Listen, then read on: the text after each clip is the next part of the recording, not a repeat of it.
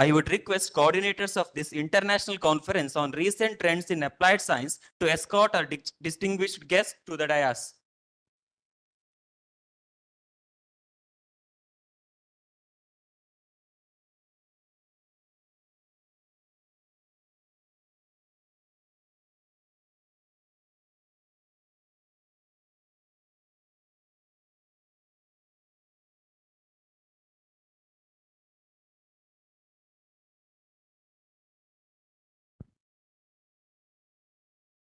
Thank you, everyone. Kindly take your seats.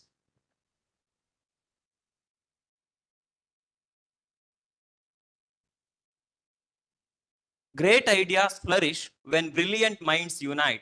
This conference is a beacon of knowledge, bringing together visionaries, scholars, and innovators to spark new possibilities and shape the future. Let us embark on this journey of learning and discovery together. A very good morning to all. I, Mr. B.S. Dayananda, will be your Master of Ceremonies today. On behalf of the organizing committee, I extend a warm welcome to all delegates, esteemed speakers, and participants joining us at the International Conference on Recent Trends in Applied Science, organized by the Department of Basic Sciences, Srinivas Institute of Technology, Vallachil, Mangalore. Prayer is the bridge that connects our soul to the infinite wisdom of the universe. It fills our hearts with peace and aligns us with the purpose of knowledge and progress. To begin with this conference on an auspicious note, I now request students of Srinivas Institute of Technology, Vallachil, Mangalore to lead us in a word of prayer.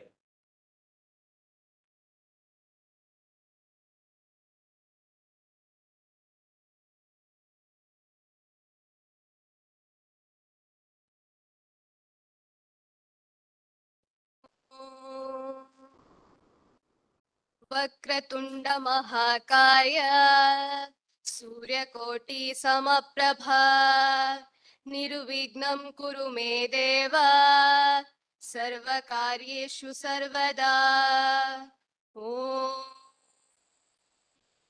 नमो श्रीनिवासाय कामितार्थप्रदायिने प्रणतक्लेशनाशाय गोविन्दाय नमो नमः वागीशादिजनानां च वचसां विपुलं प्रभु सामादिकवन्दितानां विद्यां श्रियमहं नमः ॐ स्वस्ति प्रजाभ्य परिपालयन्तां न्यायेन मार्गेण महिं महिषा गोब्राह्मणेभ्यः शुभमस्तु नित्यं लोकाः समस्ताः सुखिनो भवन्तु काले वर्षन्तु पर्जन्या पृथिवी सस्यशालिनी देशोऽयं क्षोभरहितः सज्जनाः सन्तु निर्भया अपुत्रा पुत्रिणः सन्तु पुत्रिणः सन्तु पौत्रिणः अधना सधना सन्तु जीवन्तु शरदः शतम् ॐ शान्ति शान्ति शान्तिः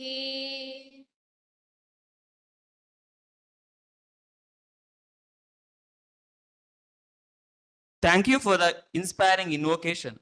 A warm and heartfelt welcome is the gateway to insightful discussions. It is more than a gesture, it is the beginning of a journey where knowledge meets innovation and collaborations turn into lasting impact. To formally welcome, I now invite Dr. Sumana V.S., Conference Coordinator, Department of Chemistry, to address the gathering.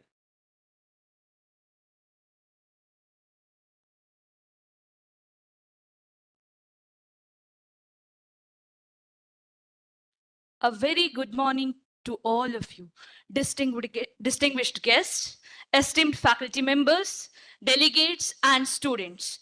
I, Dr. Sumana V.S., as a coordinator, feel immense pleasure in welcoming all of you to this international conference on recent trends in applied sciences, organized by Srinivas Institute of Technology in association with Departments of Basic Science. Over the next 2 days, we have a wonderful opportunity to explore the forefront of scientific discovery and innovation while expanding our knowledge and understanding of evolving trends in applied science. Today, we have Dr. Gurumurthy Hegde, Director, CARD, Christ University, Bangalore, as chief guest and keynote speaker. We are extremely honored to have you with us and welcome you on behalf of our institution. Welcome you, sir. I would like to extend a warm welcome to our beloved principal, Dr. Srinivasa Mayadi, and I also welcome Dr. Shankar KS, principal in charge, HOD, Department of Mechanical Engineering and Srinivas Institute of Technology, and today's president of this function. Welcome you, sir.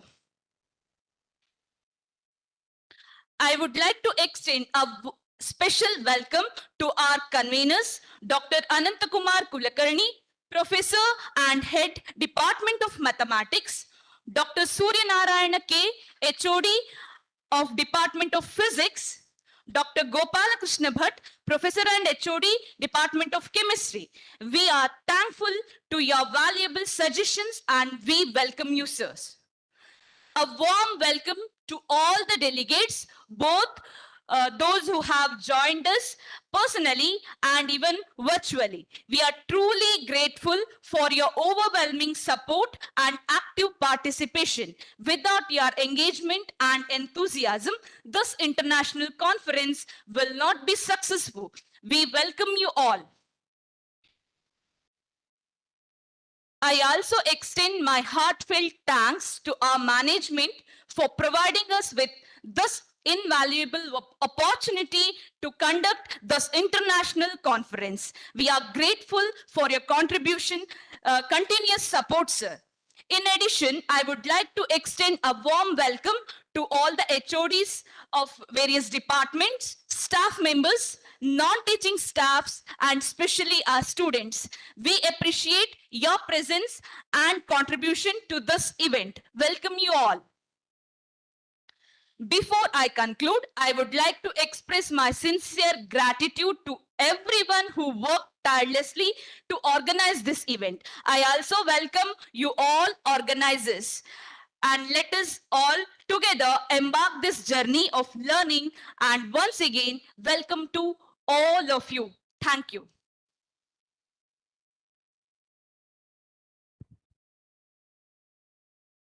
Thank you, ma'am, for your warm welcome. Flowers symbolize our heartfelt gratitude and admiration. They serve as a token of appreciation for our esteemed guest, whose presence adds value and inspiration to this conference. As a gesture of our appreciation, I now invite Dr. Shankar KS, Principal in Charge, Professor and HOD, Department of Mechanical Engineering, Srinivas Institute of Technology, Mangalore, to extend a floral welcome to our chief guest and keynote speaker, Dr. Gurumurthy Hegde, Director, Center for Advanced Research and Development, Christ University, Bangalore. Thank you, sir.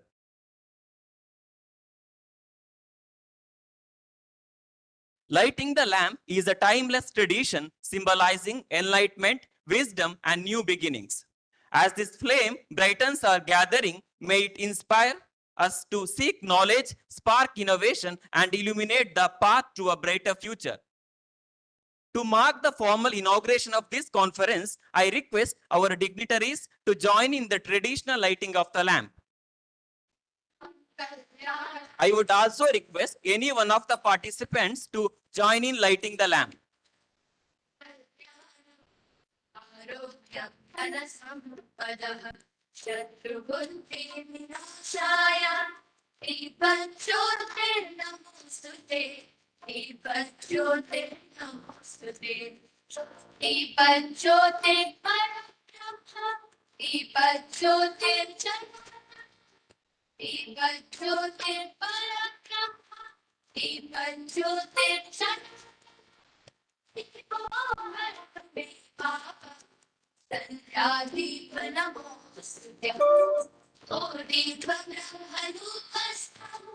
ज्योतिषां प्रपुराव्ययः बोधित्वब्रह्मरूपस्त्वं ज्योतिषां प्रपुराव्ययः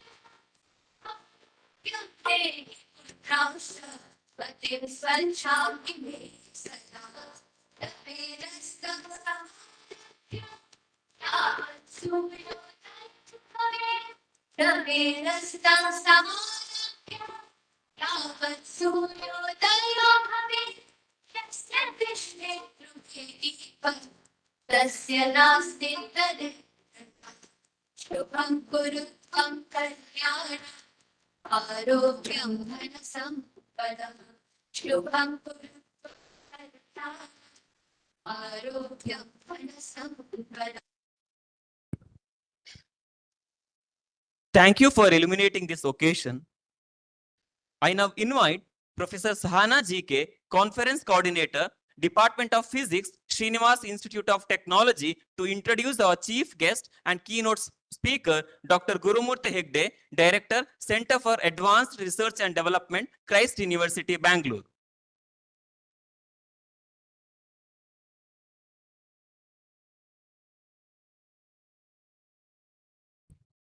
Respected dignitaries on the dais, it is my privilege to introduce today's esteemed chief guest, Professor Dr. Gurumurthy Hegde.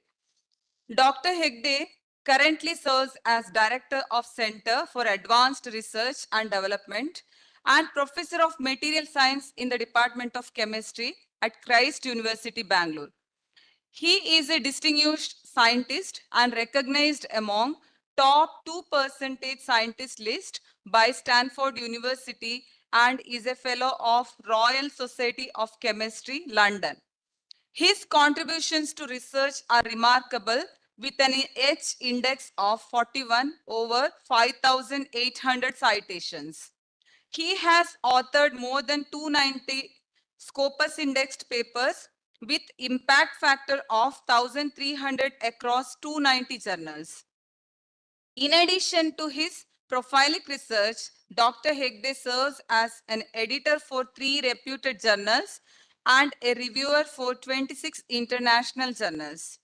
His research has secured grants totaling USD 2.8 million, and his excellence has been recognized with 66 prestigious awards.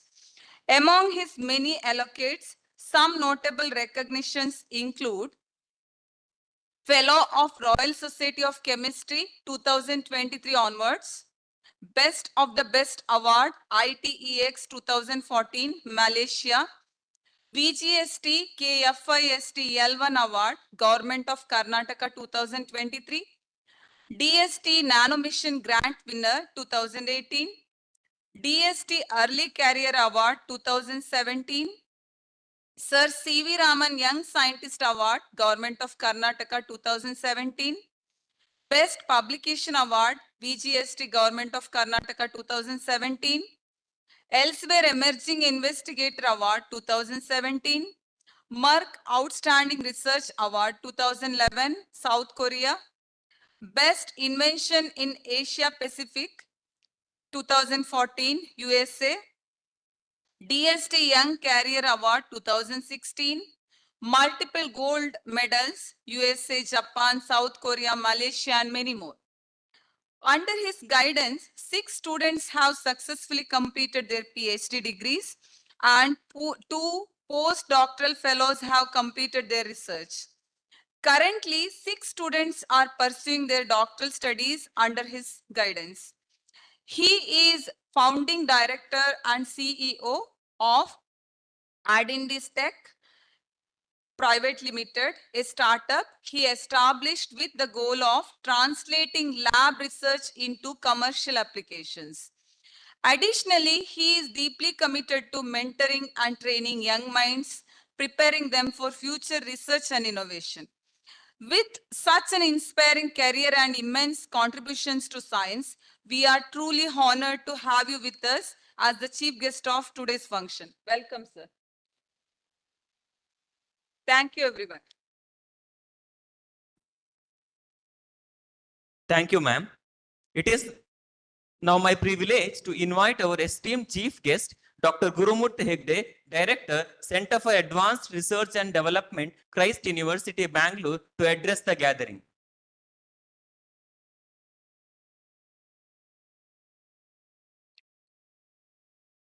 Good morning, everyone. Respected dignitaries on the dais, HOD Chemistry, HOD Physics, another HOD. Yeah, HOD Life Science, Mathematics, HOD Mathematics, and Dr. Shankar sir, and all the faculty members, and my dear student participants, and all the participants from outside. So truly inspiring for me to come here. This is the first time I'm visiting this campus. I'm also from, I did my bachelor's from Udupi and master's from Mangalore University. So it's a quite familiar place to me. So the research is extremely important nowadays because you are seeing even government of Karnataka, government of India has introduced NIRF ranking system where research component is quite high. So if your research is really good, we can climb up in NIRF ranking because that's the only way it is in our hand. All other parameters which they are considered in NIRF is not in our hand. Only research component is in our hand. So why research is important? Because the Prime Minister has told about Make in India, Made in India, Swachh Bharat, Swasth Bharat, Digital India. So these are all the mission from the government to make sure that India has to come up with its own product. So its own product itself says that we have to invent this because last several years we are just purchasing everything from China or Taiwan or Hong Kong or European countries. But the now time has changed. Last 10 years, India has drastically improved in manufacturing sector. We are selling so many items, not even, you can't even imagine how much items we are exporting to the entire world. Right, even in the during COVID, India is the first country to export all the medicine to the many countries free of charge. So that's the commitment which our country is having towards the globalization. That's why our economy is also growing. So applied sciences always plays a dominant role in all these things. Whether you are taking AI is coming, ML is coming, but everyone is looking for how to use AI, ML in applied sciences, basic research, fundamental research, then products. So that's why you students' role in future is extremely high because you are in such kind of a place where you have to use AI, artificial intelligence for science, for the betterment of the world. So applied sciences always plays the major role. Having said that, there is I don't want to take much time because again I have to give another talk. So having said that, there is a one beautiful sentences which has been told in our philosophy for several 100 years ago. Kakacheshta, Bakodhyanam, Shwana Nidra, Tathaivacha, Alpahari, Grahatyagi, Iti Pancha Vidyarthi Lakshanam. So here Vidyarthi means all of us are students only.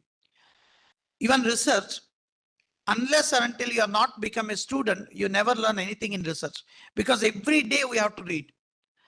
If I think that I have to stop reading today or I have to just depend on my student for entire my research, I never grow. If I want to grow in my research, I have to read every day because if we read, we will get an idea. If we get an idea, we will transfer that idea to the students to work in the lab. So what's the meaning of this Kakacheshta Bakodhyam? We will go one by one. So Kakacheshta is the efforts like a crow. You have heard about this story from our grandfather's grandmother, where they used to tell that one day crow was thirsty. It is finding a water. So it found a water in a pitcher. Then you put the pebble by pebble by pebble until the level of the water comes up. So what it suggests us, the efforts, there is no free lunch in the world. You have to earn it. Nobody give you the job now. You have to earn your job. So gone are the days where when you finish the degree, job is waiting for you. Those days are gone now. So your efforts should be like a crow. When you put your efforts like a crow, your job will be ready or you are ready to contribute to the society. So that's the meaning of Kakacheshta. The second important thing is Bakodhyanam. Baka means the crane. So what it suggests, you might have heard in the river, a lot of cranes are standing. Baka is standing there.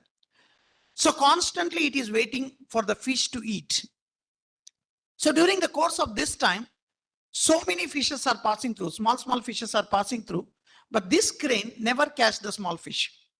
Because if it catches this one small fish, there is a turbulence in the water, alert the big fish, which is coming at the back. So big fish is like our politicians, where they are sending all of us front and they are at the back. If something happens, let it happens to us, they will be safe. So same thing happens to crane also. Crane knows that big fish is at the back, it is sending all the small fishes front. Big fish thinks that let us send all the small fishes front. If any turbulence comes, that means the big fish can change the direction. So crane knows that. That's why crane allows all the small fishes to pass through. Then big fish comes. When big fish comes, that time the crane catch the big fish. What it suggests us in our life also, there's a lot of small fishes. Like sometimes we have financial problem, sometimes distance is too far, sometimes family is not supporting, sometimes society is not supporting. These are all the small fishes.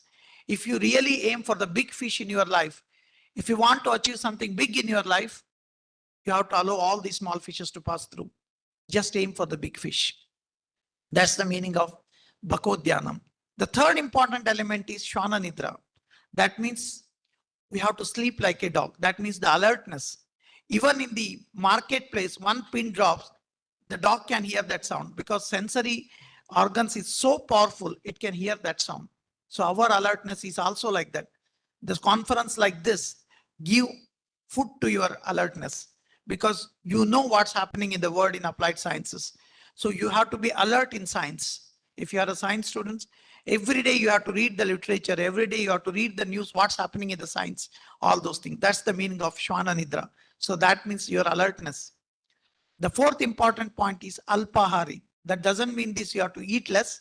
It means that you have to give right food to your senses. For example, there's a lot of negativity around the world. So it's easy to attract towards negativeness. So neglect the negativeness, take only positive things which comes to you. If you want to see something positive, see that. If you want to hear some positive, hear that. So that's the meaning of Alpari. Take right input to your body. And the last point is Grahatyagi. Doesn't mean that you have to leave your house. It's ancient Gurukul system where kid used to leave their parents and go to the school. In the current context, Grahatyagi means leave your comfort zone. Because if you want to achieve yourself, you have to go to the different places, attend different conferences, where you go to the different conference and give oral presentation, poster presentation, you will come to know that how much knowledge you gathered. Because there you have evaluators, there a lot of people comes to your poster, a lot of people listen to your talk. There you can understand what is the level of your knowledge. So that's the meaning of Grahatyagi. So although it has been told hundreds, thousands of years ago, even today, it's equally valid to all of us. So gain knowledge within these 2 days. It's extremely important for all of you. So gain knowledge from all the speakers, all your colleagues are there. Enrich your collaboration activity. So many people are there from different parts. Get together, collaborate with them. This is the one occasion where you can able to meet other people. That's a research. You can get the good research or you can do the good research only with good collaboration. So good collaboration comes only through these kind of conferences. So I wish you all the best for today and tomorrow. Take this knowledge and back home, study, do research with the knowledge which you gather and contribute to the society. Thank you very much.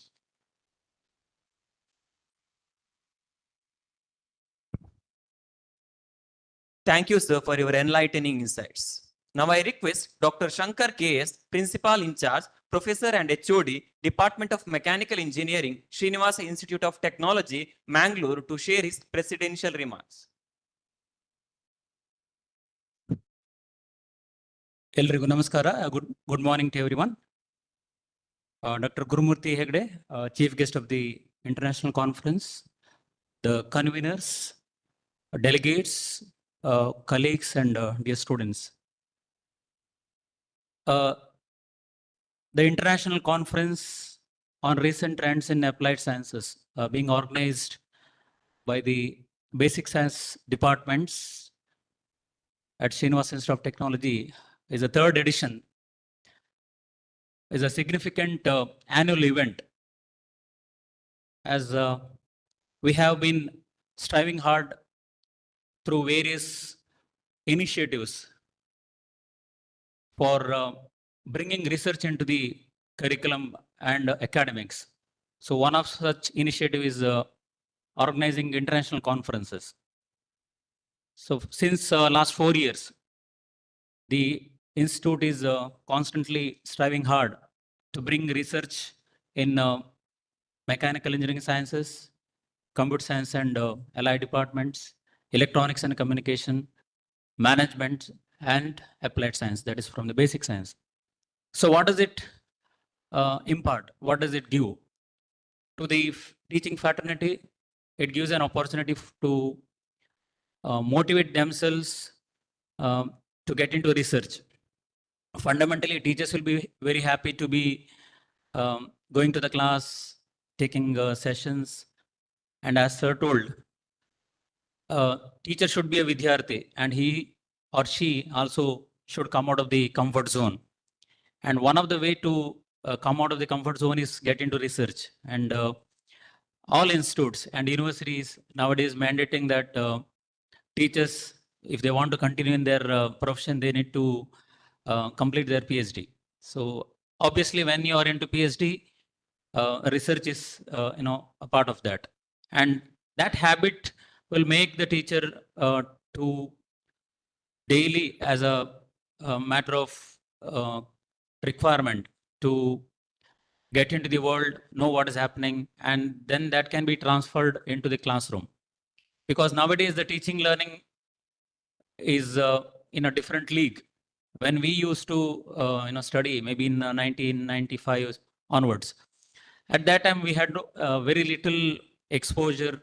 There was no mobiles, no internet. We had to depend on the class and the library. Those days are gone. Every student has the information available. Only thing is they need to be directed. So it's up to the teachers now to motivate them and give that opportunity for them to get into that knowledge, because now we have the opportunity to listen to eminent professors, international professors, researchers. Their lectures are available, their videos are available, journals are there. We have the consortium for the university where we can download the papers. So the environment has been created such a way that the teaching and the student community in particular are exposed to this kind of knowledge base. So what does it give? What is the end result? Everyone can pass the examination. Examination passing is not a big deal now, isn't it? Getting a required pass mark, 5 CGPA is not a big deal. How you are going to be distinct, right? In a crowd of 1,000 aspirants, how you are going to be a distinct person with the difference, right? We think of building our resume. The academic credentials will be there. Additional skills we are going to build, maybe the different software tools, other tools. What is the outcome? How we are going to translate our knowledge base into something which is substantial? And that is the requirement that we need to get into research at the early stage. And to happen that in a college environment, now we are fortunate that at the student level, we can listen to eminent speakers and interact and try to learn, right, step by step, how they are into the research. We are happy that the third edition of the Recent Trends in Applied Sciences International Conference, which is virtually also being attended by many of the delegates, is giving an opportunity for everyone to explore the modern requirement. So being an engineering institute, the applied science or the basic science have their own role to play, because all sciences are the fundamental requirement. Maybe you take mechanical engineering, we require all the laws of the physics, we require the material science coming into picture, and we require mathematical equations to get into all kind of algorithms, right? So fundamentally, of course, chemistry is also part if you want to come to combustion, we require chemistry, the fundamentals of chemistry. So we need to apply whatever the scientific foundation these basic sciences give into the engineering. So the departments of basic science, that is physics, chemistry, and mathematics, play an important role. Of course, the university has different viewpoint. Sometimes they include some courses in first year level only. Some courses are there in the second year level.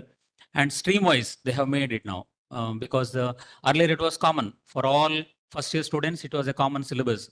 But right now, for electronics, we have the physics, which is relevant to them.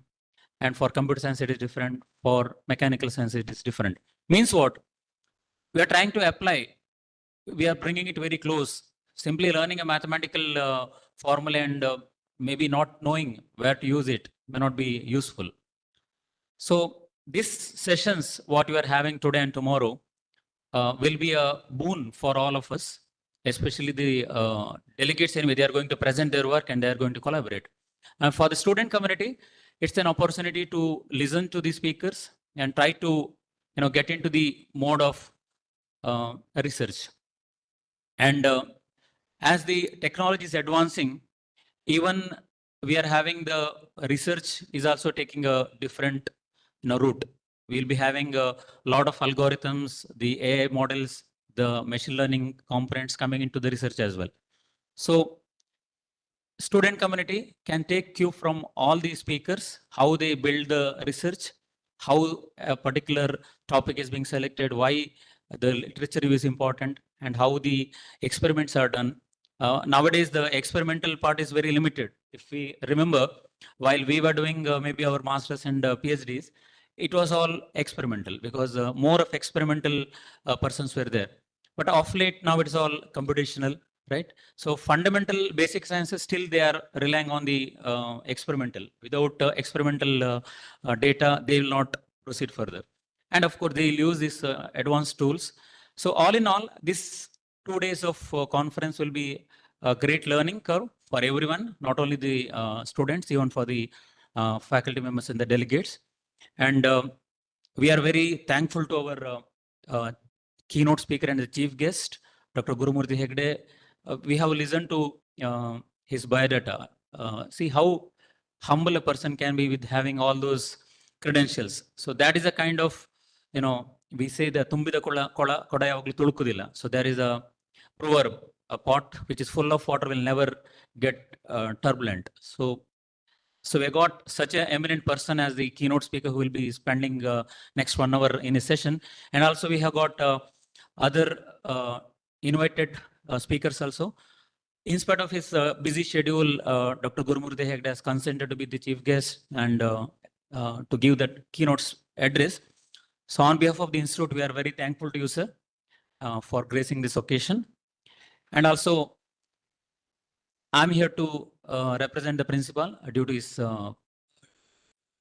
commitment, prayer commitment. He could not make it to this program. Nevertheless, he might be available, maybe joined online right now. He has conveyed his best wishes for the organizing team for these 2 days of conference. And I'd like to thank the organizers for giving me an opportunity to be part of this event. Wish you good day and thank you for the opportunity. Thank you.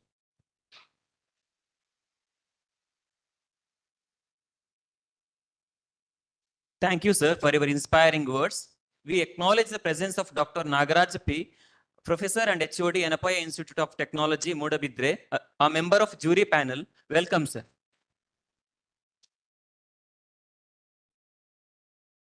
Gratitude transforms ordinary days into blessings.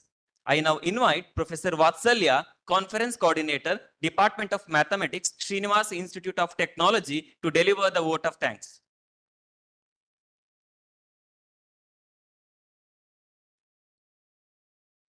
Good morning to all.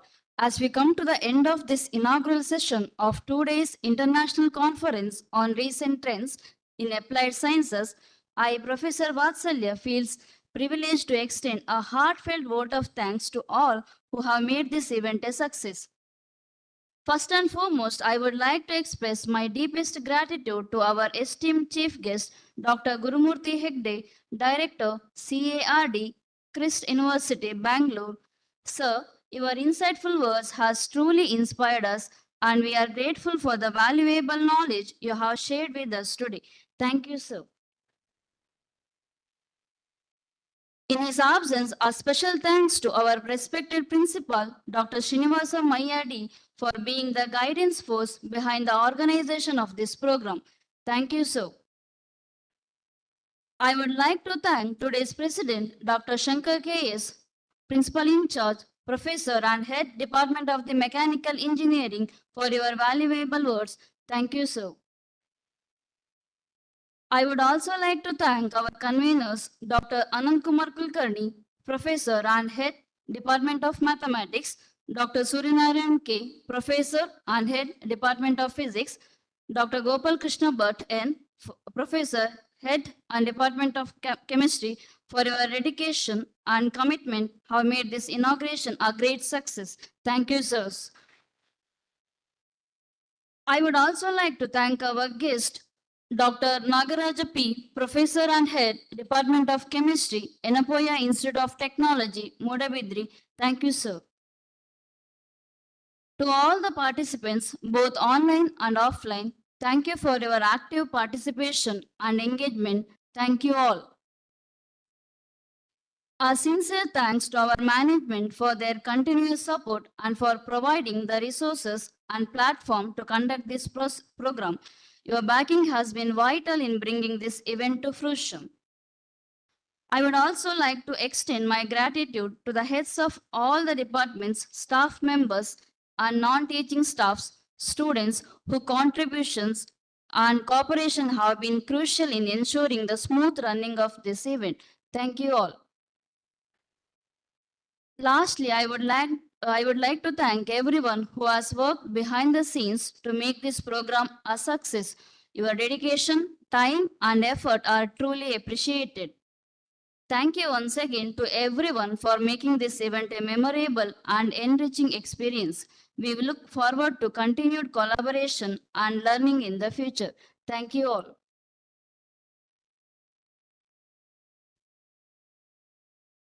Thank you, ma'am, for your thoughtful words of appreciation. With this, we conclude the inaugural session. Now, I request all our delegates and organizers of this conference to join the photo session.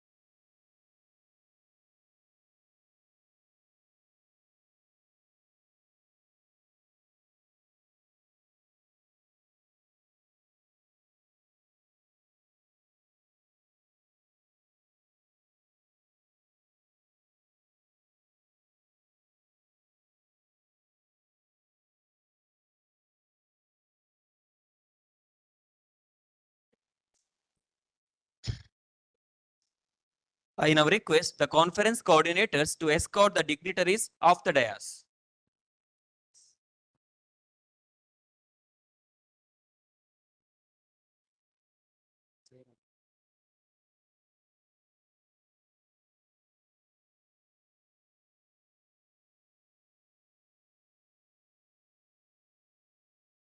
So, thank you, Manoj.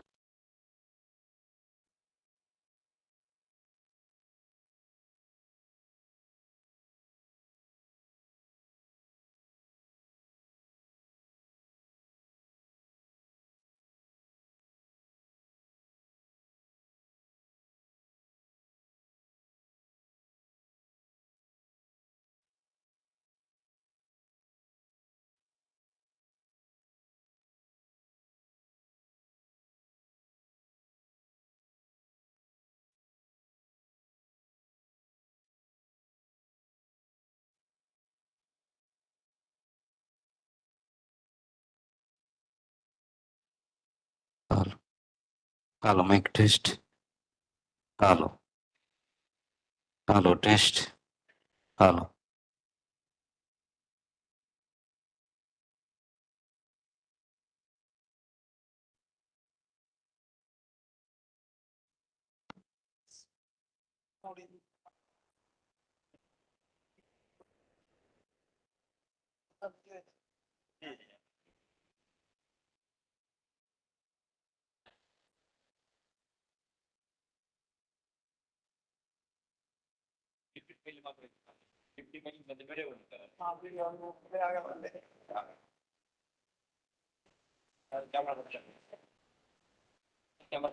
ಇದು ಮಾಡ್ಬೇಕು ಕಂಡ್ರೆ ಒಂದು clip channel copy ಮಾಡಿ ಅದರ video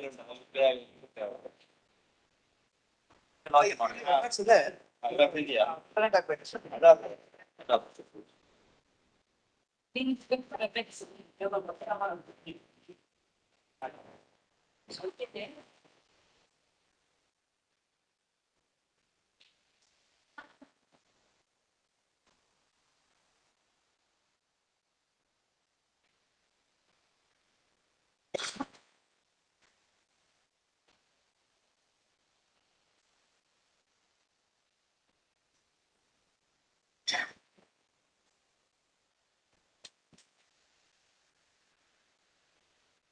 ಎಂತ ಬೇಕು Raghavendra sir? WhatsApp ಮಾಡಿದ್ದೇನೆ, ಈಗ ಮಾಡಿದೆ ಸರಿಗೆ. ಹಿಂಗೆ ಮಾಡಿ. ಮಾಡಿದ್ರೆ they will also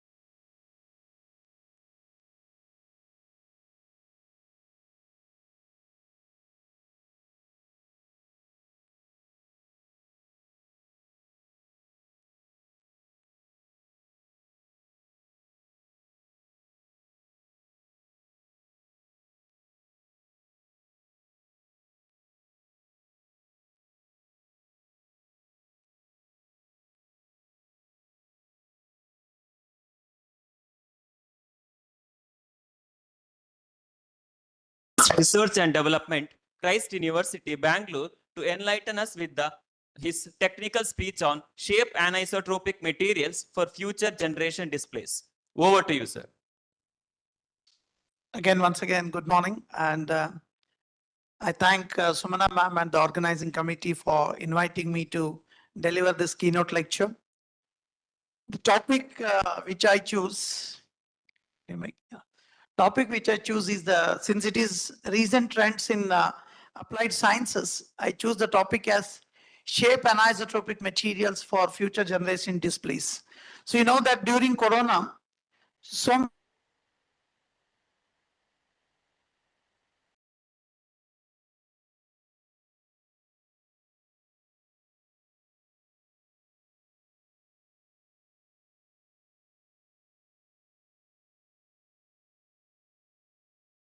and how it is contributing to the future generation displays. So this is the small introduction to my university. I'm from Christ, Dept University. We're having NIRF ranking 60 in the country. We're having Asia QS world ranking around 500 to 1000. NAC A+, we're having now our strength is increased to 40,000 now. We're having total 40,000 students. And we're having 250,000 square feet dedicated research lab. This research lab is only for PhD research and master research, apart from any undergraduate labs. That is the separate one. This is only for the research purposes. It's a dedicated building. We're also having central instrumentation facility, 6 campuses in India, 4 in Bangalore, 1 in Delhi, and another in Pune Lavasa campus. We're having, right now, we're having nearly 1,200 foreign students across 70 countries. And also we're having around 30 faculty members, again, from more than 25 countries. So these are my center. If you put a line in the middle, my center is working 2 different aspects. One, we are working on nanomaterials, which I'm not going to talk today. So where we are taking waste material and we are converting waste into wealth, where we are making valuable material from the waste as a nanoparticles. Once it is the nanoparticle, we are using them for various applications like energy storage, then hydrogen generation, water splitting, then catalysis, nanocomposites, nanocoolants kind of application. On the other side, we are working on liquid crystals, which is what I'm going to talk today, where we are synthesizing the liquid crystal materials. And when we synthesizing such kind of material, we are using them either for LCD applications or for photonic application, where we are tuning the material with respect to the different kinds of light. So when light is falling onto these kind of material, they change their behavior. That's why it's called as a shape anisotropic material. So what is isotropic in nature? If you take ball or globe, which is isotropic. If you take a brick, which is anisotropic. So why it is anisotropic? Because if you measure the parameters, whether it is electrical parameter, optical parameter, or magnetic properties, it is different for the bricks, because if you measure here, is different than the here, because shape is different. Whereas if you take a globe or ball, if you measure the parameter, whatever the parameter you apply, it's always the same, because shape is spherical. So whenever you are having a spherical kind of shape, material is always isotropic. It's not change. But material, when it becomes anisotropic, you have various opportunities to tune the material. So that's why shape anisotropy is always plays an important role in science and technology. So these are the major equipment present at the university. The first 3 instrument is at the central instrumentation facility, and all the other instrument, whatever listed, is at the department level. Again, whoever wants to use it, we are charging nominal for outsiders. You can, central instrumentation, you can directly approach me. Whereas other instrument, you can approach the concerned head of the departments. Adding to that, again, within 3 months, we are adding XPS, already given order for the XPS. Then again, ACP, IES is coming, AFM is coming. Then in future, TEM, NMR, and also joining to this list.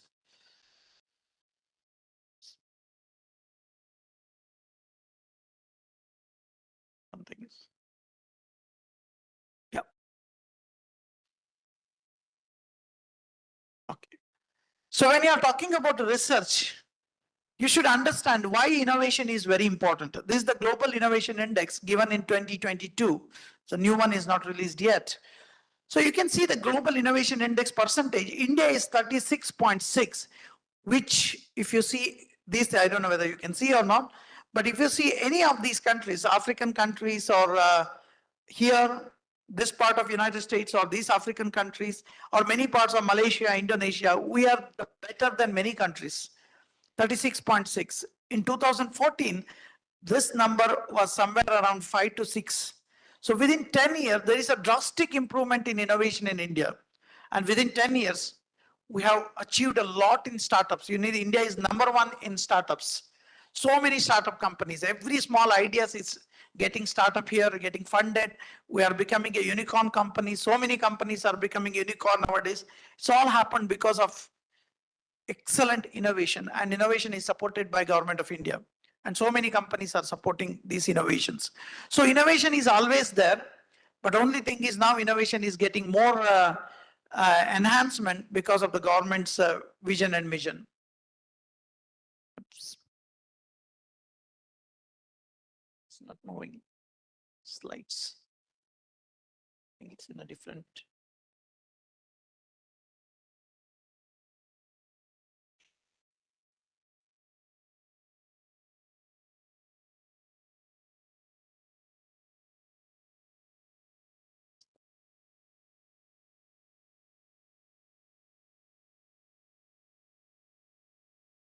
So how much investment, research and development, how much countries are investing on research and development here?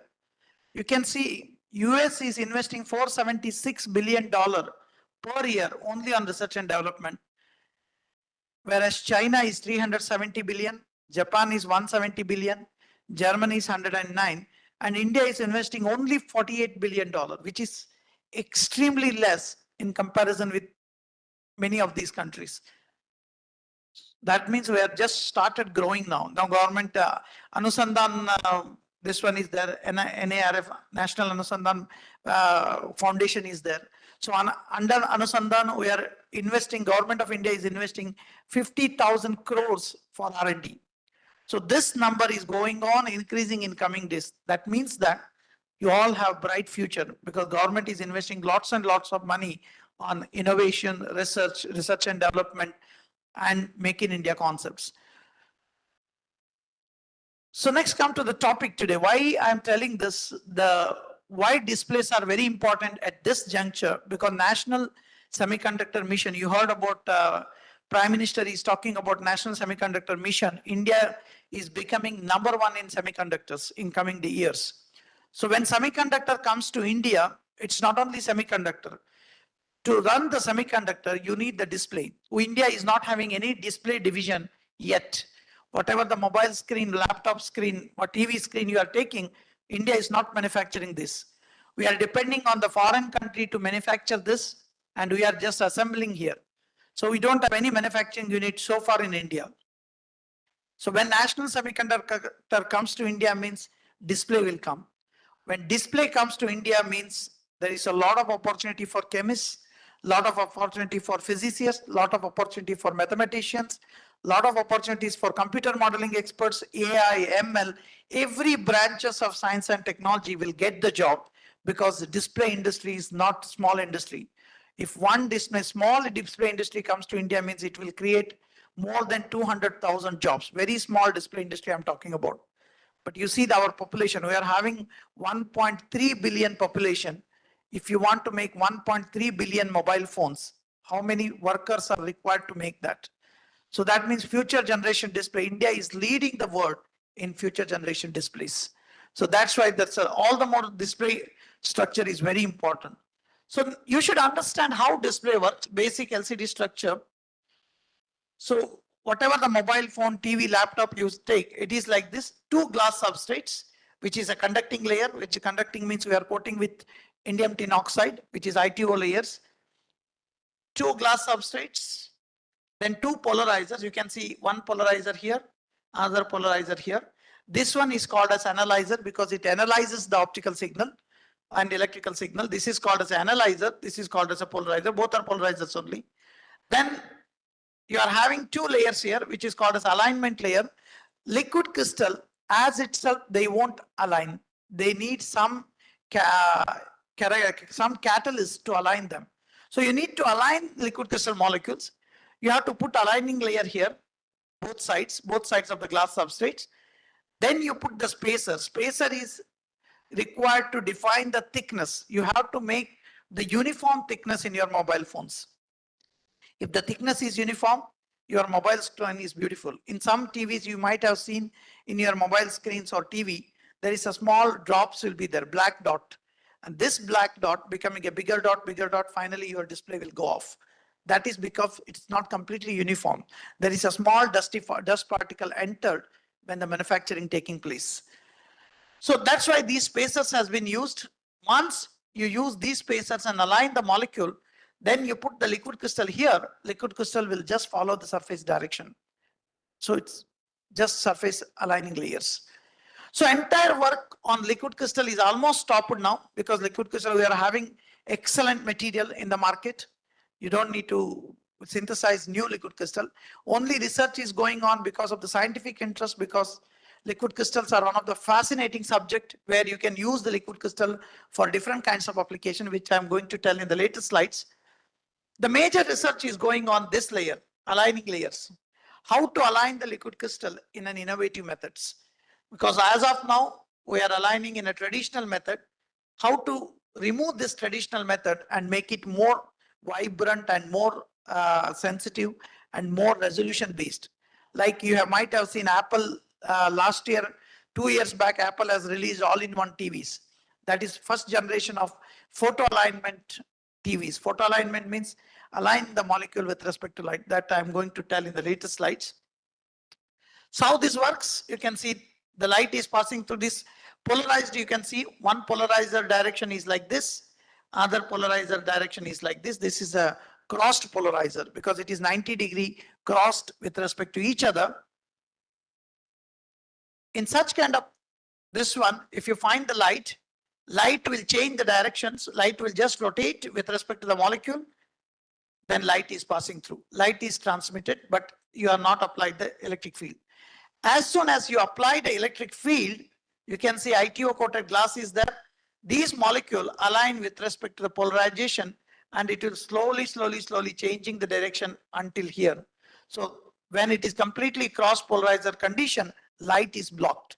So when light is blocked means the liquid crystal starts giving the light, because liquid crystals are birefringent in nature. If you heard about physics, PUC physics, you heard about birefringence, double refraction, ordinary ray and extraordinary ray. So liquid crystal is having that unique property of birefringence. So under the, can you go back to the slide? Yeah. So under the cross polarizers, if you apply the electric field, it becomes the dark state. When you introduce to the liquid crystal to such kind of molecule, you will get the light. So that's why there is analyzer at the bottom, polarizer at the top.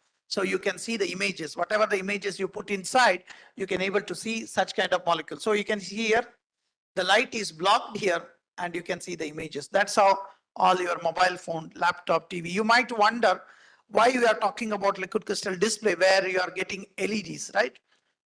Market is LED, right? Majority. But it's not LED. It's a marketing strategy from the company. There is no such only LED TVs in the market. If you want to buy only LED TV, it is extremely expensive. Still technology is not developed yet. It is LED LCD. To make sure that customer should buy that E, when you see the LED TV, you might have seen the E. E is never connected. E is always with the 3 lines. You observe, go to the shops and ask for LED TV. All LED TV, E is written as a 3 lines. It's a combination of E and C. But they continuously, they are telling that this is LCD TV, this is LED TV. There is no such kind of LED LCD. LED TV is more powerful than the LCD TV because in LED TV, front panel is LCD, back panel is LED. So that's why it's a combination of LED and LCD.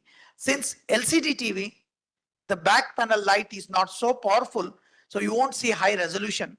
Whereas in LED TV, entire periphery is because of LED lights, you will get very high resolution. So that's why it's a LED LCD TV. Still 90% of the world's market is leading by LCD technology only. There is no LED technology. Only technology now is QLED, quantum LED. That technology is coming up.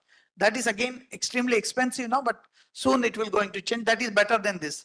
But why people are still interested? Many of the applications, whether you take satellite application, whether you say like ISRO or NASA, they're all using liquid crystal based display because it is not harmful to your eyes, because you have to watch TV for a longer time. So your eyes will get damaged if you use only QLED, LED kind of TVs. So that's why LCD is still preferable because of all these advantages. Having said that, size really matters.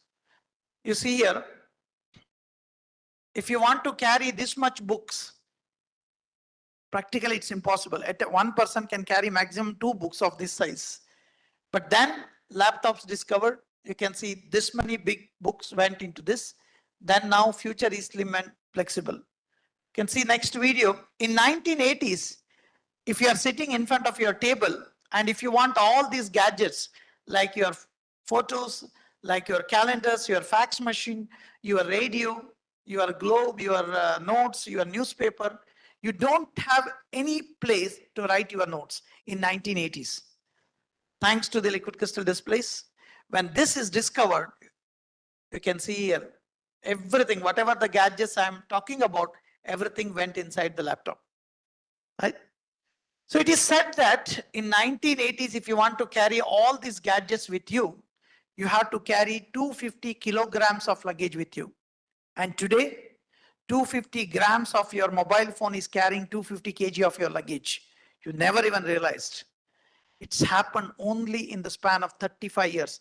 No other technology in the world has been revolutionized this much, right? If there is no display technology, you might not even realize how we have to spend our pandemic period, right?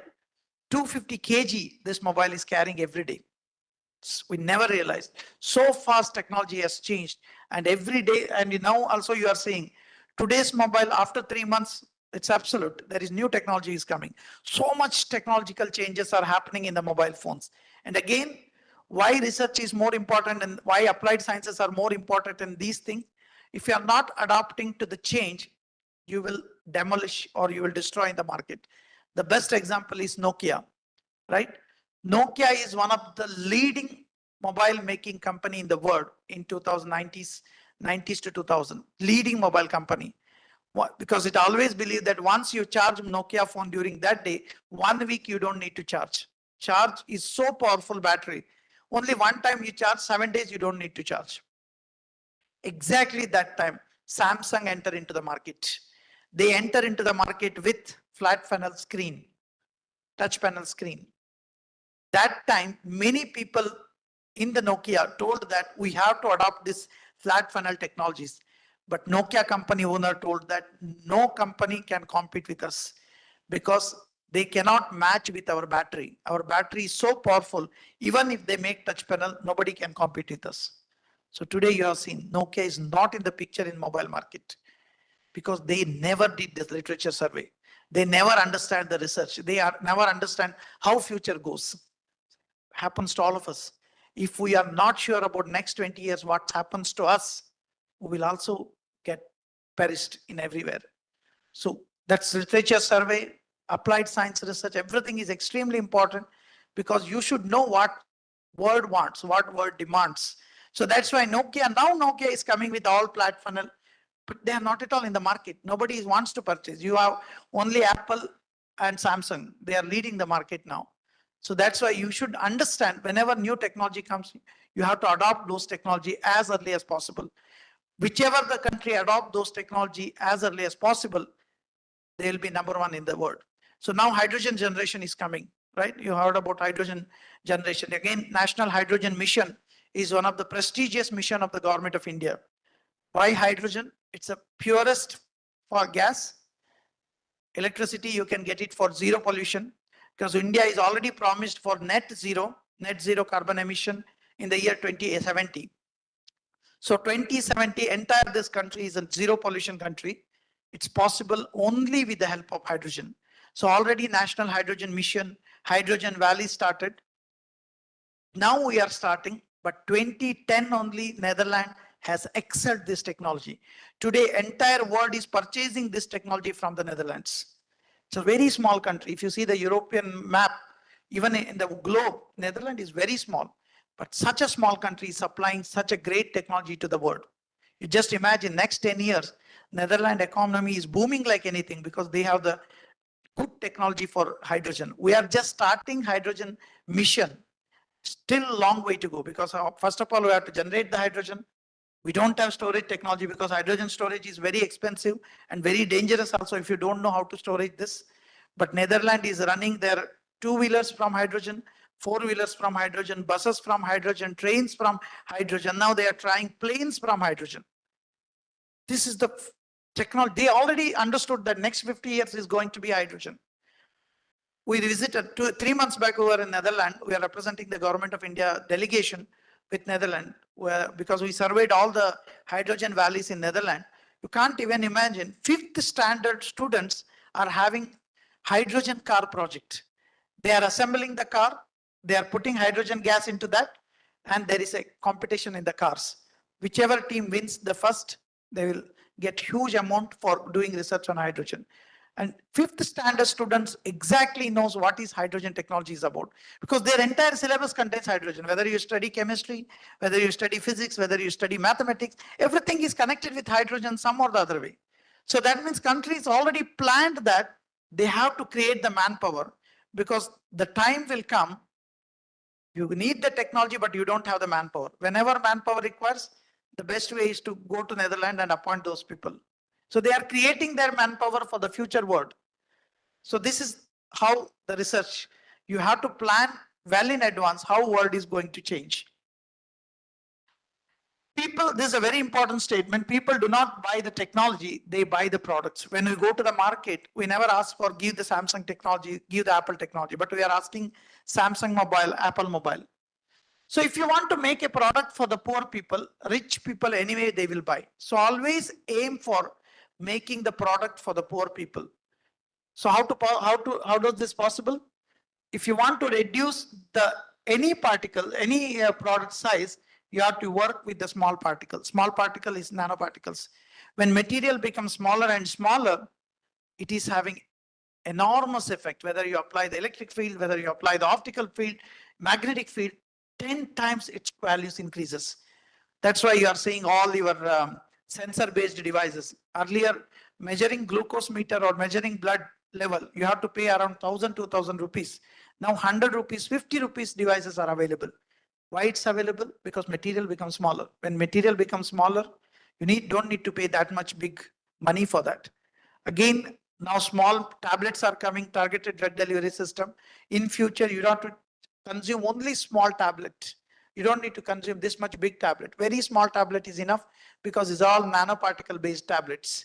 So you don't need to consume big tablets for this one. So side effect will be drastically reduces.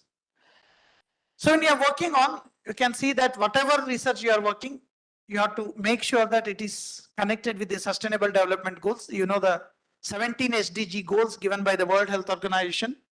So I can see here, right now, today's talk, we are concentrating on quality education and industry innovation, but you can work on any of these goals, 17 goals, which is given by the future research of the world.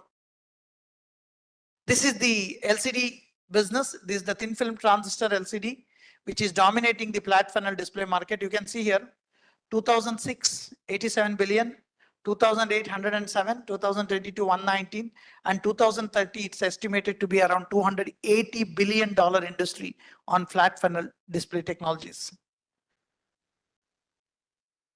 How LCD has improved, you can see the clarity.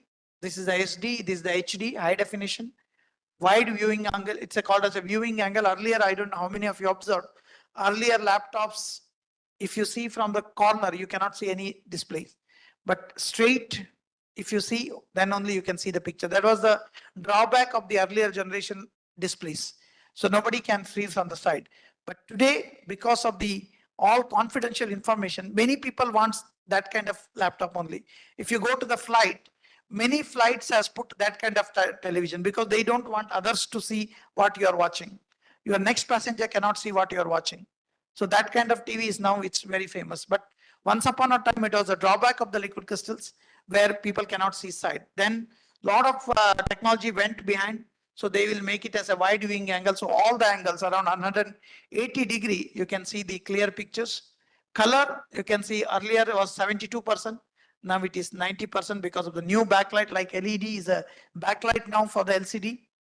Motion pictures, no motion blur. Earlier when you are watching football, you can see the small pixels. In between around 2000, there is a TV called Plasma. And how many of you noticed? Plasma TV came. Some of you are not born during that time. So 2000 Plasma TV came. So during Plasma TV, it was quite famous because it's a big size came where LCD was struggling to make a 14-inch, 20-inch, but Plasma was making 60-inch. But problem what happened is Plasma TV cannot able to solve the problem associated with this blurring effect. When you're watching volleyball or when you're watching football, when you're watching cricket, when the camera is zooming on the ball, you can see all the pixels started blurring. So you don't like that kind of thing. Even when you're watching movie, somebody is running, their body is like a blurring effect kind of thing is there. Nobody liked that kind of plasma TVs. So they couldn't able to solve because it's the technology limitations. They're already eliminated from the market. So now you can see no blurring, motion blur is there. So R by T is only 5 milliseconds and 120 hertz is the frequency rates. Because since a lot of students are there, I will touch upon some of the basics of these things within 5 minutes. So when I'm talking about liquid crystal, you heard the name liquid crystal. Have you studied liquid crystal? Anyone? Anybody here in your syllabus? Yes. So you know, then it will be easy for me. So liquid crystal, you need that one is a crystal. The name contains liquid and the crystal. When you're talking about crystalline, it is a solid. There is a positional order. Molecule is oriented positionally, and also there is a orientational order. You can see here. The molecule is having movement, but not that much. They are moving in their position. It's not a movement. It's a rearrangement of the molecule in the same position. That's how the crystal behaves. So no flow because there is no movement. Birefringent. Some crystalline materials are birefringent, not all material. Optically anisotropic. They are completely anisotropic in nature because you can see these molecules. If you measure the parameter here in this direction and this direction, both are different. Longitudinal direction and horizontal direction, your values are different because they are optically anisotropic in nature. Whereas when you come to the liquid, you can do, there is no positional order. You can see molecules are randomly oriented. It's like a liquid. And orientational order is also lost. It is flowing. You can see molecules are flowing in all direction, not birefringent because liquid doesn't have any color to that. And optically isotropic, whichever direction you measure, because molecule is moving everywhere, whichever direction you measure any parameter, it's one and the same. So there's not much appreciable result in these things. So next comes to the mixing these two. Take a crystal, take a liquid, mixing them together. So when you're mixing, what happens? Your order is there. You can see this molecule. There is some order, right? It's not like a crystalline order, but still molecule is oriented in this direction. Flow, it took some flow from here. You can see, although it is not this much flow, but still molecules are flowing in certain direction here. Birefringent, it took from the crystalline. All liquid crystalline are birefringent in nature. They are colored. So positional order, which is one-dimensional, orientational order, fluidity, and birefringent. So it took some properties from here, some property from, this is from the father, this is from the mother. Here, the child is sitting, which is the inherent property from the mother and the father. So that becomes liquid crystal. They are the first liquid crystalline molecule is done by the cholesterol benzoate. It's done in 1888. And that is the best side of the science. Liquid crystal is a completely physics chemistry based phenomena discovered by the biologist. It's the biologist Friedrich Reniger. He was the one who is working on cholesterol benzoate. He observed that when you start heating the material from crystalline to liquid, in between he is observing the color is moving. Usually what happens is whenever you take any crystalline material, it is having one color. When you go on heating, it goes to the colorless. That means the dark. There is no movement at all because crystalline is a perfect rigid arrangement of molecules. Liquid is random orientation, no movement at all. But he observed that until certain time, all the texture was very strong, no movement at all. After that, these colors started moving every direction. And after that, it went to the dark state. So he was fascinated. Again and again, he checked. Every time he is getting the same thing. So initially like this, then it went in between. It is observing. It is taking some properties of powder, some property of the liquid, like a toothpaste kind of thing, gel kind of phenomena. So then he sent this material to the Otto Lehmann, who's a German crystallographer. So the German crystallographer studied all these things. So he was the one who coined this term as a liquid crystal. It is a combination of liquids and the crystal, who given this name as a liquid crystal. So these are the well-known phases. If you are familiar with liquid crystal, all your display is working on nematic liquid crystal, which is extremely good material you are having. If you come to smectic, if anybody coming with very good room temperature smectic material, you are the billionaire. Still research is going on. Room temperature smectics are available, but bulk scaling is difficult. It's not an easy thing. Nematic is the only material which is available for the bulk scale, but smectic bulk scale is very different. That too, you want a room temperature smectic. It's quite difficult technologies. But if you are interested, if you want to do research on this, and if you want to discover room temperature, within no time you will be billionaire. Every country is looking for such kind of materials. So you can see here, this is the smectic, nematic, which is very close to the liquid. That's why you can see the random arrangement. Still some arrangement direction is there. Whereas here, smectic is very close to the crystalline. You can see some layered arrangement. You can see this kind of layer is there. It's almost like a crystal, but not completely a crystal. So that's called as a smectic. How to observe it under the polarizing optical microscope? It is a focal conic shape. You need a cone shape, right? If it is a focal conic, then whenever you observe focal conic kind of structure, it means the smectic liquid crystal. If you find the line perpendicular to the focal conic, that means there is a chirality is introduced into the molecule. If you are a chemist working on chiral molecules, you can understand what is the chirality. So whenever you put the chirality into the molecule, that's why whenever chirality is there in liquid crystal terminology, it's called as N on top, it is called as a star. Star means chiral groups. So chirality is there, then you can able that these molecules are chiral in nature. So these are the Friedrich Renninger who invented this. Then driving forces, why they are forming liquid crystal? There is a more than 300,000 molecules, liquid crystal molecule. But if you want to get the liquid crystal molecule, 100 molecule if you synthesize, maybe 5 or 10 becomes liquid crystals. It's not sure that all the molecules are liquid crystalline. But there is some rules you have to follow to get the liquid crystalline. One is your molecule should be shape anisotropy. That means they are not, should not be isotropic in structure. Reduced symmetry, we should have a molecular chirality into that. Microphase segregation, that means in your chemical structure, you should have one core group, which is a rigid group, and one flexible group, which is a polar group, or one flexible to reduce the temperature. You might synthesize the liquid crystal, which operates at 100 degree, which nobody is interested, because you cannot operate your mobile phone at 100 degree, right? You want to operate it at room temperature. So you have to make sure that your liquid crystals are room temperature in nature. And self-assembly, order controlled through weak interactions like hydrogen bonding and dipole ionic interaction, all these things. These are the some of the rules. If you follow, you might able to get the liquid crystalline structure. What are the hard? One is a rod shaped hard. You can see 2 benzene rings, and this kind of molecule is called as a rod shape. There is another kind of liquid crystal which is called as a disc shape. It is invented by Indian scientist, Professor this Chandrasekharan. He's a nephew of C.V. Raman. Again, his name is nominated for the Nobel Prize for 5 times. Unfortunately, he didn't get because during his time, no application came. But now many discotic liquid crystal application is coming, but already the Nobel committee says that already his time is over. But you can see the C.V. Raman family. C.V. Raman got the Nobel Prize. C.V. Raman brother, nephew, another Chandrasekhar who is on the life sciences got the Nobel Prize. C.V. Raman, another cousin brother who is a Pancharatnam. You heard about mathematics, Pancharatnam Sutra. His work also nominated for the Nobel Prize. He didn't get it. This Chandrasekhar, again, C.V. Raman nephew, his work also nominated for the Nobel Prize. 4 brothers, all of their work nominated for Nobel Prize. 2 Nobel Prize got from the same family. So that you see how much quality research they are bringing to the world. So these are the dish-shaped liquid crystal discovered by them.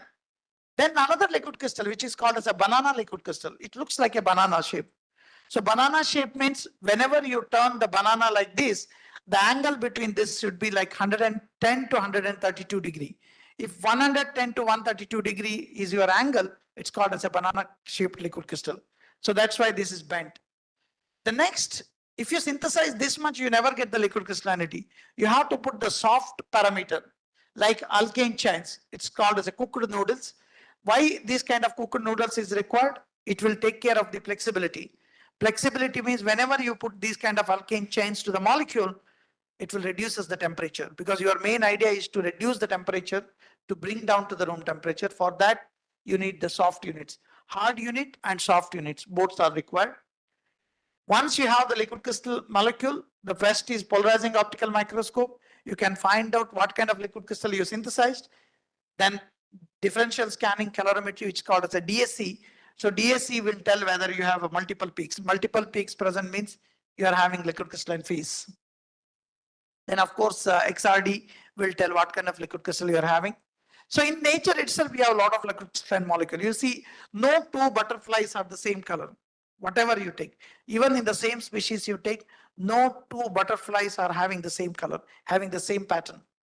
That's the beauty of the liquid crystal. You can see all liquid crystalline nature. Cholesteric liquid crystalline is present in the nature. Your DNA molecule is liquid crystalline in nature. So this is one application based on the liquid crystal in 1980s. It's called as a mood ring. It's 1980s. It is available in the market. So where people have invented the cholesteric liquid crystal, the cholesteric liquid crystal changes the pitch. The pitch means the pitch changes according to your temperature, and temperature changes according to your mood. So it's called as a mood ring.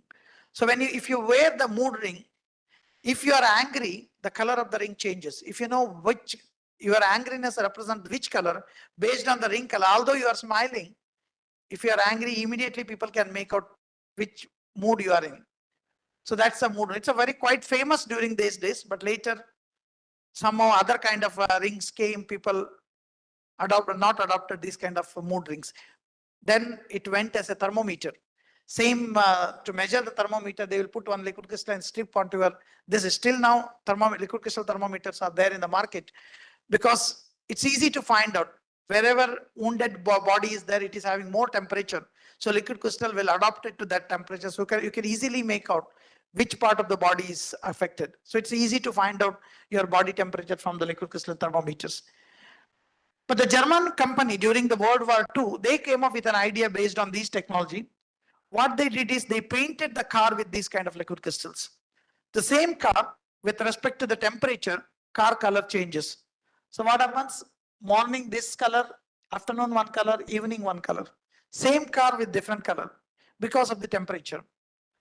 But the problem what happened is during that time, because now we have a sensor technology, you have a lot of satellites, you can easily catch. You don't need to run behind the thief to find out.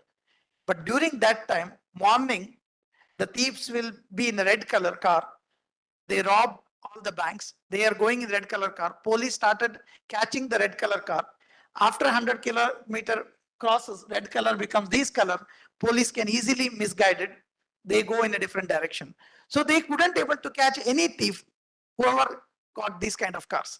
Then German government banned this technology because it was very difficult to catch the thief.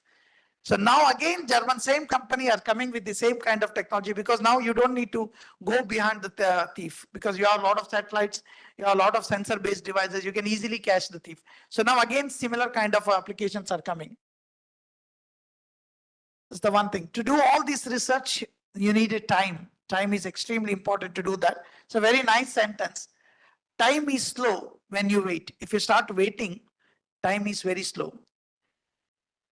Time is fast when you are late, right? Time has not changed. Our perception towards the time changed. Time remains the same. Time is fast when you are coming to the class. You're always thinking the time is going fast because you are late, not the time. Time is the same. Time is deadly when you are sad. When we are sad, we are telling that time is not at all passing. Time is short when you are happy. When we are happy, when you are watching something, right? Time is going so fast because time not changed. Our perception towards the time is changing. Time is endless when you are in pain. When you lost our dear ones in our family, time is endless. Time is not at all passing. Time is long when you feel bored, right? When we are taking classes, time is endless for you people, right? Then time is most beautiful when you are in love. So time not changed. Our perception towards the time is changing. That's why it's all within us to understand the importance of the time and how to utilize them. So research needs your time. Research is not like 9 to 5 work. It needs the time. Whenever you put more time into your research, you will get more results. If you put less time, this output, this much time, this much output. It's exactly like how much time you are investing on research, that much output you will get it. Less time, more output is not at all there in the research. More time, more output. So these are the future applications like switchable windows. Already Japan is adopting this. You can see this switchable windows here. This is the UV off state, UV on state. Whenever you turn on, you can see here, this is the UV off. You can't see inside what's happening.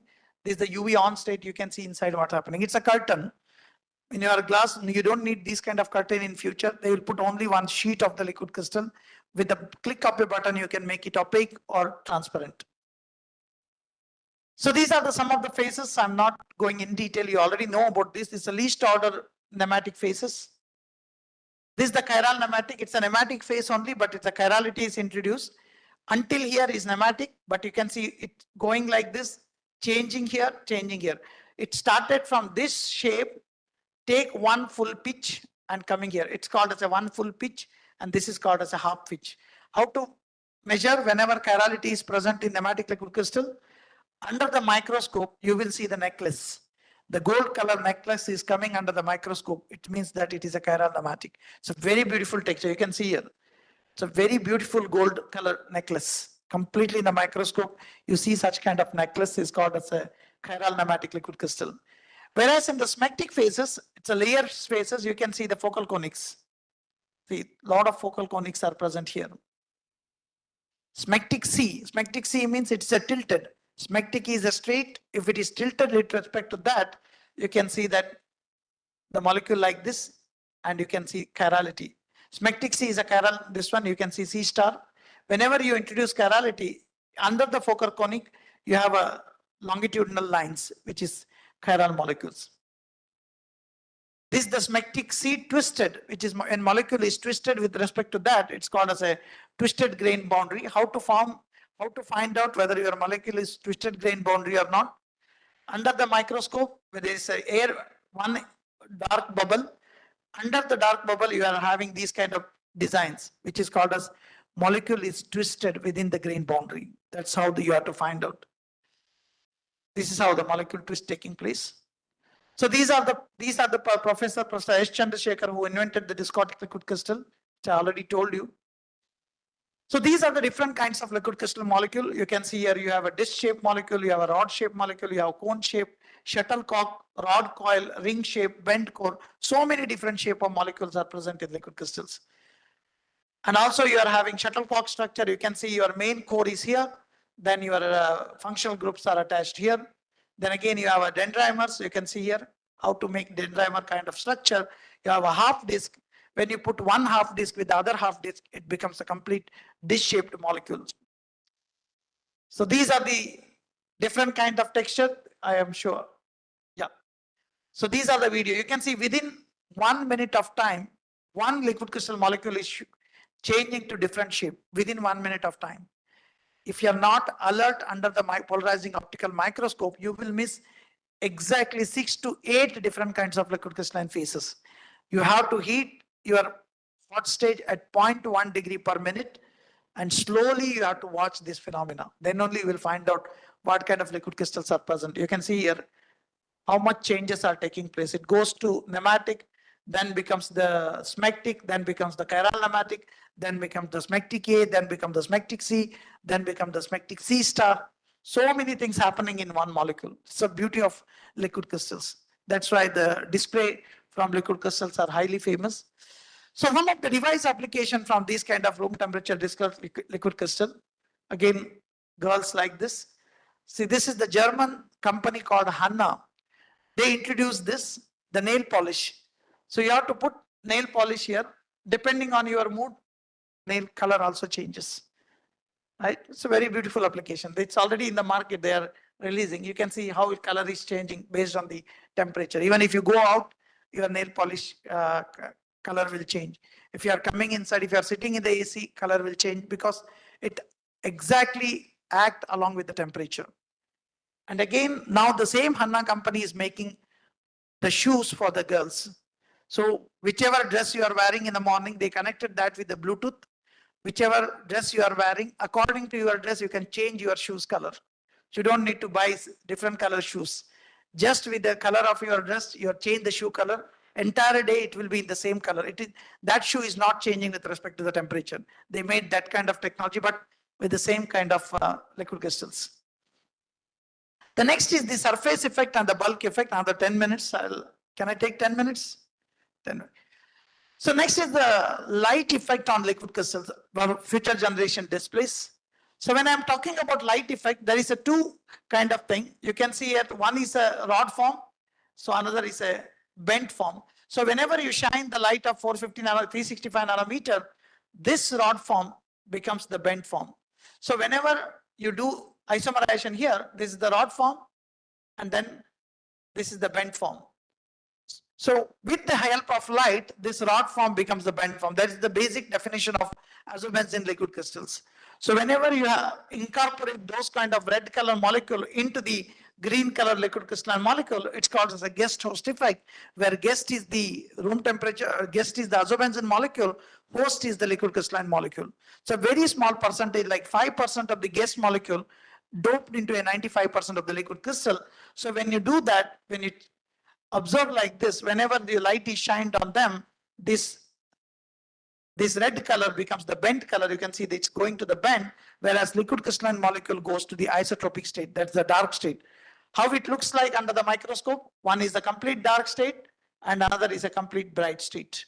It goes from bright state to the dark state because of this tuning of the liquid crystalline molecules.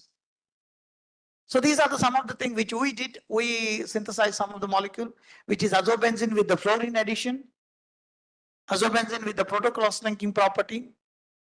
And this is the one which we published in Impact Factor 32 in Advanced Materials, where we showed that we went against the nature. In nature, any order material, if you give any disturbance, order material will be disturbed. It becomes the disorder. That is a natural law. But we showed that disordered material, if you disturb, it becomes the order material. So that's the meaning of this order to disorder to order transition. You can see here, we are sitting here, nematic phase. When you shine the light, it should come to the isotropic. That's how the nature says. But when you are sitting in nematic, it goes to the smectic phase. That means it's going from disordered state to the ordered state. So that we proved with respect to all different, this is the border between the two. You can see they are in the nematic, slowly, they are adopting this shape. Same thing when you align them, this is the aligned molecule, then slowly they are going to the smectic phases. These are the devices we did using different material. You can see here how devices looks like. These are the two glass substrate we took. We wrote the optical imaging. We took one optical image, put it inside the glass and shine the light, and we sent that optical image inside. You can see these letters we have written inside the glass substrate. It's an optically written image. We can delete this and we can rewrite these kind of images. This again with the help of image label company. We put their company logo here. So these are the molecules, how they have been changing, which is the hydrogen bonding and ortho-substituted azo molecules, which is intramolecular hydrogen bonding. All these things we did to make sure that our tuning will be perfect so that we can get the better liquid crystalline molecule. This is the write once, read many times. It's a worm display, write once, read many times display, which we created in the lab. You can see this is how the liquid crystalline display looks like. The liquid crystal has been put. Then this is the polarizers. That's why you can see the dark everywhere. Then you can see here the display has been put. Then we put the mask on top of the display.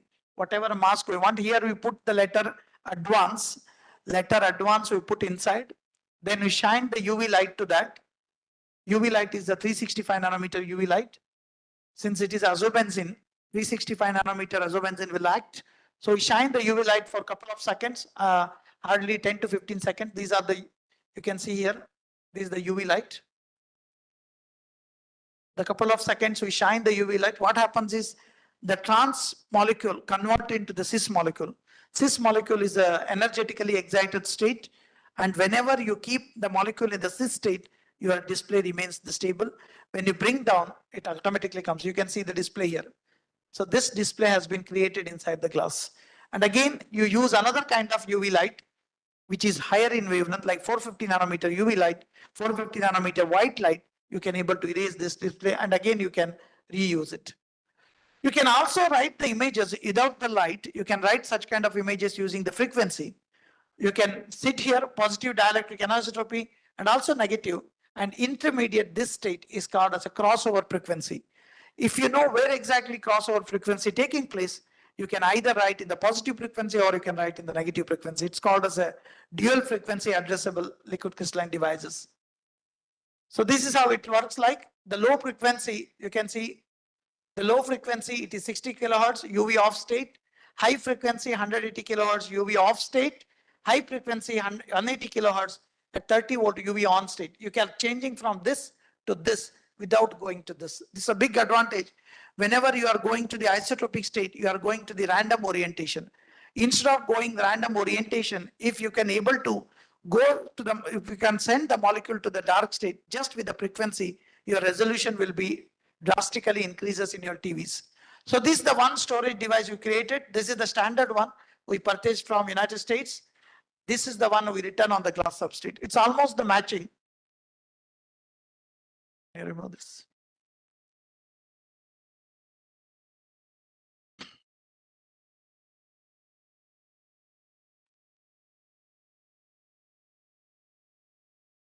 Yeah, thank you. So this is material need not be transport isotropic. So need of polarized light is eliminated. This is the biggest advantage for the industry. Can you press? It's not moving.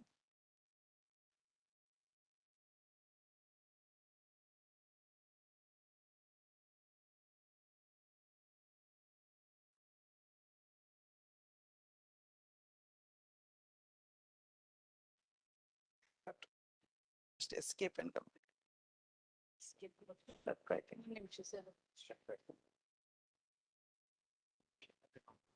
ಅದರಲ್ಲಿ work ಆಗ್ತದೆ ಇಲ್ಲೇ open ಮಾಡ್ತಿದ್ದೀವಿ.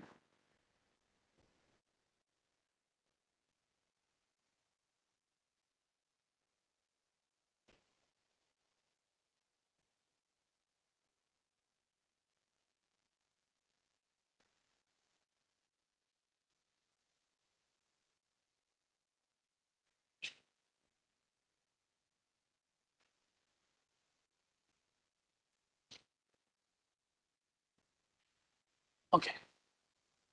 So to do any kind of research, you have to follow certain rules. This is the very famous, the ants rule book of life. How ants are teaching us. This is the lesson for life for all of us. Whenever ants are moving, ignore the diversions. They know that what are the things ahead.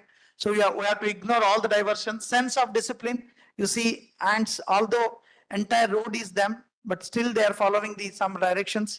The sense of discipline, spirit of sharing, they share with everyone. Be brave because they know that what happened to their life for the next moment. Be brave. Hard work matters. You know what kind of hard work they'll put. Prepare ahead because you don't know what happens to the next. Then adapt to surroundings. A lot of surroundings will be changed during their movement.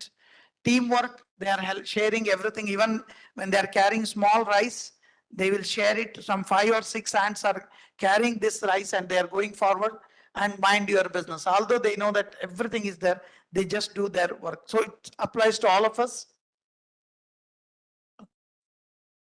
So these are I'll quickly go through. So these are the 2 technologies. This I already told you. And this one is the photo alignment technology, which is what the future generation display is adopting, where you are not touching the surface.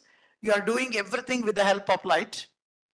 Why this kind of material is required? Because available material which you are using in your mobile phone, they are very expensive.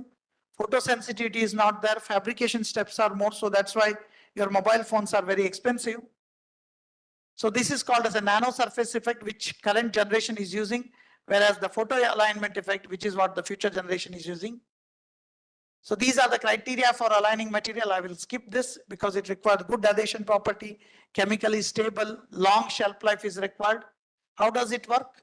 Take the material, photo alignment material, align with the glass, then shine the light. It will align with respect to the surface.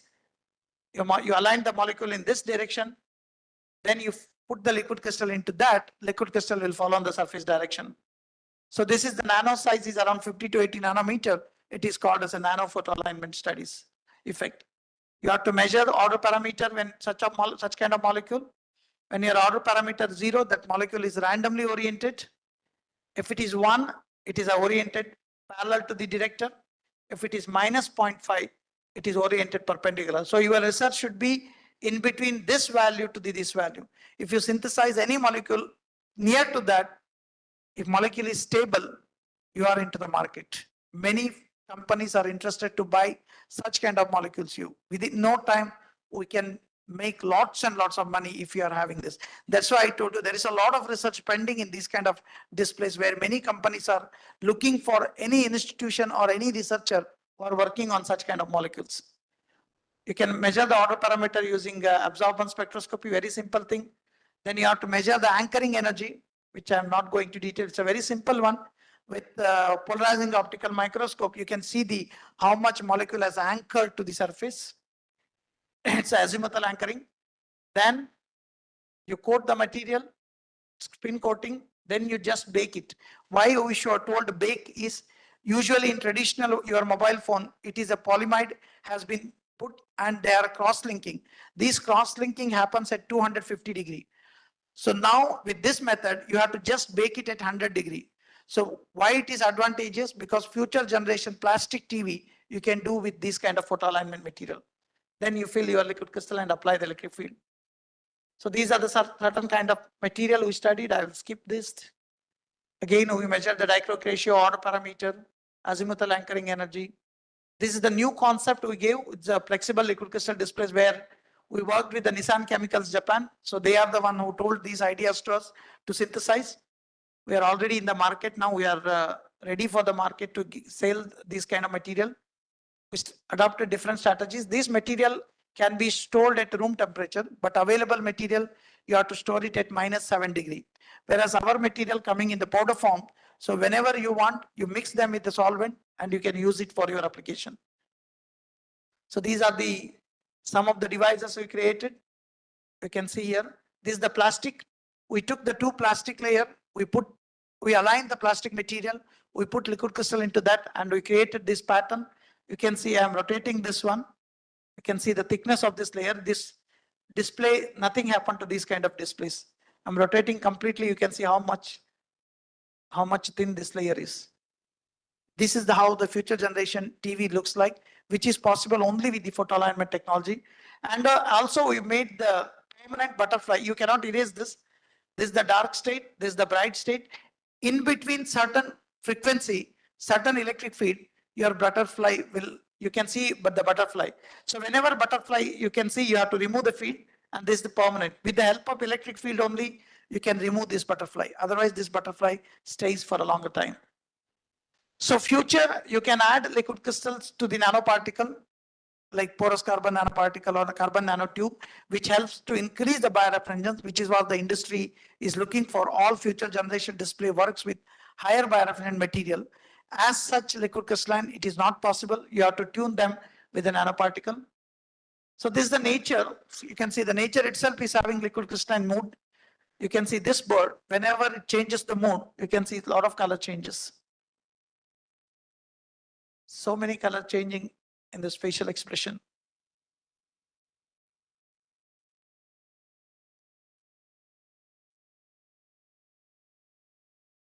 So nature itself is having a lot of liquid crystalline structure. Only thing is we have to see the nature in that kind of this one. So in summary, light is extremely important for future generation displays. Without light, you can't do anything. Shape anisotropy is always plays a dominant role. Without the shape, we cannot do anything in any applied science research. Light is responsible for various applications. To do all these things, we need to be happy. So where to get the happiness? If you want happiness for an hour, take a nap. When you take a nap, 1 hour you will be happy. If you want happiness for a day, go for a picnic. One day you'll be happy. If you want happiness for a week, go on vacation. 1 week you'll be happy. If you want happiness for a month, get married. 1 month you'll be happy. I'm just joking. Don't take it seriously. If you want happiness for a year, inherit the wealth given by our ancestors. But what makes us to be happy? Hard work. We are going away from the hard work for searching the happiness. Finally, we have to end up in hard work only. Only hard work, if you do, you will get lots and happiness and success. If Charles Darwin theory really holds good, when man was monkey, earth was like this, monkey became man, earth like this. So in the name of digital technologies, in the name of AI, ML, we have to make sure that we have to protect our mother earth. Whatever research we are doing, our prime responsibility is to keep this earth clean. That's why sustainable development goals came, because God realized that if they won't do this SDG goals practice, one day our grandchildren never see the earth. We are destroying so much carbon dioxide emission, everything we are doing in the name of technology, but we have to protect our earth. So we have to save our mother earth. I acknowledge all my funding agencies, DST, ANRF, Vision Group of Science and Technology, and also Srinivas Institute of Technology for inviting me here. So this is my group, and also if you want to contact me, you can use this. Or if you want to do any internship with us, you are welcome. We are giving 2 months, 3 months, minimum 2 months, 3 months internship. Anytime you can come, but only thing is we want your dedication, because within 3 months we want at least one paperwork you have to complete, full-time scholars. So we'll make sure that every facility we will give, but you have to work hard. So that those things we will take care. Other things, your paperwork, your publication work, we will take care, but we want you to come and do the hard work with us. So with this, thank you, Sumana ma'am and the organizing committee for inviting me here. It's a pleasure to talk. Questions?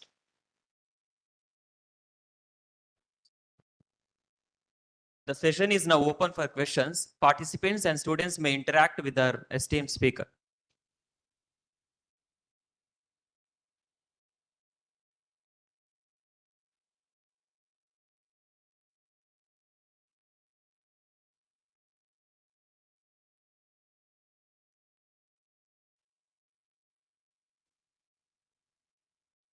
As we approach the conclusion of this thought-provoking session, I take this opportunity to extend our heartfelt gratitude to Dr. Gurumurthy Hegde, Director, Center for Advanced Research and Development, Christ University, Bangalore, for their invaluable insights. Your expertise has broadened our perspectives, and we sincerely appreciate the time and effort you dedicated to sharing your knowledge with us.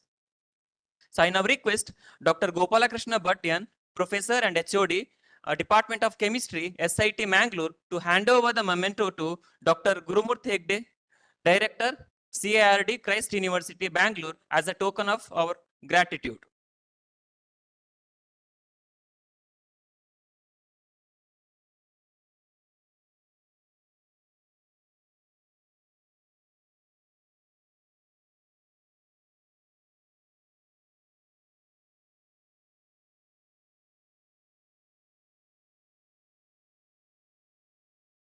Thank you, sir.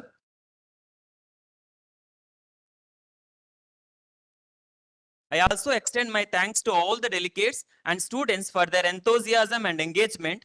Thank you, one and all.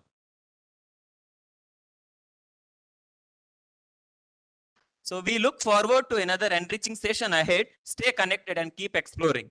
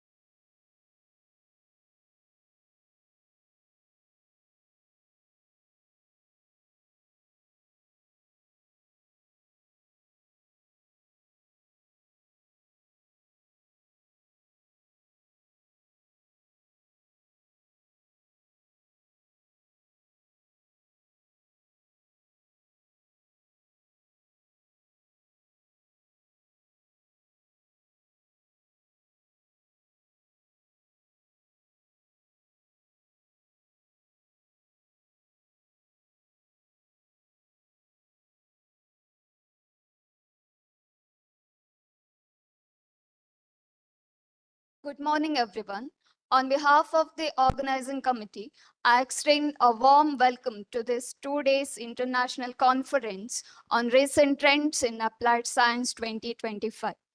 This event is organized by the Departments of Basic Science, Srinivas Institute of Technology, Valachil, Mangaluru. As we begin today's proceedings, we have an exciting keynote address lined up for you. Following the keynote address, we will proceed to the physics paper presentation. Now, I would like to extend a warm welcome to our esteemed evaluators for this physics session, Dr. A.P. Radhakrishna. Dr. A.P. Radhakrishna, after serving 37 years as a lecturer at St. Philomena College, retired as vice principal in 2023. Currently, he is an adjunct professor in the Department of PG Studies in Physics at St. Philomena Autonomous College, Puttur. During his teaching tenure, Dr. Radhakrishna was the coordinator of IQAC of the college from 2013 onwards and played a crucial role in obtaining and retaining an A grade for the college in NAC accreditation. He was instrumental in establishing the PG Physics program at SPC. Dr. Radhakrishna served as a member of the Board of Studies at Mangalore University, SDM College, Ujire, St. Agnes, St. Aloysius College, Mangalore, and other academic bodies. He mentored numerous students to pursue research careers after completing their BSc degrees. Dr. Radhakrishna is actively involved in research, focusing on radiation physics and environmental radioactivity. He earned his PhD from Mangalore University in 1993. Dr. Radhakrishna has published more than 10 research papers in international and national journals and presented research papers at seminars and symposia. He successfully completed a UGC minor research project. Dr. Radhakrishna received a research grant of rupees 30 lakhs to establish a research center at St. Philomena College, Puttur, awarded by the Vision Group of Science and Technology, Government of Karnataka, under the leadership of Bharat Ratna Professor C.N.R. Rao. Apart from teaching physics, Dr. APR has a passion for science popularization. He has given lecturers at schools and colleges, as well as on All India Radio Mangalore. Dr. APR regularly publishes science articles in newspapers and magazines, including Udayavani, Vijay Karnataka, Sudha, Taranga, and Kasturi. His weekly science columns in Udayavani and Vijay Karnataka were well appreciated. Dr. APR has published books related to science, including Vishwa Kiranagala Mayaloka, Manayangaladalli Krishna Vivara, GTN Vijnana Barahagalu, Mary Curie Emba Asadrusha Pratibhe, which has been included in the Kannada textbook for BSc and BA students of Mangalore University and Kuvempu University. Dr. APR has held various positions, including President of the Association of Physics Teacher of Mangalore University, member of the Indian Association of Radiation and Protection, member of Indian Society for Radiation Physics, member of Indian Association of Astrophysicists, member of Indian Association of Science Writers, and member of Indian Association of Physics Teachers. Even after retirement, Dr. APR remains actively involved in the academic activities, despite spending most of his time on agriculture. Welcome you, sir.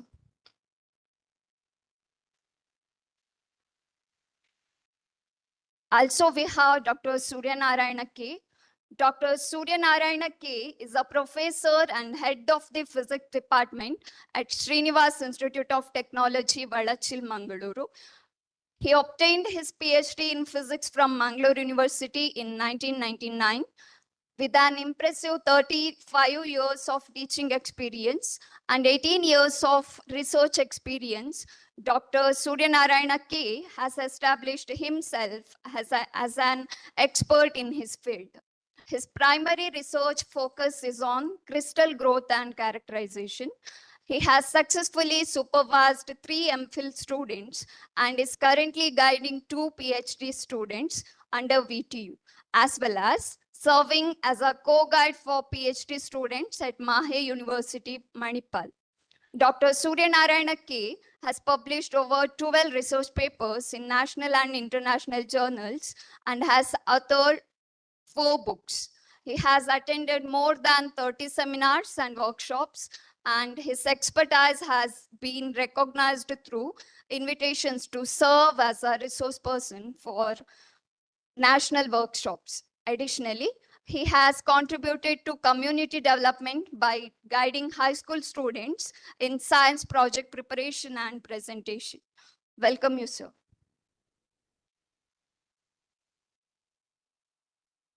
Now I request Dr. Suryanarayana K to extend a warm floral welcome to our keynote speaker, Dr. A.P. Radhakrishna.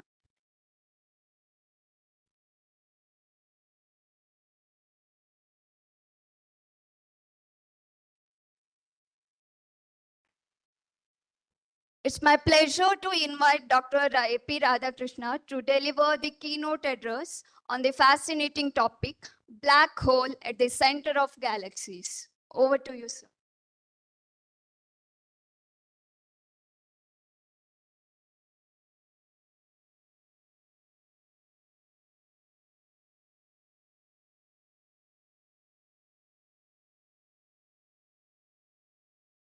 Hello.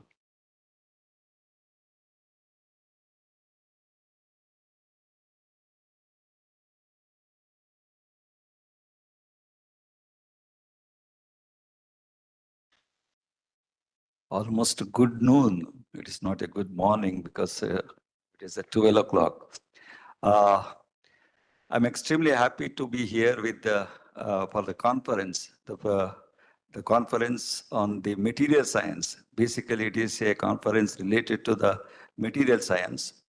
And I'm extremely thankful to Dr. Suryanarayan, my good friend, for inviting me to participate and give a talk on one of the fascinating subject.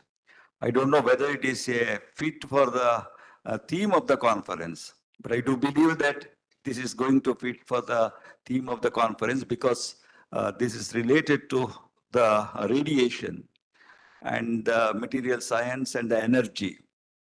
And astronomy is one of the most fascinating subject. And there are the young student friends are here, and each one of us are extremely curious about the universe where we live in, and naturally it gives us the inspiration and the motivation to move forward. And therefore, it is said that the astronomy is the mother of all sciences. If you look back the whole development of the science, astronomy made a tremendous role for the development of the science, starting from the way back from the time immemorial. The people have seen the beauty of the night sky, the stars, and the how these are now created, and what is our place in the whole universe. And naturally, the science has now grown up. And I've taken a topic on one of the most fascinating aspects, that is the black hole in the center of the galaxies. Quickly I will go because it is given the time is now 30 minutes, and I request Dr. Suryanarayan to guide me whether I have to stop at a particular point of time. You see the black hole, it is now said as one of the most enigmatic entity of the universe. What exactly, my whole talk is now of the 3 phases. One is now the fundamental things of regarding what exactly the black hole and how the knowledge or the awareness regarding this particular entity. And then the development which is took place in the 19th and the mid of the 20th century, and what are the present scenario in the field of the black hole research. that gives us the feel for the particular subject. Friends, you are all the student of technology. I know that you are the student, most of them probably, of the one of the prestigious institute, that is the Srinivas Institute of Technology. Now, always we feel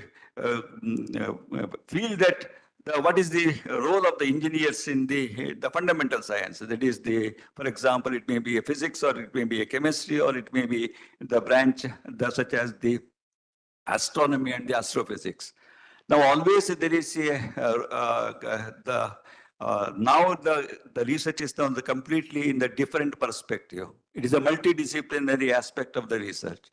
Therefore, there is always a role to play for the engineers in the field of any branch of the science, and especially in the field of the astronomy.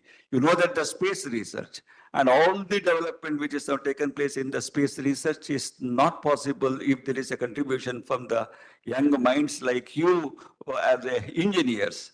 It may be a launching of a rocket, or it may be a space station, or it may be the powerful telescopes, and the various research is going on.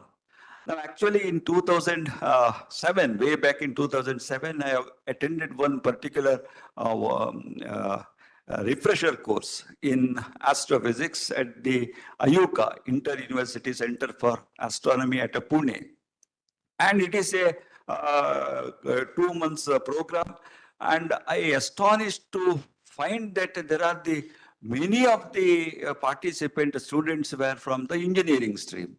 And many of the students who are doing their project work, they are all from the IITs and the engineering colleges. That is why there is no barrier for any branch for the pursuing the science. Therefore, what we say that it is a black hole, which is now the enigmatic bodies, because this is the type of the celestial body which is not going to emit any form of the light. Not only the light, any form of the electromagnetic radiation, including the light or any other electromagnetic radiation. That is why it is said that the black hole are one of the most enigmatic body. And it is said by one of the astrophysicists who got the Nobel Prize very recently for the discovery of the gravitational waves, and his name is the Kip Eston. He says that of all the conception of the human mind, from the unicorns to Gorgias to the hydrogen bomb, the most fantastic, perhaps, the black hole. That is my talk regarding the black hole.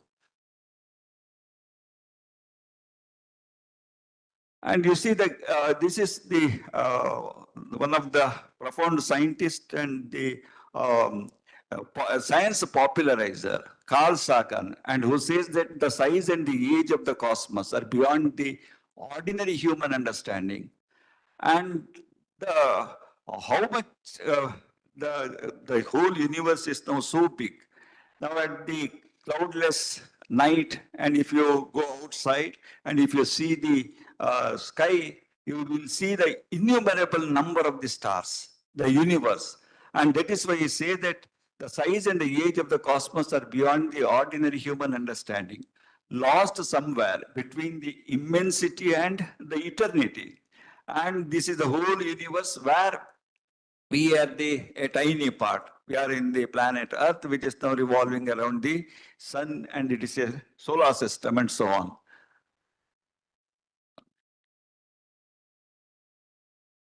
Now, from the universe, from the stars of the galaxies, the radiations are continuously coming from. And you all know that light is now a type of electromagnetic radiation coming from the stars, and it now causes the sensation of the vision. And that is why we see the stars. And we say that the twinkle, and the twinkle, twinkle, little star, how I wonder what you are, up above the worlds of high, like a diamond in the sky. This is a beautiful rhyme, and which we from the childhood days, we are singing. And that gives the fascination. But not only the light, and there are the other part of the electromagnetic radiation. And up to the 20th century, advent of the new type of the powerful telescope, the only a small part of the electromagnetic radiation, there is a 4% is now, which is observed by the scientists or the observers. They try to gather the information. Only the 4%, because the set of the electromagnetic radiation, uh,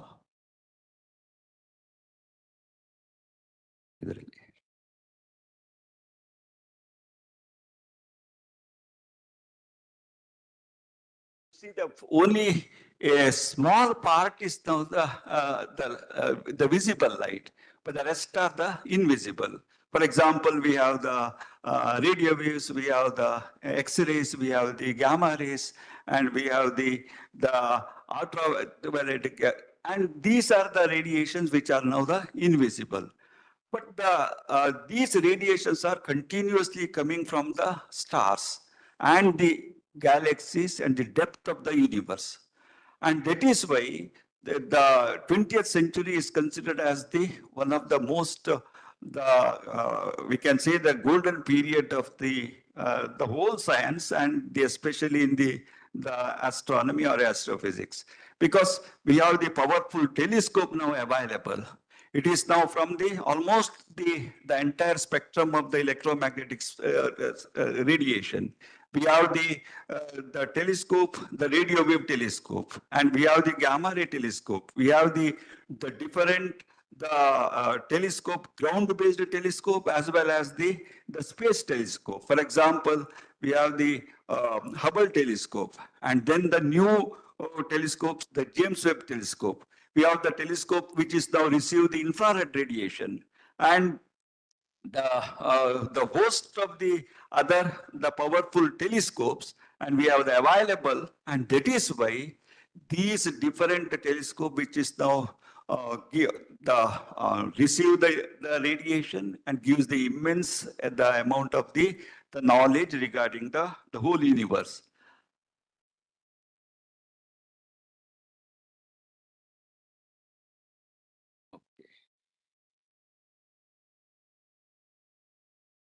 Now the stars which are continuously emit the light. For example, the sun is now going to emit the light, or the different stars which are now going to emit the light.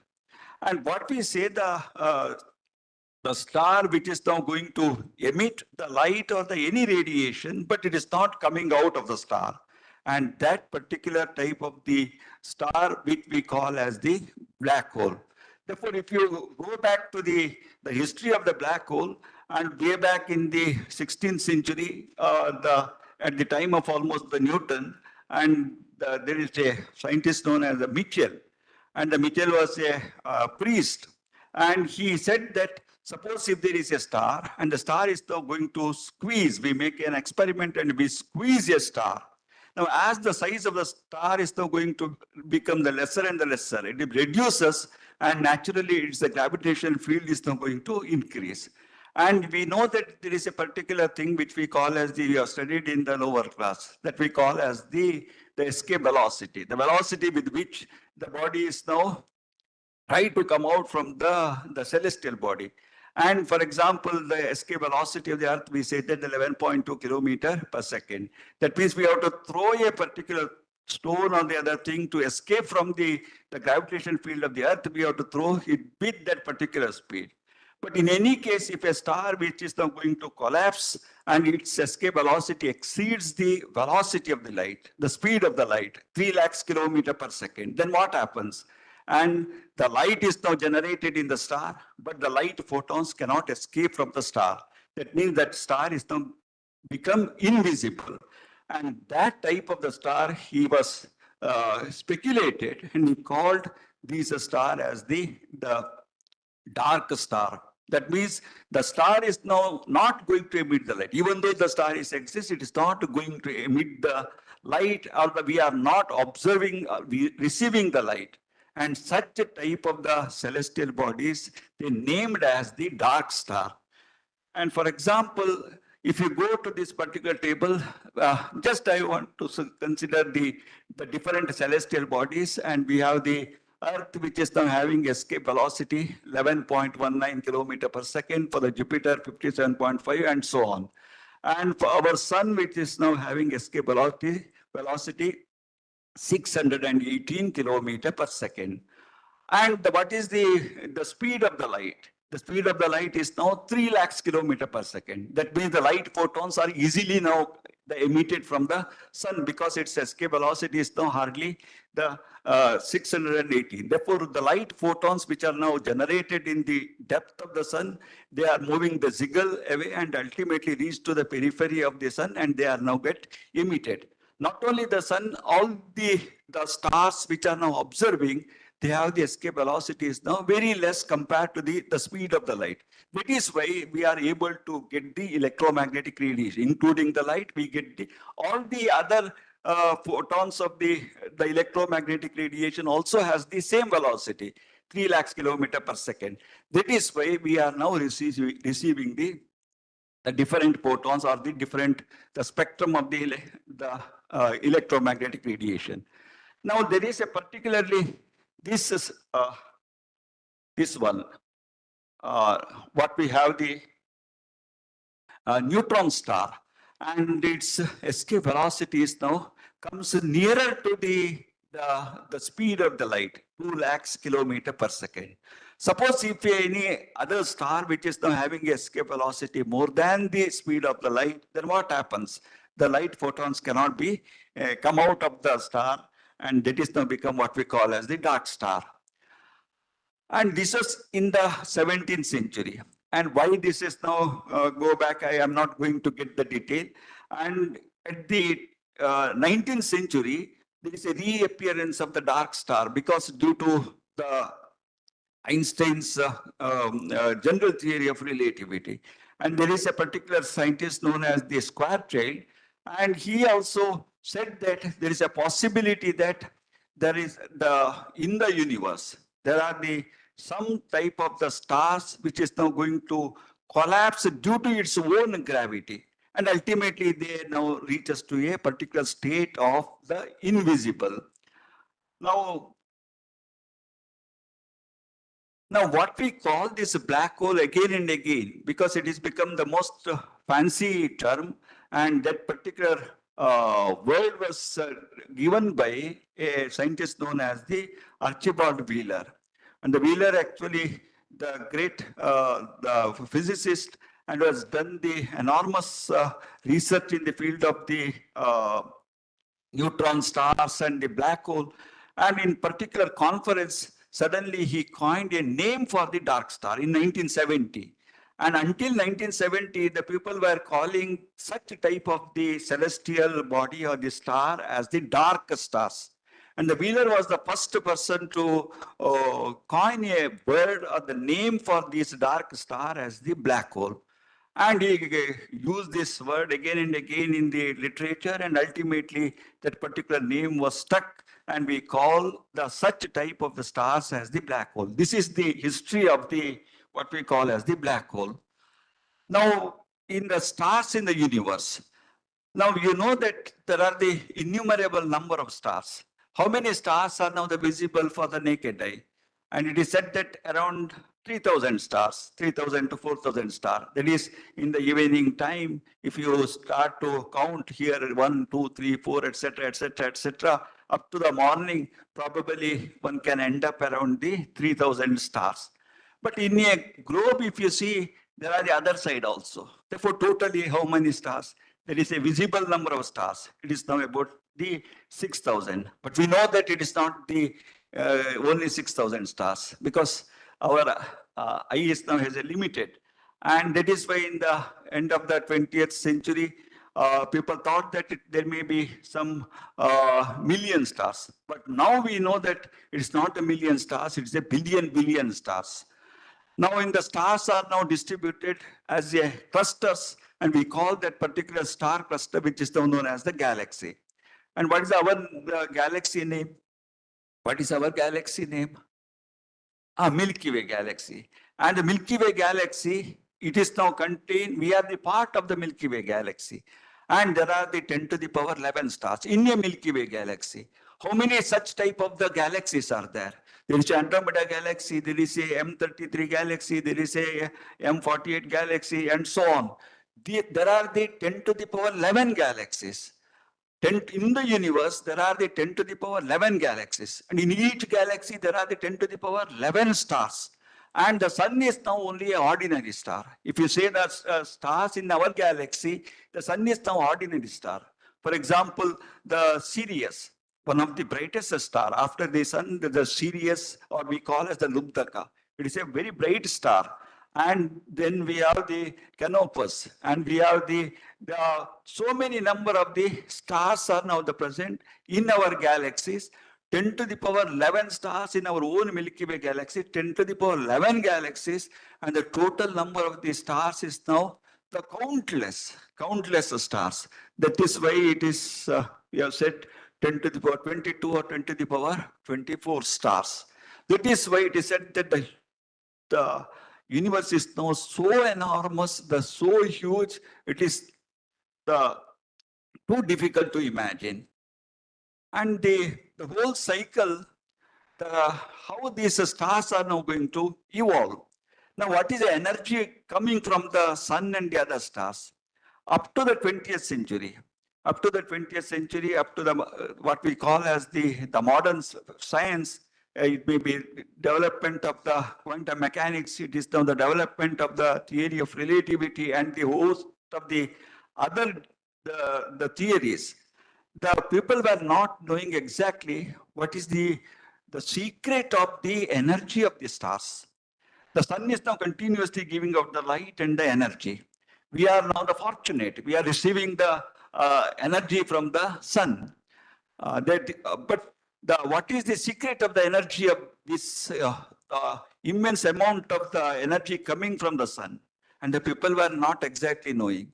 Only in the 20th century, we get the clear understanding exactly how the energies now originate from the sun. Then these different stars, how are now going to evolve? How the stars are now going to birth, how they are now going to born, and then how they are now going to develop. And ultimately, the evolutionary cycle, they are now developed in the 20th century. Therefore, within a span of 100 years, we have get the immense knowledge regarding the whole structure of the universe. And that is why it is now considered as the golden period of the science. Up to the 20th century, if you go back to the 19th century, 18th century or 17th century, the people were observed only this, the immensity, beauty of the sky. But they are not aware of what exactly the magnitude of the universe and how the energy coming from the stars, how depth from the universe they are now coming. All that actually we got in the 20th century, and ultimately we got the story of what we call as the life cycle. And the star is now going to born in a minute.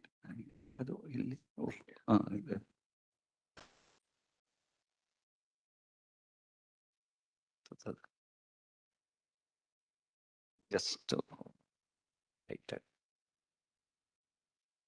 Light. Better be.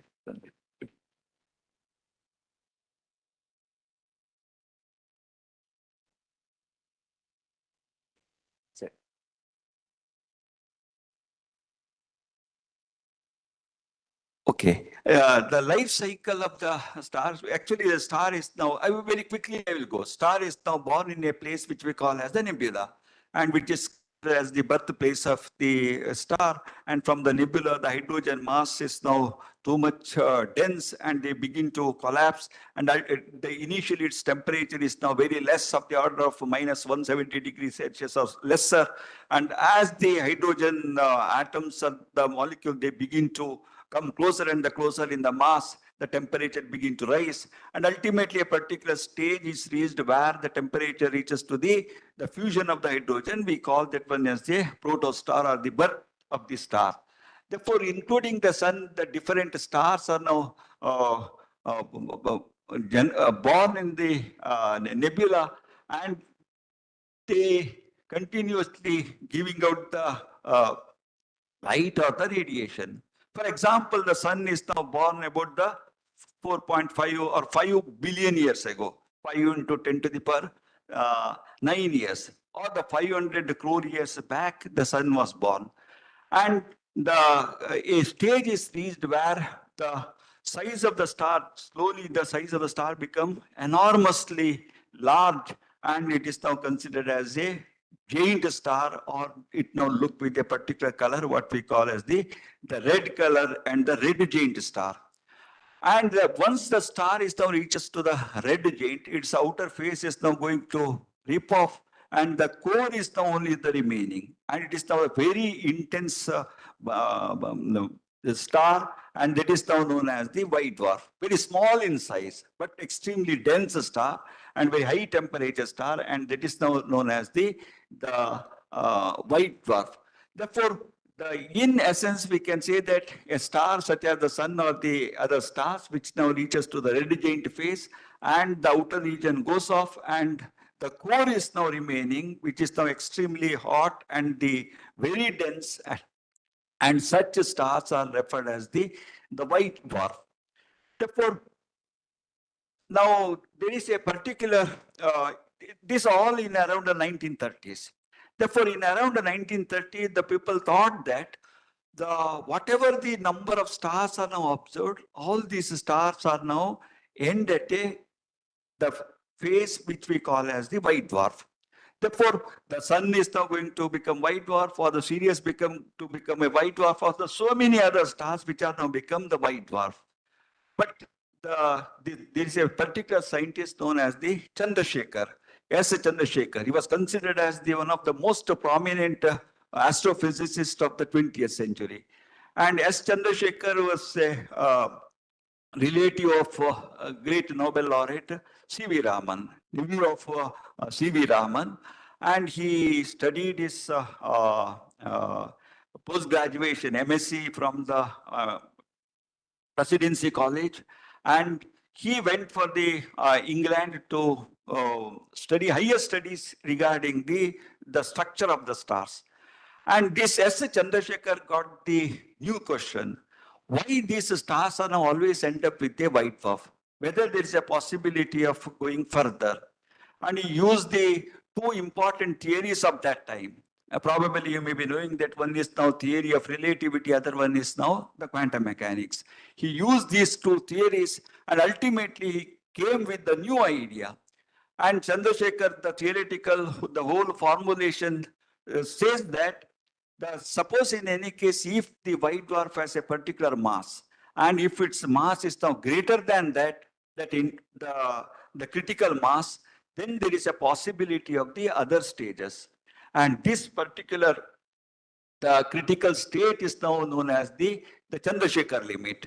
And what is the Chandrasekhar limit? It is said that suppose if the star is now, the white dwarf has the mass is now 1.41 times the solar mass, then there is the evolutionary stages can happen.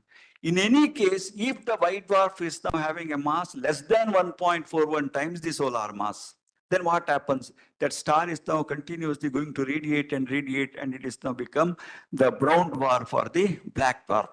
Therefore, what the scientists were thought that all stars are not end up at the white dwarf until Chandrasekhar. Now the Chandrasekhar said that there is other possibilities, and this is actually the new development took place in the stellar evolution. And there is another big type of the explosion can happen in case of a star, which we call as the supernova explosion. There are the very big stars are there. They have the high gravitational collapse, and so that the whole star is now going to explode.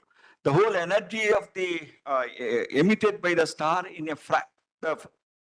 very short time span, and the the total amount of the energy emitted by such explosion is now the million or the billion times compared to the emitted from the sun itself. And that is why this type of the explosion is referred as the supernova. Some of the supernova happened in the historical supernovas. For example, SN means the supernova 185. There is a time, the 180, SN 185, before after the death of the Christ, SN 1006, 1054, 1572, 1604, etc. These are the historical supernova. And particularly if you see the SN 1572, SN 1604, it was observed in the daytime also. And that means not only the sun, there is another, the bright entity which is now observed in the daytime that indicate that this is extremely the luminous explosion happens in case of a star. And SN 1987, this was observed in the Large Magellanic Cloud, and it is 1,70,000 light years away. And this was happened in 1987, and particularly that red, the left corner. It is now the supernova explosion happened in 1987. And it happened in 1,70,000 light years away. That means it is not happened in 1987. It happened 1,70,000 years ago. The light has to travel so much distance, and this indicates that how much big the whole universe is. Now, if a supernova explosion now happens,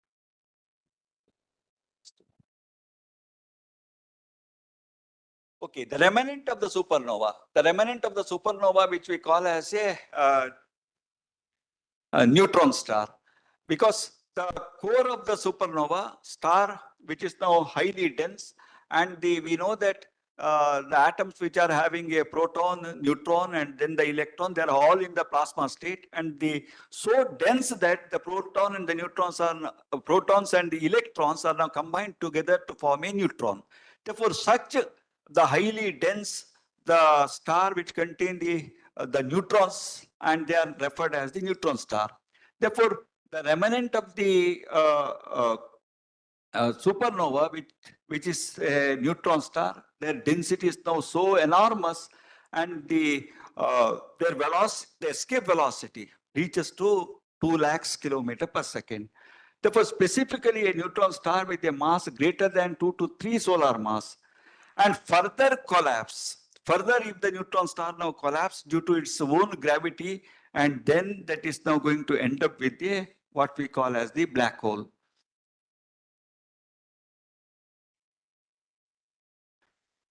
Okay. S. Chandrasekhar actually given this idea, the different evolutionary stages, but in the around the 1930s, but he has to wait for the almost 50 years to get the Nobel Prize.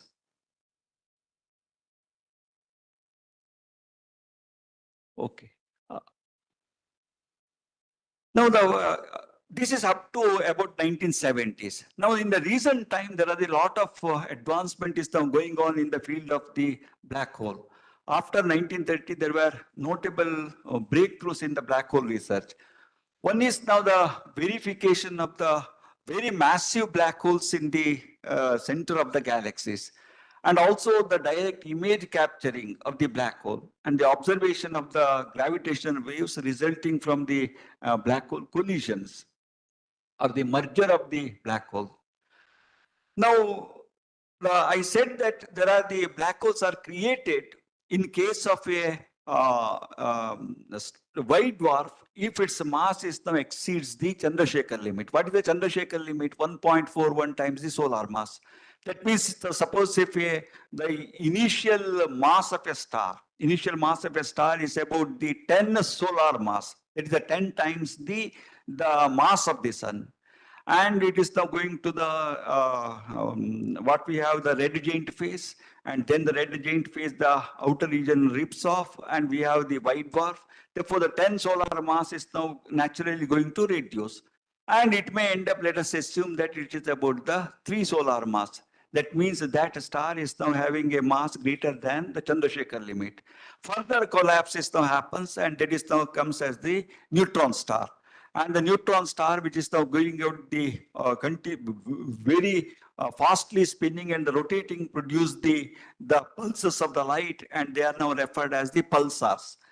And ultimately, the neutron star is now further collapse happens. Its escape velocity, which is I said in the slide, 2 lakhs kilometer per second increases and become more than the speed of the light, and that is now become the black hole.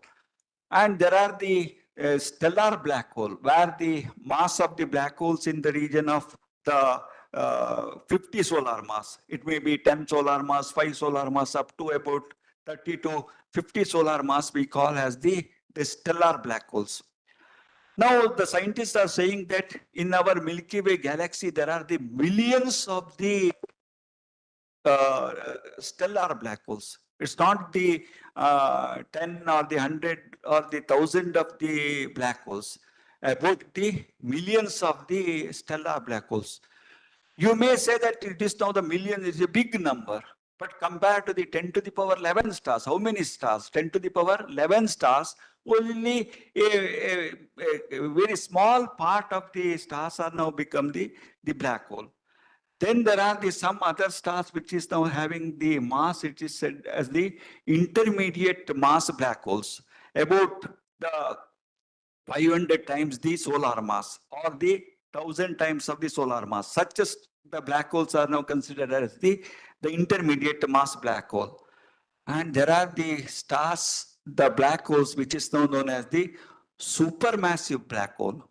Now, what is a supermassive black hole? These black holes are having a mass. It is now the almost a million times the solar mass to billion times. The million to billion times the solar mass. This is now become the enormous mass black hole, and such black holes are now known as the supermassive black holes.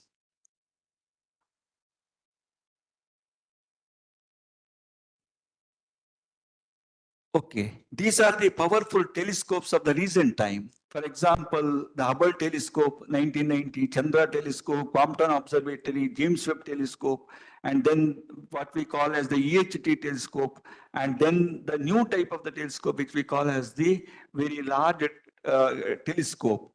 And these are the type of the telescopes of the very recent times has given the breakthrough in the field of the whole of astronomy, astrophysics, including the detection of the black hole.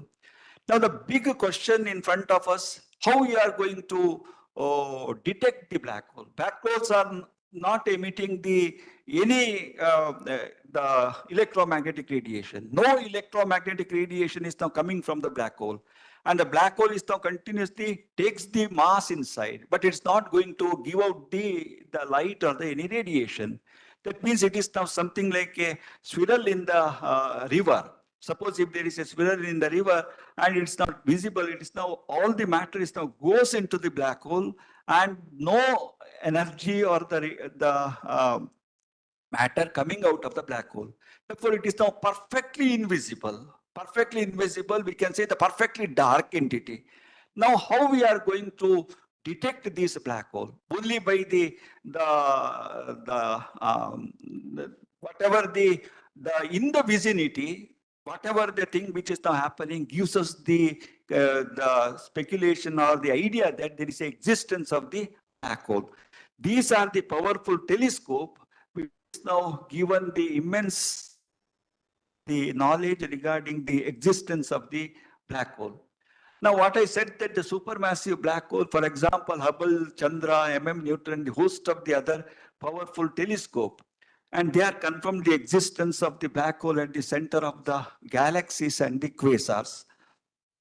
And they are not the solar mass, it is extremely the high mass black hole. Now, particularly there is the celestial body which is now known as the quasars. They are the most luminous known object in the universe, and they are giving out the light of the billion times the more energy coming from the quasar compared to our Milky Way galaxy itself. Now, the question in front of the scientist, now what is the secret of this enormous amount of energy emitted from the quasar? Now, conclusively, the proof shows that the evidence indicate that the quasar is now having the very massive black hole exists at its center. It is something like an engine. And whole matter is now goes into that, the black hole. The black hole is now swallow the matter so that the radiation is now coming from the outer region, which we call as the accretion disk. And therefore, suppose if there exists a massive black hole and the outer region, the radiation is now coming and that is now going to lit the whole region, and therefore the quasar is now become extremely luminous. Therefore, the powerhouse of the quasar is now considered to be the supermassive black hole. Okay, this is some of the list I have made as the massive black hole candidates. Now, almost all galaxies, which we call as the 10 to the power 11 galaxies, including the Milky Way galaxy, there exist now the supermassive black holes. And this is now the Milky Way galaxy. Now the sun is now at the one spiral arm. Now at the central region, which is a bulged one, extremely luminous one. And it is said that the astronomers say that this is now the region where there sits the supermassive black hole, where its mass is now not the 100 times, 1,000 times, 1,000,000 times. It is now almost the 4 million compared to the solar mass black hole. Therefore, they pointed out the similarity between the distant galaxies. Now, particularly in our Milky Way, there is a central region, and this is now known as the Sagittarius, Dhanu Rashi, the Sagittarius, where this region is now assumed to be the supermassive black hole.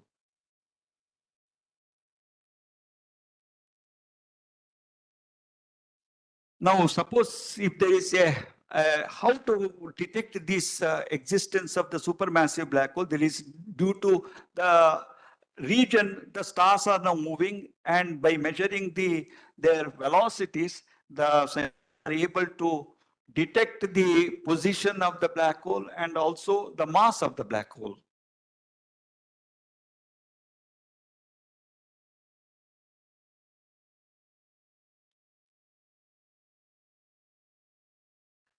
This is the two scientists who got the Nobel Prize for this particular discovery, who detected the supermassive black hole at the center of the Milky Way galaxy particularly.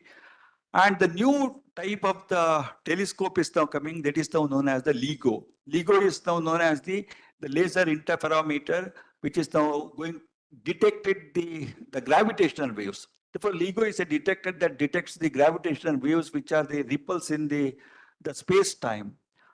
And this LIGO is detected the origin of the gravitational waves. You know that the gravitational waves are the waves which are not produced by the small type of the celestial event. It is an enormous celestial event, and one such celestial event is now due to the merging of the two black holes. The two black holes are come together, they join, and so that there is a production of the waves produced in the space-time curvature, which is now known as the gravitational waves. Such the gravitational waves were detected not very long back. Just about the 10 years back, this LIGO detected the gravitational waves. Therefore, these are the Nobel Prize who said, first one, who said that the black hole is the very fascinating entity in the universe. The Kip Thorne and the Barry Weiss and the Ronald Drewer, who got the Nobel Prize for this particular discovery of the gravitational waves and then the merging of the black hole. Then one of the most fascinating new type of the telescope, which is now known as the EHT, where the EHT is the network of the radio telescope. And these are the different continents. For example, one big array of the radio telescope are exist in the Chile, and other one is in the Arizona, USA, and the California, USA. Then another one is in the France, the other one is the Mexico. And these are the array of the telescope. Ultimately, they are observing the depth of the universe. Total aperture of the telescope is now become so large, it is now size of the diameter of the Earth itself. You know that the telescope is now observing, and we have the aperture. It is a very small aperture. But suppose if you have the aperture of the size of the Earth, that gives the immense amount of the data receiving from the depth of the universe. That is the type of the telescope is now coming up now, and it is now known as the EHT. Now the working of the EHT, etc., I am not going to detail. And using this EHT, the scientists are very recently are able to take the direct image of the black hole. Therefore, the black hole is not the fascinating story or simply the story coined by the scientist. It is now the real existence. And one such the beautiful photograph, which is now taken by the EHT, that is in the galaxy known as the M87, Messier 87. It's not at a very small distance, 55 million light years away. And we have the exciting time. New telescopes such as the James Webb, modified EHT, then the Square Kilometer Array Telescope, the LISA and Simon Observatory, and so on. And this gives us we have the immense amount of the data of the universe, including the black hole.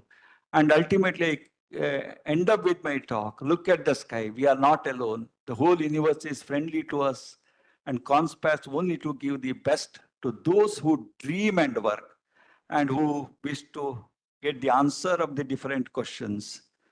Thank you.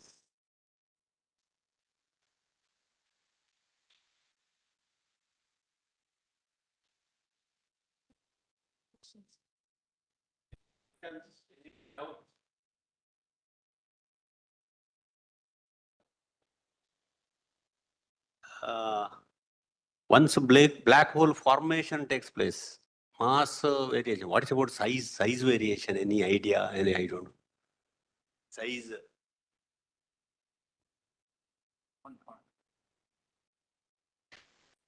Yeah, we said that there is a supermassive black hole. How these black holes are now become the so enormous mass? It's not the stellar mass black hole, it is the supermassive black hole. And the size of the black hole is now also very large. It is about the it is in terms of the light years. Therefore, the whole such the enormous size and enormous mass black hole, there are the various theories or idea is given. And the one idea is that the supermassive black holes are now originated at the time of the birth of the universe itself. At the time of 13.6 billion years ago, it is said that the Big Bang, the whole universe has created. At the time of that, the huge explosion, the itself is now this supermassive black hole might have created. Or it may be going to evolve in the course of time. It take out the mass and slowly its size is now going to increase. Therefore, the evolution of the black hole itself is now one of the big question in front of the astrophysicists, and they are pondering the answer. Thank you, sir. Any other questions? If you are not asking question, that means there are the two way. One is you already know the whatever the thing which is now said, or there is a not at all you have understood. It's always better to ask some questions so that the speakers will get the inspiration to study further. One question. You are the youngsters, and hopefully you are not very much hungry, even though at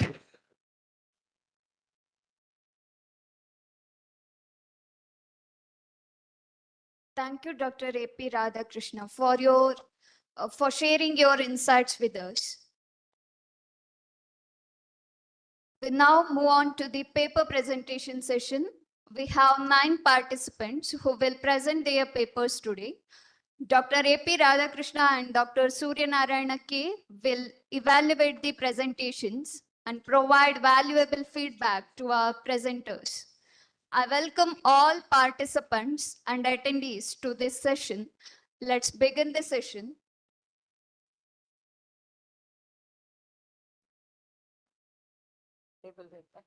Start, madam.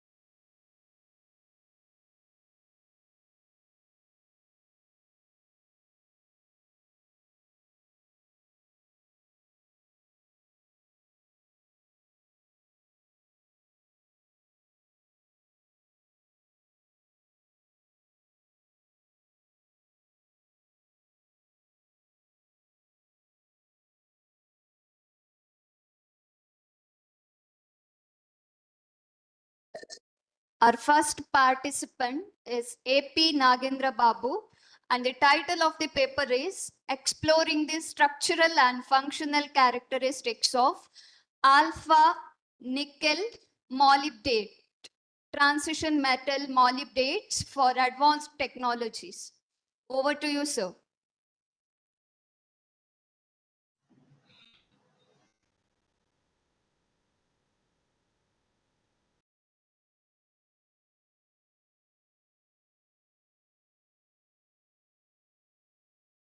Next is Sporty K. Be ready.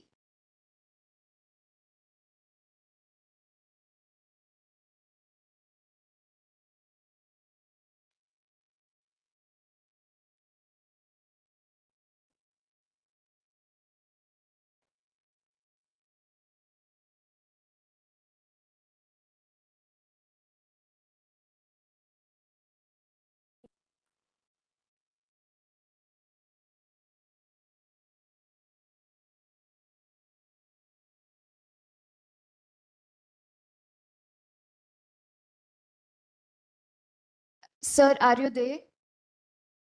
Please unmute yourself. Nagendra Babu. Ma'am, is it audible, ma'am? Yes, sir. Yeah, ma'am. Is the screen, the sharing screen is visible, ma'am? Yes.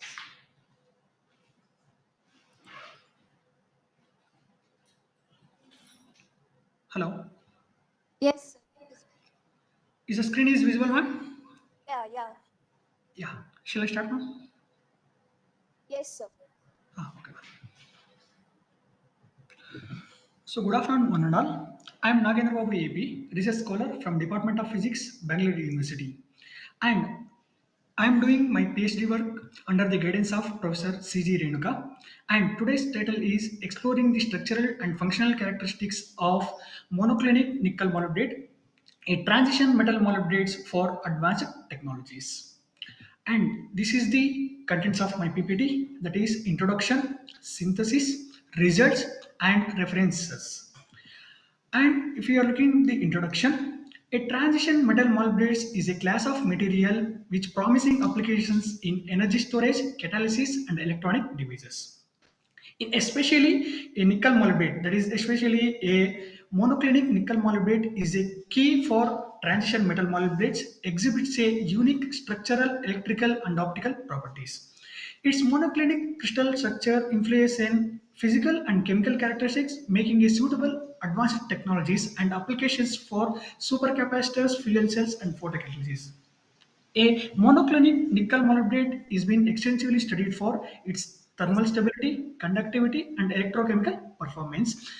The nickel molybdate optical conductivity and electronic behavior play a crucial role in Excuse me, energy sir. storage and sensor applications.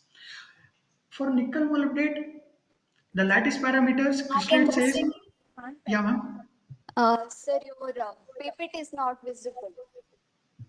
Slides are not moving.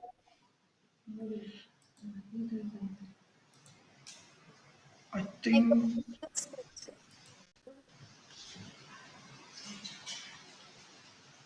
ma'am, now it is visible, ma'am. Yeah. Yeah, ma'am. The monoclinic structure of nickel molybdate influences a physical and chemical characteristics, making it suitable for advanced technologies like supercapacitors, fuel cells, and photocatalysis. The monoclinic nickel molybdate is extensively studied for thermal stability, conductivity, and electrochemical performances. The monoclinic nickel molybdate optical conductivity and electronic behavior play a crucial role in energy storage and sensors applications. With growing interest in suitable electronic energy storage devices, a monoclinic nickel molybdate is being explored for use in supercapacitors, fuel cells, and photocatalysis. The synthesis of next is synthesis of monoclinic nickel molybdate. The monoclinic nickel molybdate is being synthesized using the thermal decomposition technique. Here, the ammonium heptamolybdate, that is AHM, and nickel nitrate NN is act as the precursor of the material. The stoichiometric ratios of nickel nitrate and ammonium heptamolybdate is mixed in mortar and transferred to a crucible, aluminum crucible. The aluminum crucible is kept in muffle furnace. Here, the temperature is varied in two steps. In step one, the temperature is varying from room temperature to 800 degrees Celsius and keeping as a increasing temperature. In step two, the temperature is holding time temperature. That is, we have prepared four samples, that is NM1, NM2, NM3, and NM4 sample. By keeping step one constant, that is increasing temperature is constant, by varying the holding temperature, that is 2 hours, 3 hours, and 4 hours, we have prepared the samples. And the final product of the powder is in lemon green color, that is it is a pure form of nickel molybdate. And next is the synthesized sample is being characterized using the UV visible spectrometer. Here we can see the NM3 sample having the more absorption compared to other three samples. And all the samples show a clear absorption peak in the UV region around 340 to 380 nanometer, indicating the presence of compounds that absorb the UV light. And among the four prepared samples, NM3 has the highest UV absorption, followed by NM1, then NM2, and NM4. And compared to the relative absorption strength of the prepared samples, NM3 is greater than NM1, and NM1 is greater than NM2, and NM2 is greater than NM4. That is, NM3 having the highest absorption compared to other four prepared samples. And from UV visible spectrum, we plot a tau plots, that is alpha h nu whole square, that is f of r h nu whole square all divided by photon energy in electron volts. Among these, we found that the NM3 has the energy band gap of approximately 3.08 electron volt. It is approximately matching with the literature survey, that is 3.1 electron volts. Among the four samples, NM1 has the energy band gap of 2.9 electron volts, NM2 has 3.01, and NM3 is 3.08, and NM4 has the 2.80 electron volts. And the slight variation in band gap is due to the composition, difference in composition, particle size, or defects of the prepared samples. And the XRD has been characterized is from the prepared samples, that is NM1, NM2, NM3, and NM4. At sample 1, for sample 1, we can see the smallest impurities. As the temperature increases, that is the holding time temperature increases, we, we we are unable to find the impurities in the prepared material. That is, from all the samples, that is NM1, NM2, and NM3 and NM4 samples, we can see the three sharp peaks at 14.7 degree, 27.2, 43.5 degree, with a lattice planes of 110, 220, and 42 minus 2. And along with the XRD characterization, the phase identification also carried out for the synthesized samples, all the samples, that confirms the all the prepared samples exhibits the monoclinic nickel molybdate phase with aligned with the JCPDS card number 01086 and 0361. This confirms the phase and purity of the prepared samples. And from the extended parameters we have calculated, that is D is crystalline size and ABC and volume of the prepared samples, that is, and X-ray density, dislocation density, microstrain, stacking fault, and texture coefficient. Among the prepared samples, NM3 has the lowest crystalline size compared to other three samples, and NM3 exhibits the uh, phase purity of the samples, and NM2 has the largest crystalline size and lowest strain, indicating the highest crystallinity, and NM3 has the smaller crystalline size and higher microstrain, suggesting a lattice distortion or incomplete crystallization, and peak shift and variation in despacing suggest a possible strain or compositional changes among the different samples. These are the XRD parameters I have calculated from the results. And next one is Raman spectra. Here, this is the Raman spectra of monoclinic nickel molybdate. From the prepared samples, I can conclude that from 800 to 950 centimeters, there is a molybdenum and oxygen stretching vibrations in MO4 minus tetrahedral structures. And from 600 to 750 centimeters indicates the nickel and oxygen vibrations, and from 200 to 500 centimeters indicates the bending vibration of molybdenum oxygen as well as nickel oxygen molybdate linkages, and below the 200 centimeter inverse indicates the lattice phonon modes, indicating a long range order in the crystal structure. Then we have done the FTR spectrum, that is Fourier transform infrared spectroscopy, as well as from Fourier transform infrared spectroscopy, we conclude that at 950, the peak at 951 centimeter indicates the MOO, that is molybdenum oxygen symmetrical stretching, as well as at 926 centimeter inverse indicate the molybdenum and oxygen asymmetrical stretching. And the peak at 606 centimeter, that is 606 centimeter inverse, indicates the nickel oxygen stretching, and at peak number 436 centimeter inverse indicates the nickel oxygen molybdenum bending modes, and below the 400 centimeters peaks, 400 centimeter inverse peaks indicates the lattice vibration, indicating the structural ordering. And I have carried out the morphological structure from FESM, that is Fourier FESM, that is scanning electron microscope. From scanning electron microscope, I can conclude that the morphological structure of the prepared samples are in the nanosheets form. And next, EDAX also has been carried out. From EDAX analysis confirms the successful incorporation of the nickel, molybdenum, and oxygen in varying compositions, indicating the difference in oxidation and phase formation, and the composition of the variations as the uniformity, which may impact the materials applications. Finally, the conclusions. The nickel molybdate is a promising material that excellent structural, electrical, and optical properties, making it suitable for applications in energy storage, catalysis, and electronics devices. From XRD, we conclude that phase and structure of the all prepared samples confirm the alpha NiMO4, that is monoclinic structure, that is monoclinic nickel molybdate, and Raman and FTR spectroscopic data aligns with the phase identification. From for FESM, we conclude that the prepared samples are in nanosheets structure. And finally, we can conclude that nickel molybdate is a widely used in energy storage, supercapacitor such as supercapacitors and batteries, and catalysis, that is fuel cells and photocatalysis for water splitting, pollutant and degradation.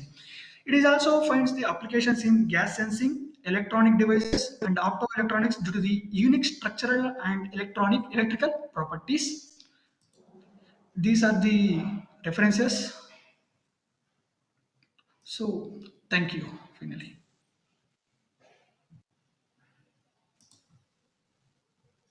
Okay. Thank you, Dr. Nagendra Babu. I have one question. Yes, sir.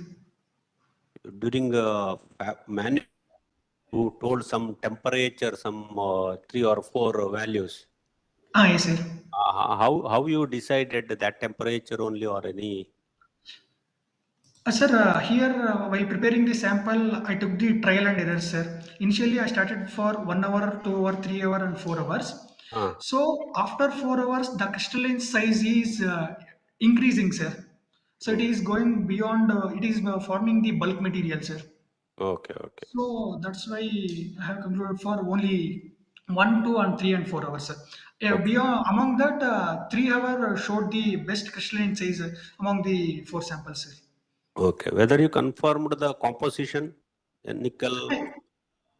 Yes, sir. From EDAX, I have confirmed, sir. Okay, okay. Okay, sir. Thank you. Very good presentation. Thank you. Thank you, sir. Thank you, sir. Thank you, sir.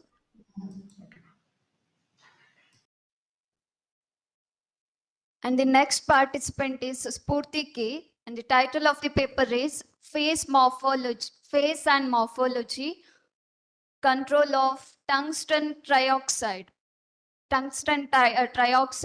particles through hydrothermal synthesis. Over to you, ma'am. Next, Harshit B. Be ready.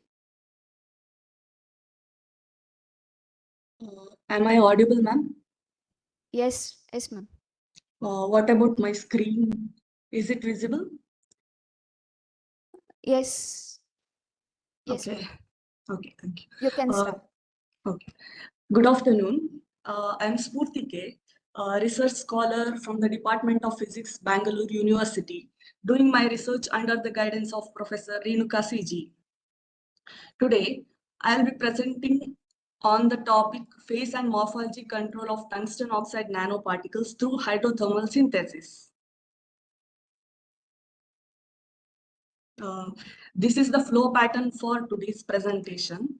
I will cover the fundamentals of tungsten oxide, hydrothermal synthesis, and how it is applied to synthesis tungsten oxide nanoparticles, and then the structural, optical, and morphological characterization of synthesized nanoparticles and their potential applications. Introduction. Tungsten oxide nanoparticles have attracted significant attention due to their unique properties. It has complex crystal structure that can vary depending on the temperature and synthesis conditions. The most common form is monoclinic, but it also has different phases at different temperature. The transitions between these phases influence the electrical, optical, and catalytic properties of tungsten oxide, making it important for applications such as smart windows, sensors, and energy storage devices, etc. This is a synthesis procedure. Among various synthesis methods, the hydrothermal technique has gained attention due to its ability to produce well-controlled nanoparticles with desirable properties. This method offers advantages such as controlled particle size, high purity, and tunable morphology. This method involves chemical reactions in an aqueous solution under high temperature and high pressure inside a sealed autoclave to promote controlled nanoparticle growth.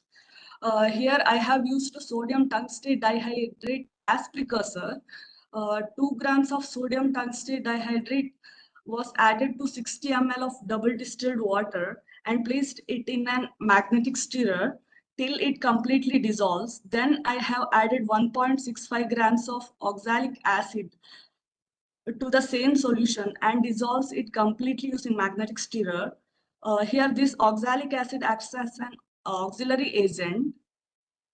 Then I have added 1 ml of concentrated hydrochloric acid to maintain the pH.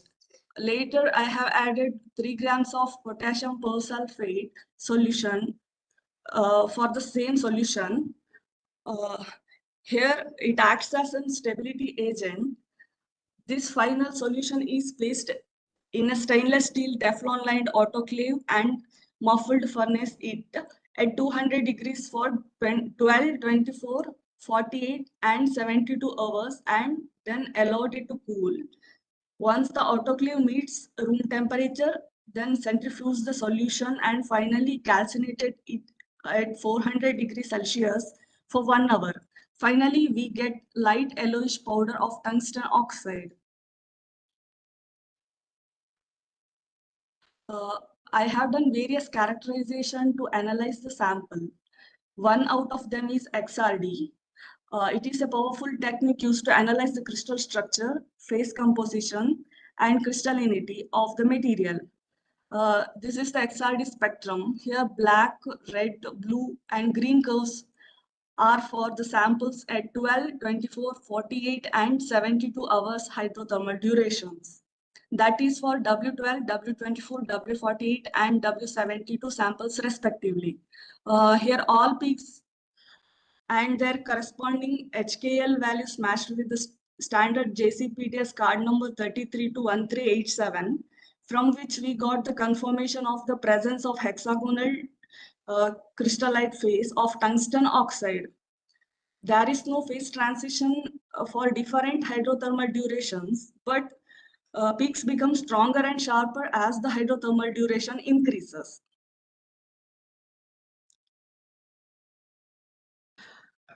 These are the various parameters I have calculated from the XRD analysis. Debye-Scherer formula from which we have calculated the particle size. Here, the average crystalline size is decreased from the hydrothermal duration 12 hours to 24 hours. And again, it increases as the hydrothermal duration increases.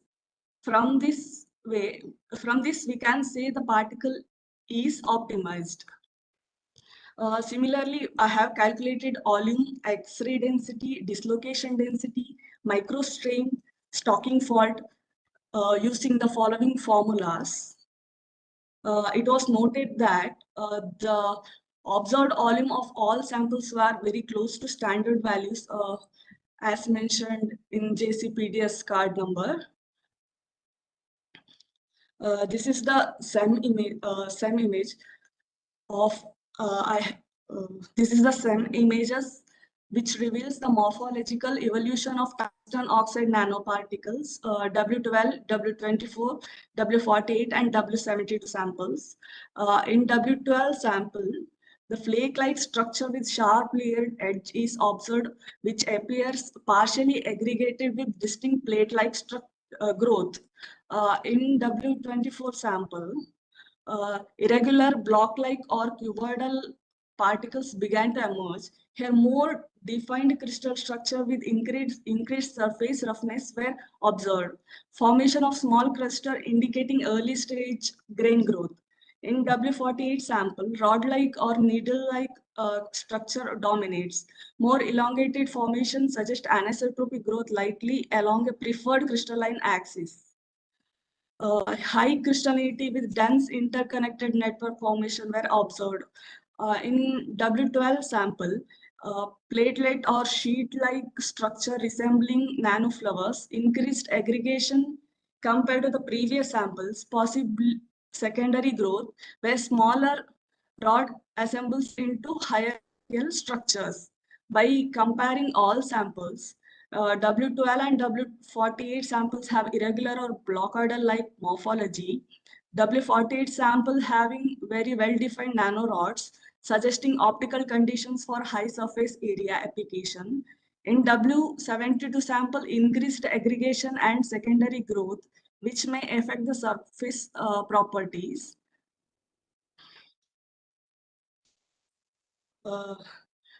FTIR spectroscopy is a technique used to analyze the chemical bonding and functional group and molecular vibrations in material. This FTIR spectra shows the transmittance versus wave number plot for W12, W24, W48, and W72 samples. Broad absorption around 3,450 centimeter inverse likely corresponding to OH stretching from absorbed water or hydroxyl groups. The intensity varies, indicating different levels of moisture or surface hydroxylation.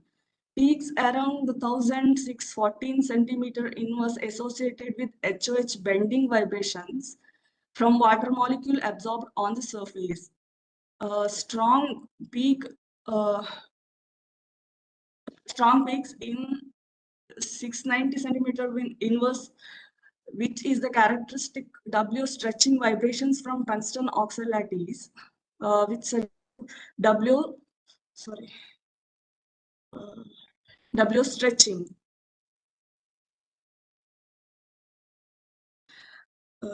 This is the Raman spectra displaying the intensity versus Raman shift for different samples of W3. Each spectrum exhibits characteristic Raman peaks with notable features occurring at specific Raman shift. The most intense peak appears at 804 centimeter inverse and peaks at 690 centimeter inverse, which is typically associated with WOW stretching modes of tungsten trioxide. Other smaller peaks across 245 centimeter inverse and 130 centimeter inverse, indicating various vibration modes related to WOW bending. The peaks at 804 centimeter inverse confirms the characteristic vibration mode of W3. This slide shows three different UV graphical analysis of W3. The first graph of absorption spectrum of W3 displaying the optical density, that is absorbance as a function of wavelength.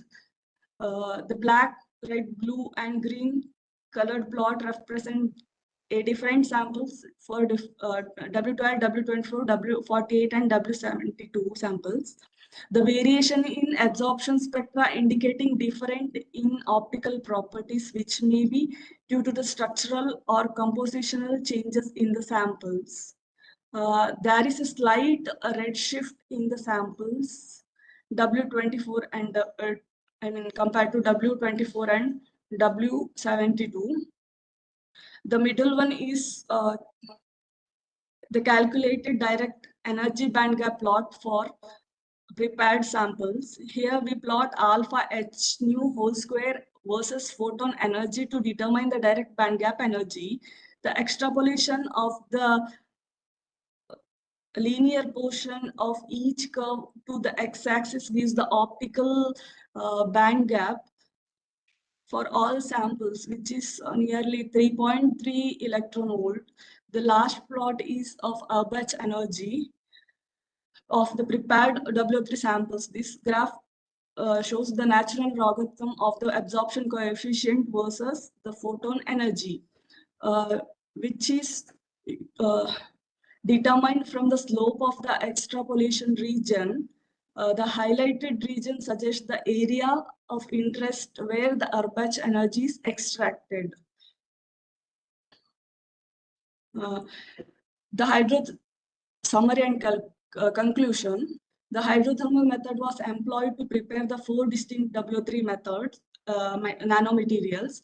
XRD analysis indicates the nanoparticle possesses a hexagonal crystalline structure with average particle size ranging from 82 nanometer to 105 nanometer across various samples. The morphology features rectangular and smaller cubic forms with the layered structure indicative of crystallite development. The crystals of cube-like particles are attached to larger plates, suggesting a hexagonal W3 phase. The larger rectangular block may indicate primary growth, while the smaller cubic structure could represent a secondary nucleation or agglomeration. The FTIR analysis confirms the tungsten oxide formation via distinct W vibrational patterns. Transmittant differences between W12 and W72 indicates changes in crystallinity, hydration, and surface morphology. Longer synthesis time, such as for W70 to produce more defined W3 structures with fewer hydroxyl groups, enhances applications in catalytic sensing and electrochromism. Raman peaks reveals the phase identification of hexagonal W3 peaks at 690 and 130 centimeter inverse.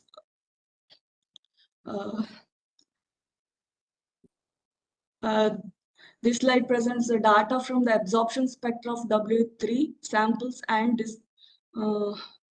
here lambda maximum, that is the maximum absorption wavelength for each samples ranging from 340 nanometer to 326 nanometer. Electronic transition for all samples are from pi to pi star transition. Hello. The band. Hello. Ma'am, please conclude the session. It's 30 minutes. 13 Okay. minutes. This is the last slide. And the band gap value is slightly between 3.3 electron volt to 3.39 electron volt. The Arbach energy, which is indicate the disorder in the material, which suggests which varies from 0.64 to 0.3. From this, the UV absorption is attributed to charge transfer from oxygen O2P to tungsten W5D in tungsten oxide. Strong absorption below 450 nanometer makes W3 useful for optoelectronic Session is applications. open for question and answer. Madam. Yes, Okay. sir.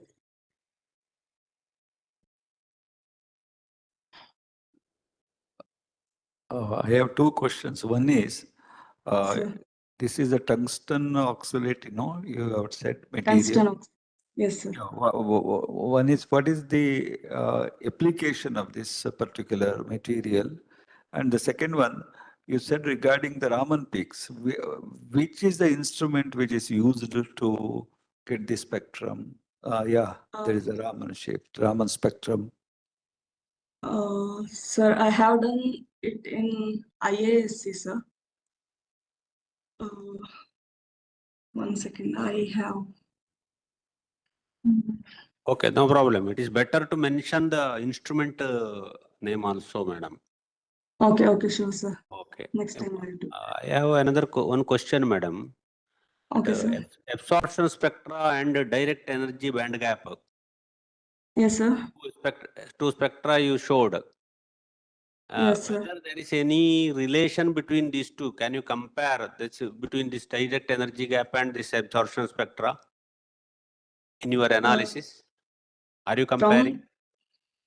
From this spectra, I have calculated direct energy band gap using. Using that spectra, you calculated this one. Yes, sir. Okay. Okay, sir. Okay. Thank you, madam. Good presentation. Okay, thank you, sir. Thank you, sir. Thank you, madam. Thank you. Participant, please note you have 8 plus 2 minutes time for the presentation. Please try to finish in the given time.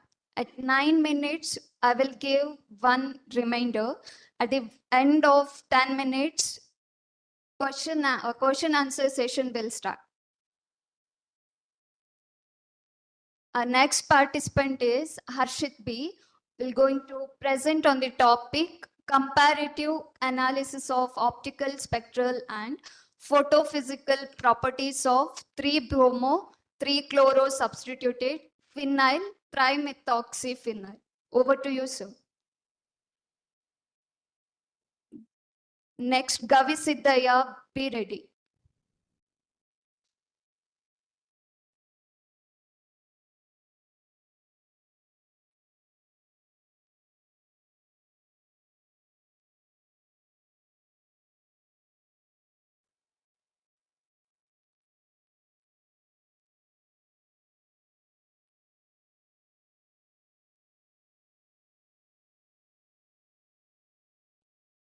Afternoon. Am I audible? Yes, sir. Okay, I hope the screen is also visible. Yes, sir. So the title of the paper is Comparative Analysis of Optical, Spectral and Photophysical Properties of 3-chloro and 3-bromo substituted 2,4,6 trimethoxyphenyl, which is basically 2,4,6 trimethoxybenzaldehyde. So myself, I am Harshit from Department of Physics, who is doing PhD under the guidance of Dr. Surya Narayan K, Department of Physics, SIT Vala Chilmangaluru.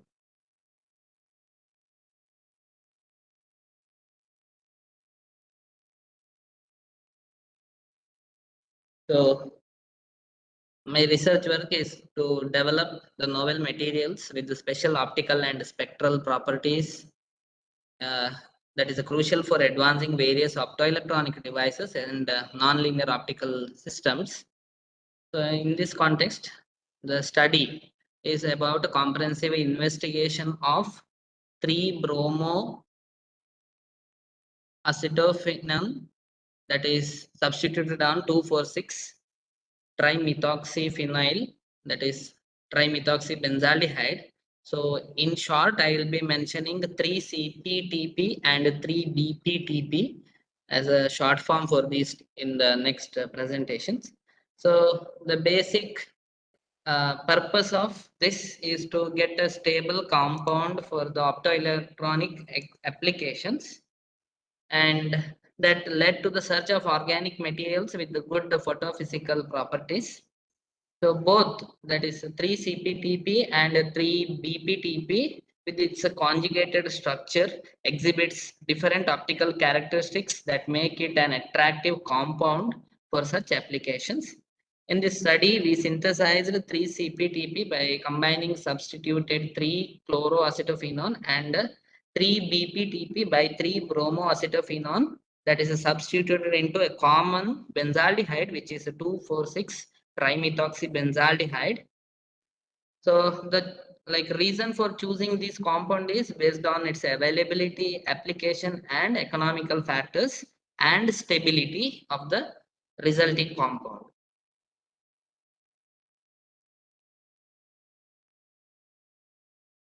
So this is about the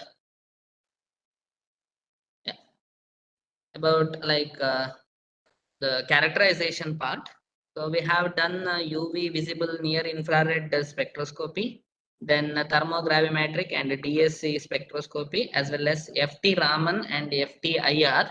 So, but I did not mention FT Raman here. I have mentioned just Raman spectroscopy. That was my mistake, FT Raman.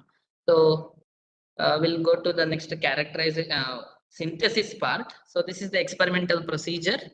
So both 3-CPTP and 3-BPTP is synthesized by taking their molecular weight.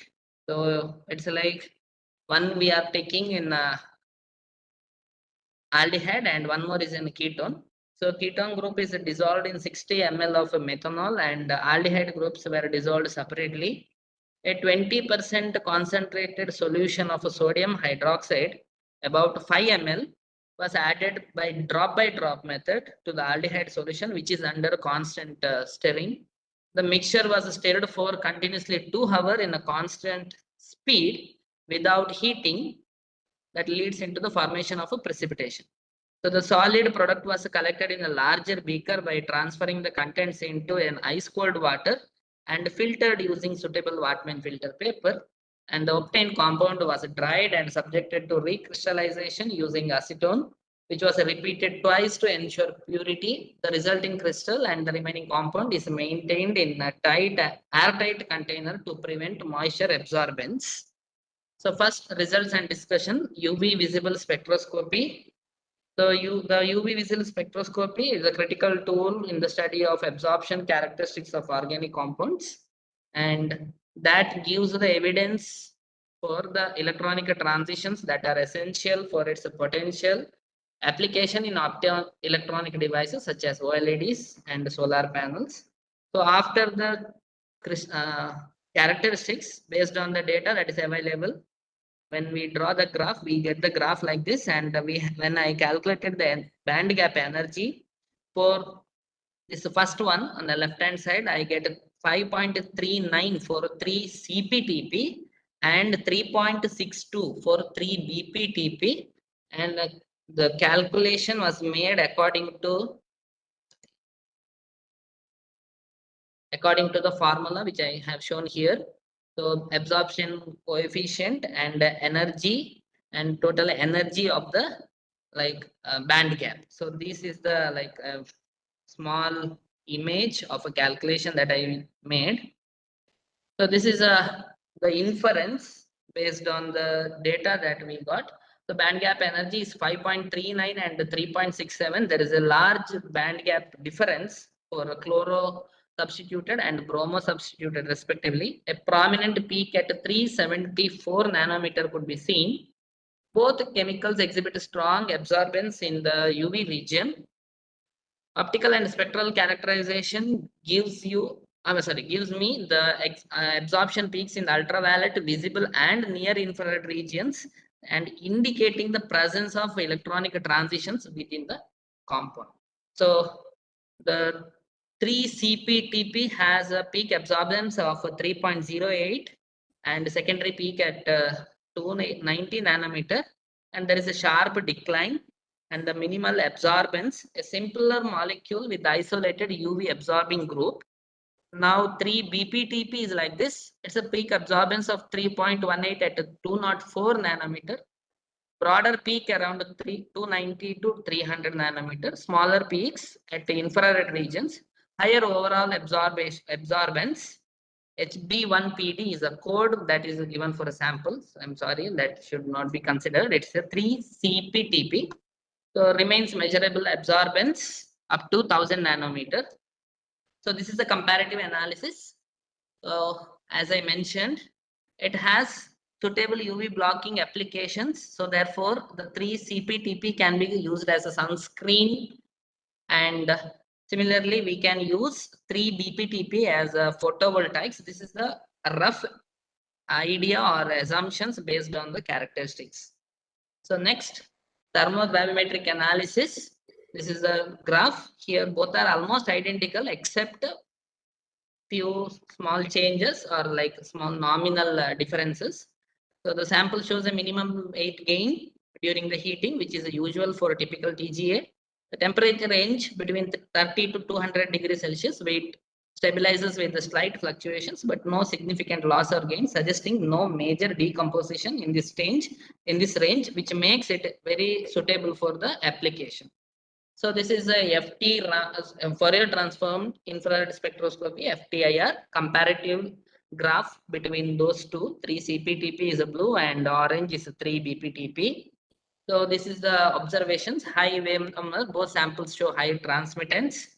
At a fingerprint region that is below 1500 centimeter inverse, transmittance fluctuation significancy, suggesting absorption bands due to functional group vibrations, CC or CO or CH bands. Then BPTP sharp drop around at 300 centimeter inverse. Okay. It's 8 minutes. Okay, ma'am. Maximum 2 slides, not. So this is a Raman spectroscopy. It has 2 peaks at 1720 and at 397. So this is the comparative analysis. both the big strong and sample may be like a composite meant for polymer coated nanomaterials, nanoparticles and biomineralized structures. Degradation or oxidation effect is there. Then this is the application. So these are the application for those who doesn't know what is a nonlinear crystal. Second harmonic generation, when we send one particular wave, that crystal produces another type of wave. So this is a conclusion. Synthesized chalcone compound exhibits significant optical properties as demonstrated through various optical characterization studies. These results highlight their potential use in photonic devices, confirming their applicability in the field of nonlinear optics. These are the references. Thank you.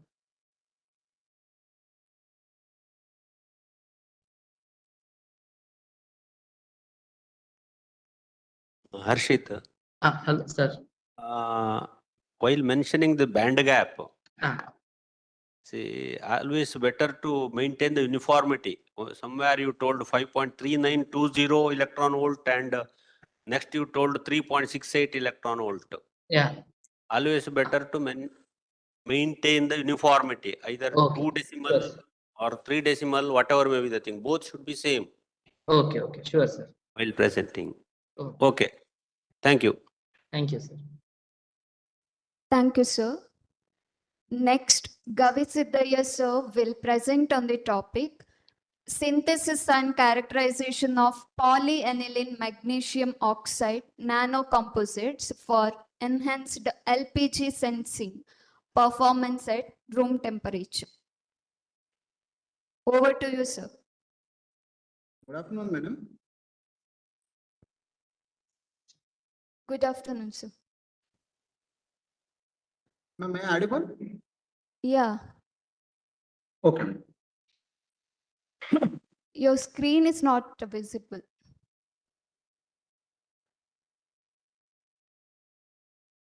Please share the screen.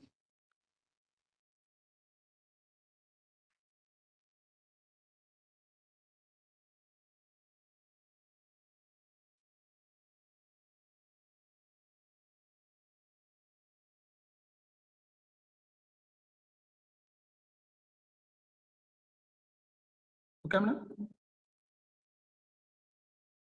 It's visible, sir. Okay. Myself, Gavishidaya Matar, my research topic, I'm working under the supervision of Dr. Subramania K. Udayampu University. My research paper title is Synthesis and Characterization of Polyaniline Magnesium Oxide, PANI-MgO nanocomposite for Enhanced LPG Sensing Performance at Room Temperature. This presentation consisting of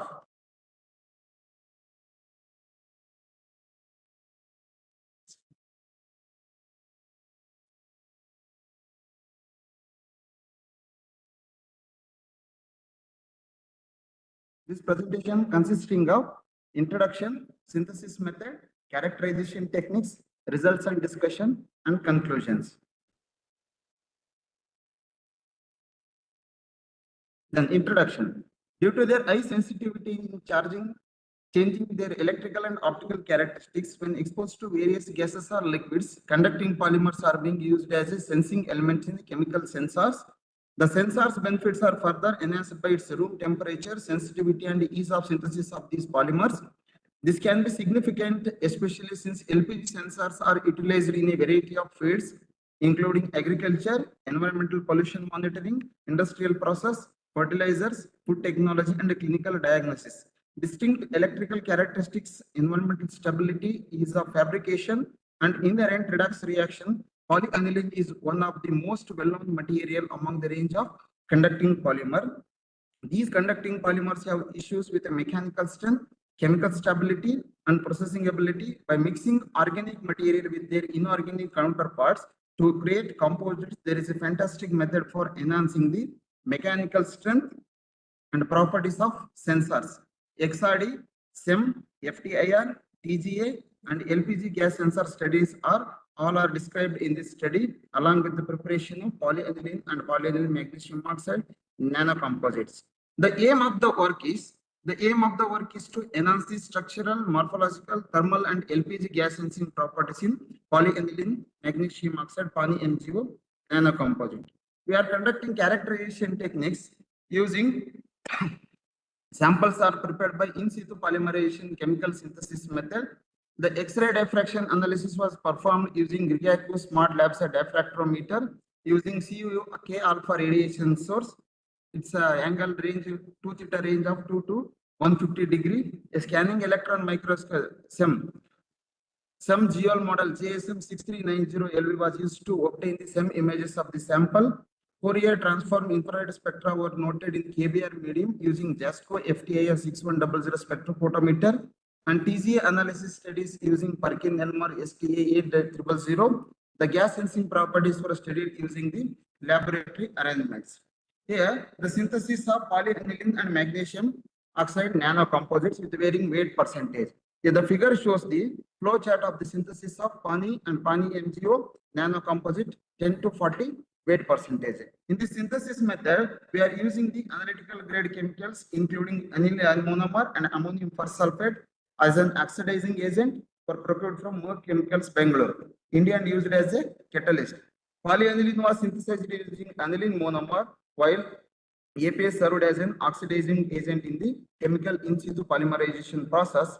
The standard synthesis protocol involved in dissolving the monomer and oxidant in a double distilled water in the stoichiometric ratio of 1:1. The reaction mixture when the supplemented with 1 molar HCl concentration. However, this did not accelerate the reaction or improve the yield. The polymerization process was initiated by continuously stirring the mixture at 5 degrees Celsius for 6 hours, followed by a overnight, aging at room temperature to ensure complete polymerization. The resulting solution was filtered the next day using button filter paper to obtain the precipitate. The precipitate was repeatedly washed with a double distilled water and acetone until a clear filter was obtained. The purified sample was sintered at 60 degrees Celsius for 12 hours to achieve the final polymer product. For Pani and Pani MgO nanocomposites, samples were successfully synthesized using the same method with varying magnesium oxide nanoparticle weight percentage from 10 to 40 weight percentages. These results and discussions, the analysis of X-ray diffraction. The X-ray diffraction pattern of pure polyaniline and pure magnesium oxide nanoparticle and Pani MgO nanocomposite the different weight percentages spanning a diffraction angle of 10 to 80 degree. The XRD pattern of polyaniline displays a broad peak signifying it's an amorphous nature with a characteristic peaks appearing at 2 theta is 25.42 degree. To determine the average crystallite size in the crystallite size, the Debye-Scherrer formula here we are using B is equal to K lambda divided K lambda by B cos theta. The XRD pattern of the polyaniline magnesium nanocomposite 10 to 40 weight percentage is shown in the figure. The broad diffraction peaks at lower angles confirm the formation of Pani, indicating its amorphous nature. The XRD spectra of polyaniline magnesium nanocomposite exhibit a distinct diffraction peaks corresponding to both magnesium oxide and Pani, verifying the presence of Pani in the composite structure. Well-defined peaks were observed in various 2 theta angles like 21.11 degree, 26.32 degree, 23.45 degree. Like that, the corresponding HKL planes 003, 113, 012, 003, 110, 003, and 113, confirming the incorporation of magnesium oxide within the polyaniline matrix. The XRD pattern of polyaniline magnesium nanocomposite 10 to 40 weight percentages aligns well with the JCPDS data card number 00027059. Additionally, the broad diffraction peaks further reinforce the presence of polyaniline in the synthesized nanocomposite. The average crystallite size of the polyaniline magnesium oxide nanocomposites 10 to 40 weight percentage was determined using Debye-Scherrer formula. The crystallite size of the pure magnesium oxide was found to be 34.92 nanometer. Then average crystal size of the polyaniline magnesium oxide nanocomposite was calculated to be 48.06 nanometer. Then scanning electron microscope SEM analysis. The figure A represents the SEM image of the pure polyaniline and figure B shows the SEM images of the magnesium oxide and C2F shows the polyaniline magnesium nanocomposite with varying weight percentages. When LPG comes into the contact with the sensing material, these pores facilitate rapid gas adsorption, thereby increasing sensitivity. The adsorption process enhances the interaction between the LPG molecules and the porous structure of the polyethylene. Furthermore, analysis of the SEM image estimated the average pore size to be 110 nanometer. In figure, present scanning electron microscope of pure poly and polyethylene nanocomposites with varying weight percentage captured at magnifications 1500x and 3500x under the accelerating voltages 20 kV. The SEM images of MgO and poly MgO nanocomposites of 10 to 40 weight percent are shown in the figure B and C to F respectively. The synthesized material primarily exhibit a spherical morphology with a notable porosity as evident from their surface structure. In polyethylene magnesium nanocomposite, this porosity serves as an active site for a gas adsorption, which is essential for LPG sensing application. A higher degree of porosity enhances gas adsorption on the surface of improving the material sensing response. The micrograph of the composite shows slight difference of magnesium oxide within the polyethylene matrix. The average particle diameter was determined using ImageJ software, while the SEM images were also analyzed to measure pore size. The pore size of the polyethylene magnesium oxide 40 weight percent was determined to be 362 nanometer as shown in the figure. Then FTIR spectrum analysis. The figure A shows the FTIR spectrum of the pure polyethylene and figure B shows the FTIR spectrum of the pure magnesium oxide nanoparticle and figure C shows the FTIR spectrum of the polyethylene magnesium composite with a different weight percentage like 10 to 40 weight percentages. In figure A, at a wave number 618 per centimeter, it was discovered that the aromatic rings carbon-nitrogen-carbon single bonding mode produced with a distinctive polyethylene.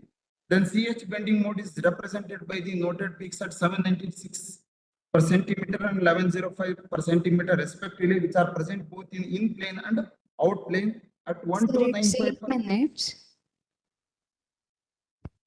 Ma'am? 8 minutes. Okay, 2 madam. more minutes are there. Okay, madam. Okay. At 1 to 95 per centimeter is the bending mode is NH single bond is detected. The formation of Pani is confirmed by the two additional peaks, which are noted at wave numbers 1457 per centimeter, 1557 per centimeter respectively. The benzoate and quinoid CC single bond stretching vibrations are responsible for these peaks.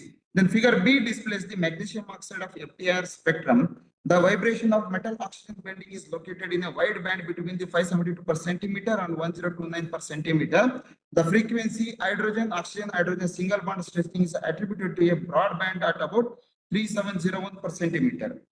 The carbon double bond oxygen stretching frequency causes a wide band to form around 1385 per centimeter, indicates the presence of an aromatic ring. Then figure C shows the FTIR spectrum of the Pani MgO 10 to 40 weight percent nanocomposite. The presence of metal oxide is confirmed by the peak noted at 616 per centimeter, which is linked to vibration mode, magnesium oxide stretching. The distinctive band of polyethylene resulting from the aromatic rings, carbon, nitrogen, and carbon bonding mode is visible at 799 per centimeter. The out plane and in plane carbon and hydrogen single bond modes are responsible for the peaks seen at 110 per centimeter and 1300 per centimeter respectively. Then the TC analysis, the thermal behavior of the polyethylene which undergoes the three distinct stages, weight losses. The first stage is occurring between 30 degrees Celsius to 140 degrees Celsius. Approximately 20% of the total sample weight is lost from the polyethylene chain. The second stage is observed within the temperature range of 140 degrees Celsius to 280 degrees Celsius, correspond to the decomposition of HCl acid and the simulations release of the water, resulting in an additional 10% weight losses. Then finally, the third stage is where the degradation of the Pani chain takes place, span from 280 degrees Celsius to 700 degrees Celsius. The thermal behavior of the polyethylene and polyethylene magnesium oxide nanocomposite is shown in the figure B. The Pani has less thermal stability than the composite material. The composite weight percentage of the magnesium oxide nanoparticle increases along with its thermal stability. The polyethylene magnesium nanocomposites exhibit a slower thermal decomposition rather than the pure polyethylene. The results indicates that polyethylene magnesium nanocomposites show a significant improvement in thermal stability. Then final one is gas sensing studies. Here there are three images. The first image is image A, shows the study of the selectivity for various analytic gases, and figure B shows the polyethylene and poly-MgO nanocomposite sensitivity. Then figure C shows the stability of the gas in the different nanocomposites. First, the selectivity test results are presented in figure A. Among the analyzed gases, NO2, liquid petroleum gas, oxygen, ethane, methane, and acetones exhibited lower sensitivity levels of approximately 25%, 8%, 24%, 19%, and 7% respectively. In contrast, LPG showed the highest sensitivity, reaching 70%. As a result, the PANI and PANI-MgO nanocomposite focused on the LPG sensing for the test chamber was filled with the varying concentration of LPG, and the corresponding resistance and sensitivity values are measured and recorded. Then the lower sensitivity observed in PANI is attributed to its smaller surface area with an increase of weight percentage of magnesium oxide nanoparticle leads to enhanced sensitivity. In other nanocomposites and pure PANI-MgO nanocomposite, 48% of the nanocomposites exhibits the largest and highest level of sensitivity. This is a result of the metal oxide nanoparticle and LPGs interacting. The chemi-absorbed oxygen ions determine the sensitivity of gas based on the semiconducting metal oxide gas sensors. Time over. 2 minutes, ma'am. Last 2 minutes, please.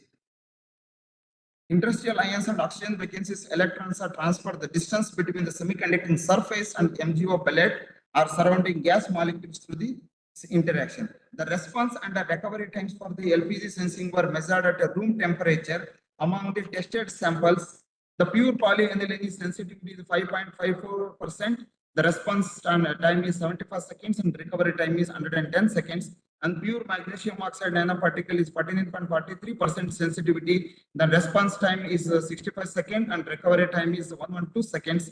And PANI-MgO 10%, PANI-MgO nanoparticle 10% weight percentage is sensitivity is 52.66% and response time is 60 seconds and recovery is 120 seconds. PANI-MgO 28% is sensitivity is 59.93%. and response time is 55 seconds and the recovery time is 135 seconds. And PANI-MgO 38% is 64.17% sensitivity and response time is 85 seconds and recovery time is 120 seconds. PANI-MgO 48% is 70% of sensitivity, 40 seconds response time and the recovery time is 51 seconds. So the LPG, the final one is the LPG gas stability analysis results are shown in figure C. The PANI-MgO 48% demonstrates long-term stability in LPG detection. A detailed evaluation revealed that its sensitivity remained at 70% during the first 20 days, is slightly decreased to 60-70%. By end of 60 days, the indicates minimum variation in the sensor stability over the testing period. The conclusion is, in this study, polyethylene and PANI-MgO nanocomposite 10 to 8% is successfully synthesized using in situ polymerization method, and structural, thermal, and LPG sensing properties were systematically studied. XRD analysis confirmed the presence of both polyethylene and magnesium in the nanocomposite with increase in the crystallites from 34.92 nanometer magnesium oxide to 48.06 nanometer PANI-MgO nanocomposite. Some images revealed a spherical morphology with a significant porosity, enhancing the material gas absorption capability, which is crucial for LPG sensing application. FTIR spectra verified the successful interaction between the magnesium oxide nanoparticle and polyethylene molecular chains, leading the slight shift in the absorption bands. UV analysis demonstrated improved thermal stability of the polyethylene magnesium nanocomposite compared to pure PANI. LPG sensing measurements revealed that the polyethylene magnesium oxide 48% exhibited the highest sensitivity, 70% with response time of 40 seconds and recovery time is 51 seconds. Thank you. Okay. Thank you, sir, for a good presentation. Okay. Thank you. Thank you, sir. Thank you, sir. Next, Siddhi Shettigar will present on the topic development of regression formula to estimate height, weight by footprint of North Goa people. Over to you. Next participant, Spurti BS. Be ready. Good afternoon, ma'am. Am I audible? Yes, ma'am. So, good afternoon, everyone. Myself, Siddhi Shettigar. I'm a student of Garden City University, Bengaluru, currently doing my master's in forensic science, and this is a part of my applied physics project. So, the topic is development of regression formula to estimate height, weight by footprint of North Goa people. So, going to introduction. So, footprints are valuable evidence in forensic investigations and can provide insights into an individual's identity, including height estimation. So, this study aims to develop a regression formula, the constants, to estimate height from footprint measurements in the North Goa population, aiding forensic identification processes.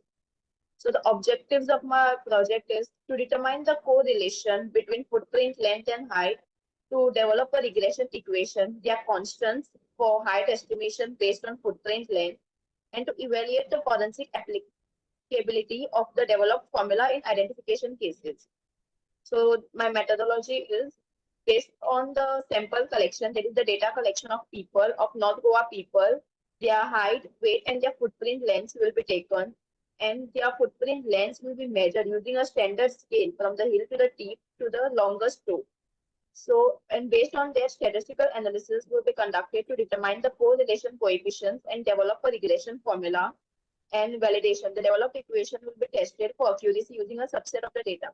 So, sir, my project is still ongoing. I'm working on it. And so my result is not yet declared. So based on that, I'm just telling you the hypothesis, sir. So there is a significant positive correlation between footprint length and height, and a regression equation can be developed for height estimation from footprint length, and the derived formula can aid in forensic investigation where only footprint evidence is available. So the conclusion is this study will help establish a scientific basis for height estimation using footprint length, contributing to forensic anthropology and crime scene investigations. The findings will help forensic experts use footprint evidence effectively in personal identification, especially in cases where only partial footprints are available. So thank you, sir. Okay, Siddhi Shettigar, thank you.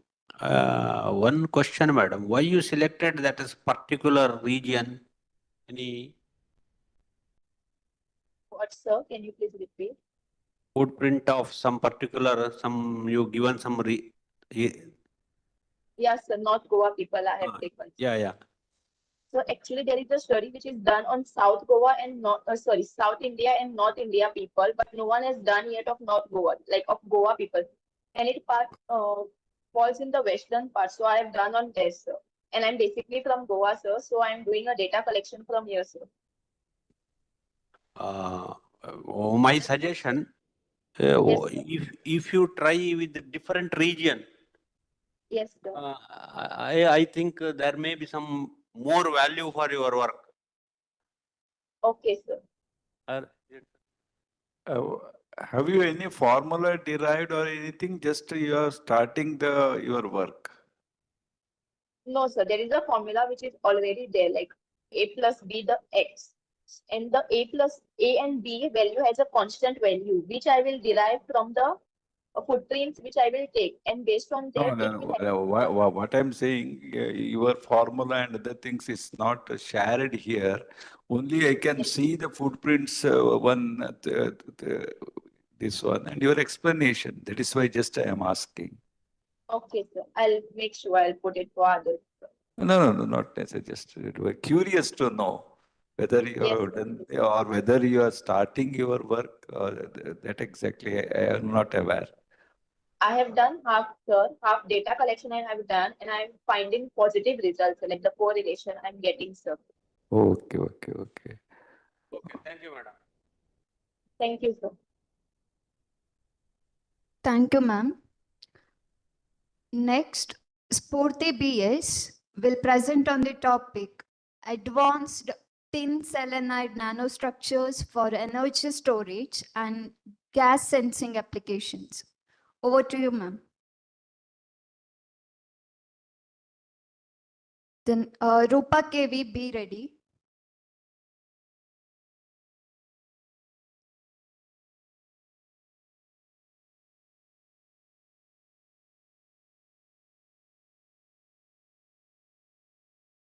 Sporty BS, are you there?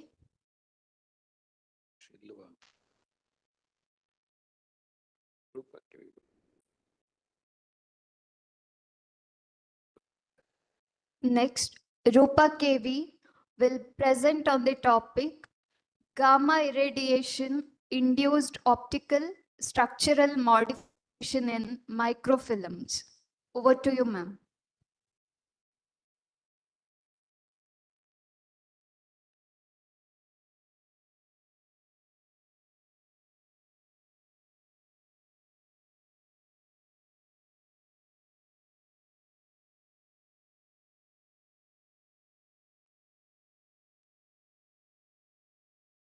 Ma'am, please unmute yourself.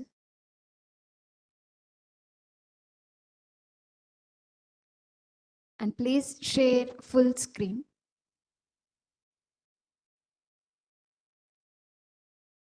Good afternoon. Myself Rupa. Am I audible, ma'am? Yes, ma'am. Yes, ma'am. Okay. Please share full screen. Is the screen visible, ma'am? Screen is visible.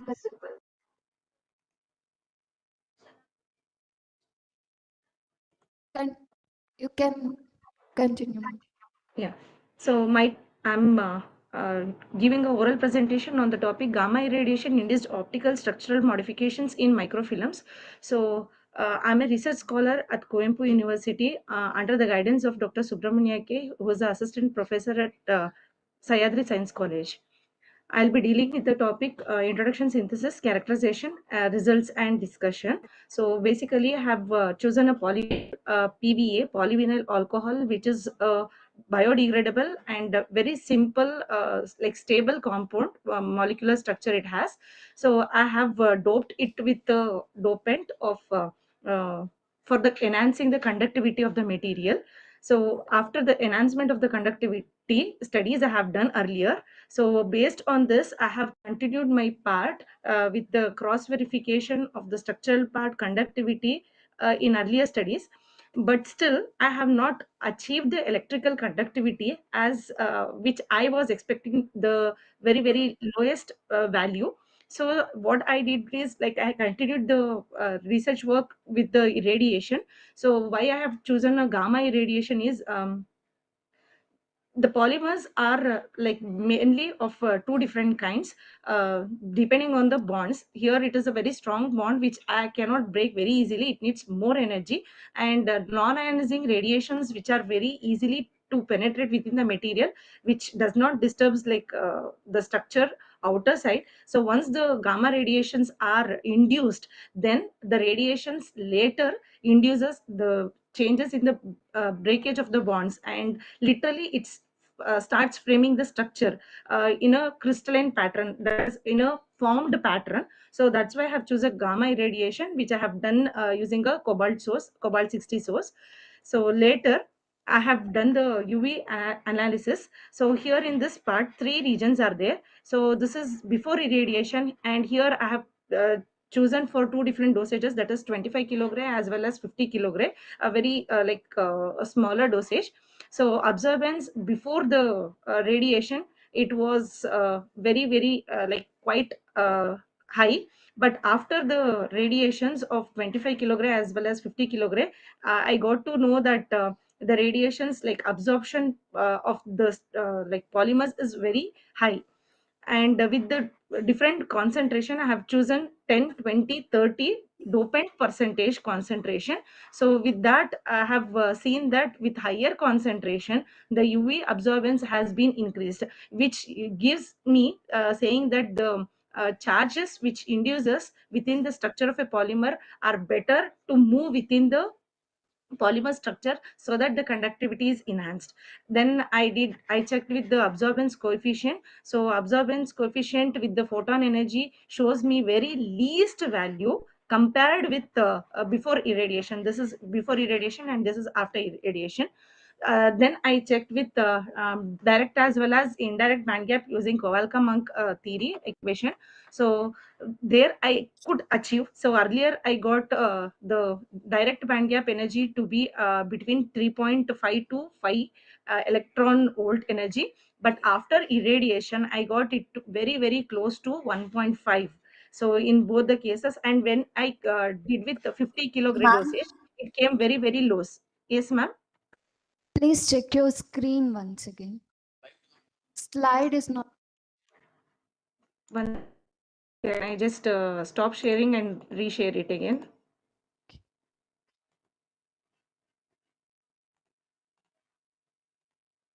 Now is it visible, ma'am? My screen? Yes, ma'am. Okay. So then I did the indirect band gap energy. So indirect band gap energy also, which came very least, very low compared with the before irradiation. So earlier with before irradiation, I got very close to 4.7, in between 4.7 to 5 electron volt. But after irradiation, I got within one electron volt. So this gave me evidence that my chosen polymer which behaves to be as good electron conductivity material. Then I checked with activation energy, that how much minimum energy I required for my charges to move within the sample. So this, here is the table of result. Activation energy is very less I got after irradiation. Before the gamma radiation, it was quite high.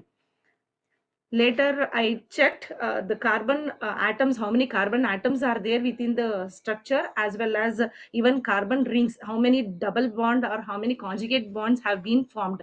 Because in the same analysis, I got the confirmation saying that microstructure pores were formed here and there randomly.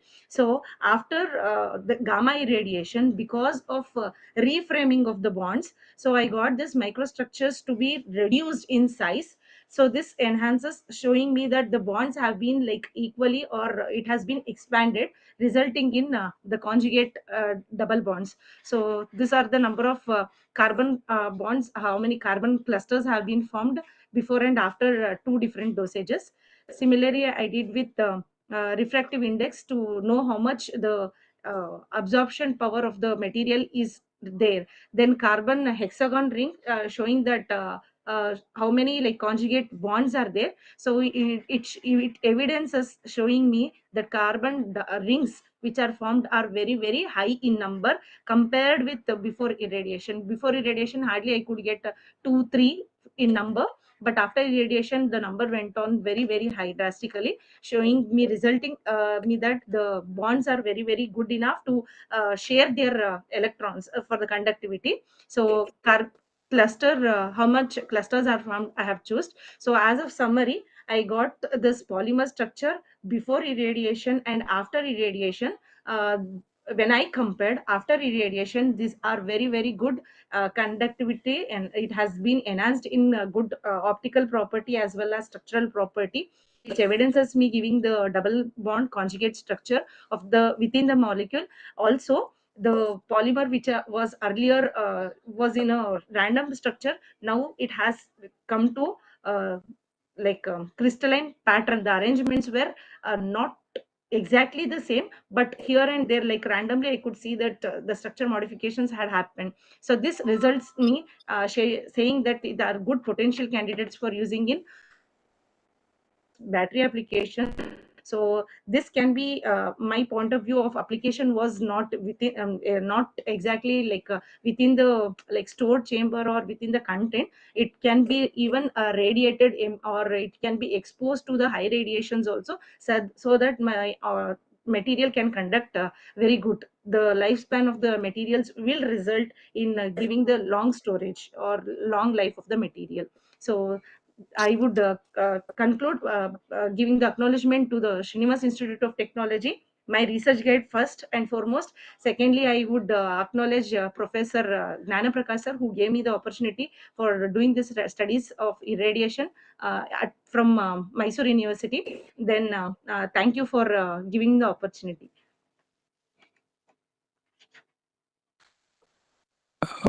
Madam, what is the source used for the gamma radiation? Which source? Yeah, you have said Sir, gamma radiation, irradiation. yes. Which source you have used? Sir, cobalt 60 I have used, sir. Cobalt 60. Okay. Yes.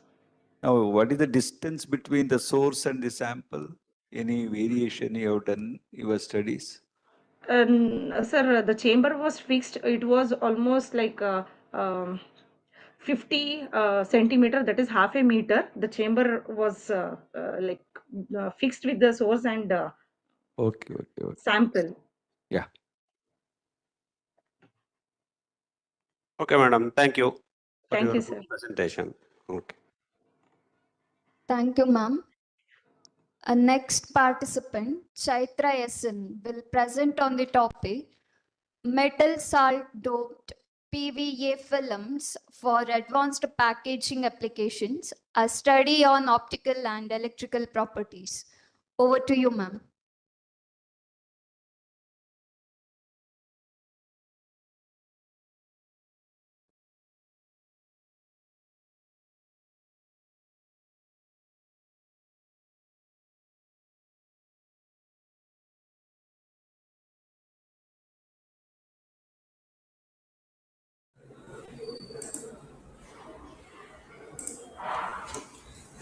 Hello, ma'am. Am I audible? Yes, ma'am. Good afternoon, everyone. I am Chaitra SN, Assistant Professor in Department of Physics, Malnad College of Engineering, Hassan.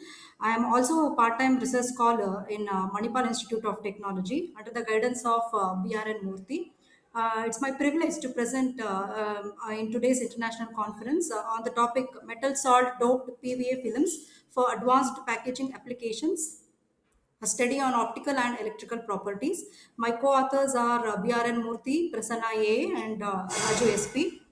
So this is the content list I will be following for the presentation. To begin with the introduction, so we all know that the use of plastic has increased significantly in the present scenario.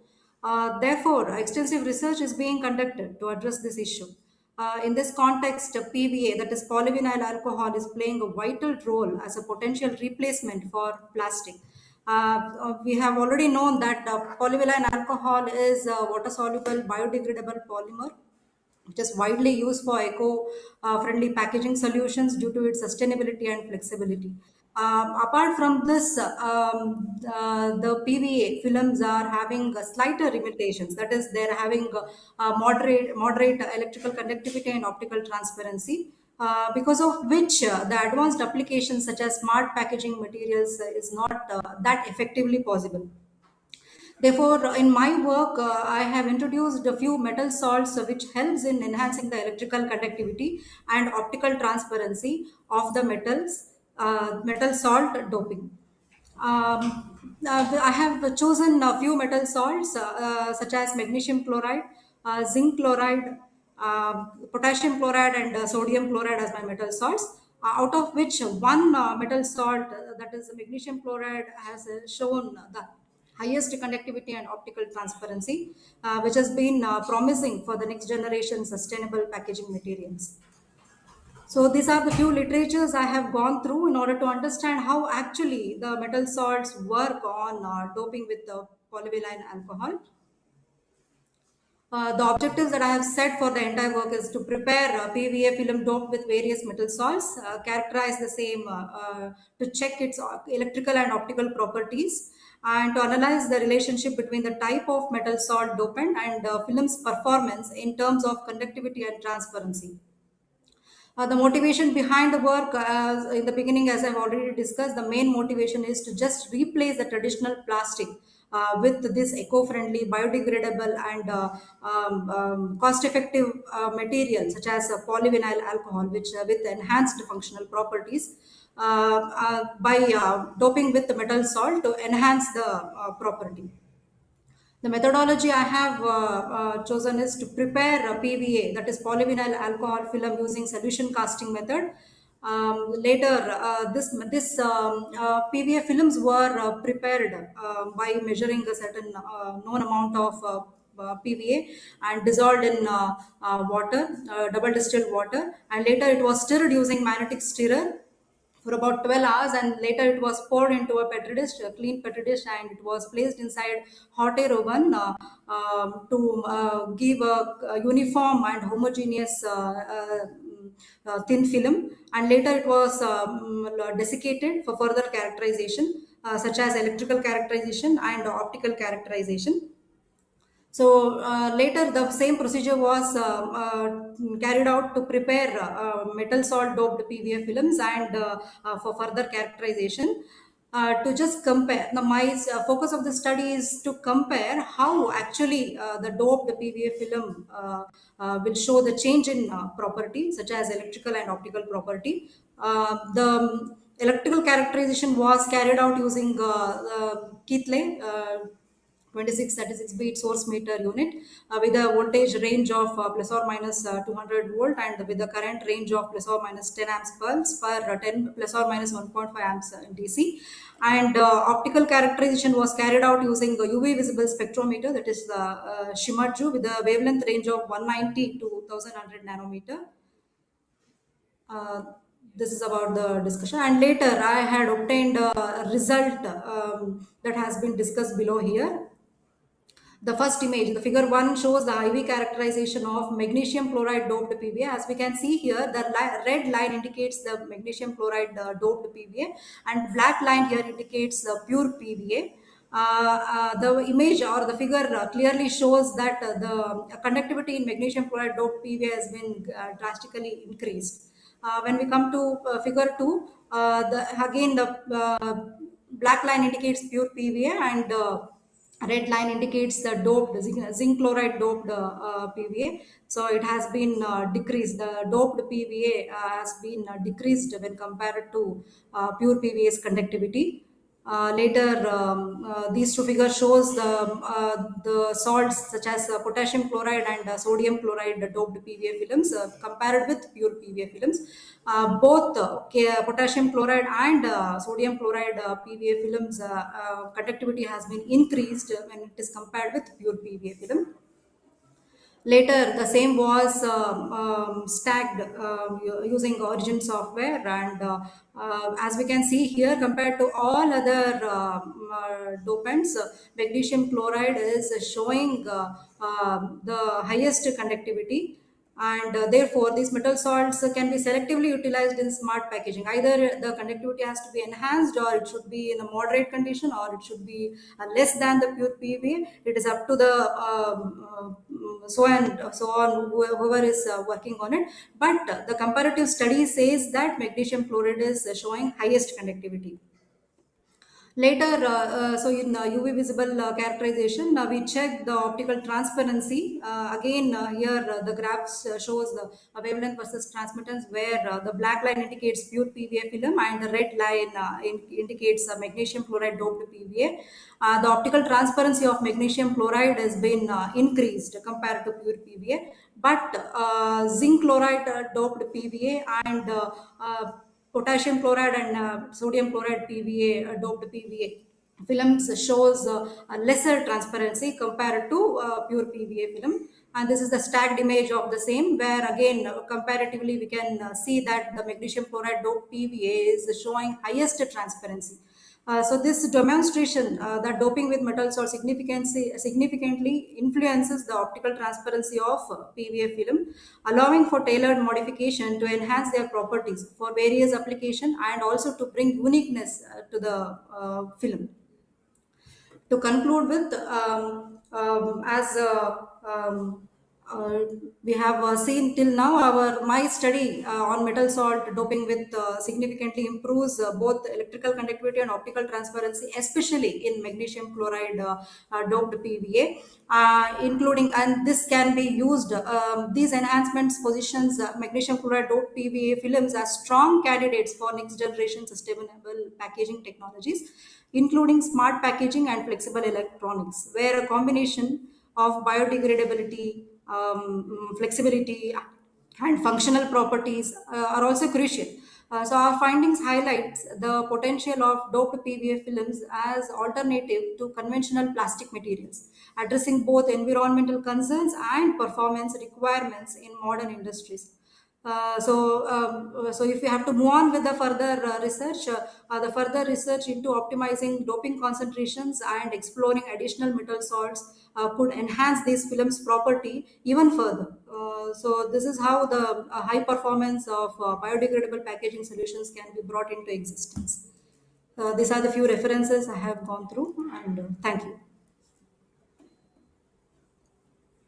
Madam, Yes, sir. have you confirmed this doping, whether it is doped or magnesium chloride doped? Yes, sir. It has been confirmed, and the study, according to the study which I have shown, it says how it is confirmed? so polymer matrix has been uniformly, the dopant has been uniformly distributed. The film itself, so the visual characterization and source measure unit characterization has been undertaken. And a few papers, research papers which I have gone through, they have already doped magnesium chloride, and they have confirmed that the uniformity, that means the doping has been effectively done for polymer matrix. Okay, because if you are doing thesis, I think it is better to confirm using some other method. Yes, sir. Sure, sir. You may ask with your guide. Sure, Okay. sir. Okay. Okay. Thank you. Thank you, sir. Thank you, ma'am. Our next participant, Spurti BS, will present on the topic Advanced Tin Selenide Nanostructures for Energy Storage and Gas Sensing Applications. Over to you, ma'am.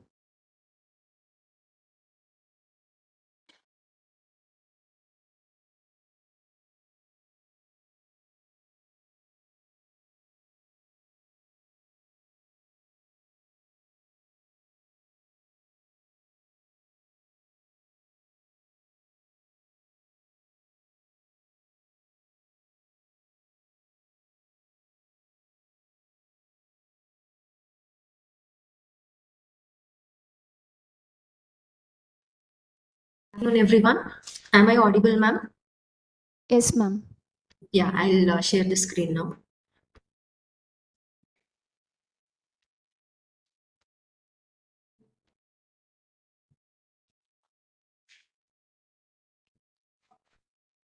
Yeah, I am Spurti BS, research scholar from Department of Physics, Bangalore University. I'm doing my PhD under the guidance of Professor C.G. Renuka. Today, I'll be presenting on advanced tin selenide nanostructures for energy storage and gas sensing applications. Coming to the contents, the introduction, synthesis, characterization techniques, applications, conclusion, and reference. In recent years, nanostructured materials have gained significant attention due to their unique physiochemical properties, making them highly promising for advanced technology applications. SNSE is a layered semiconductor with anisotropic Hello, ma'am. properties. Yeah, ma'am. Please change your slides. Yeah, I have been sharing.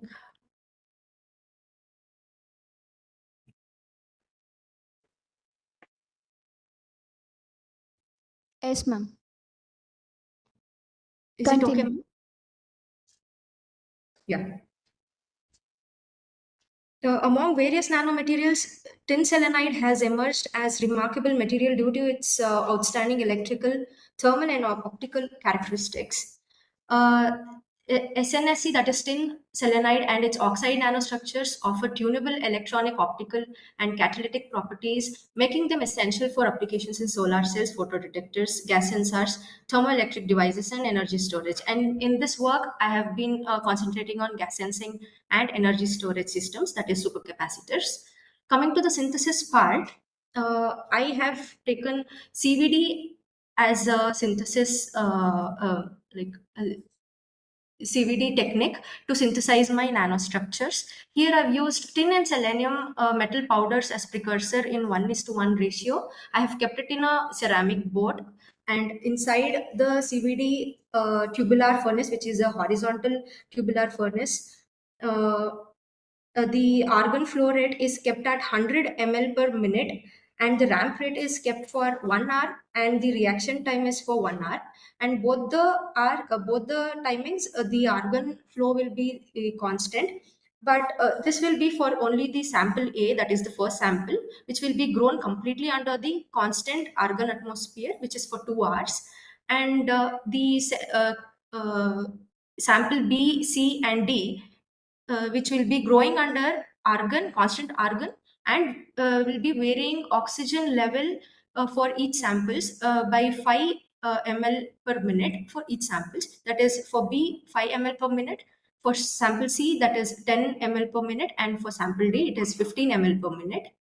The sample A, which is the first sample, which was grown under constant argon atmosphere, produced irregular nanostructures.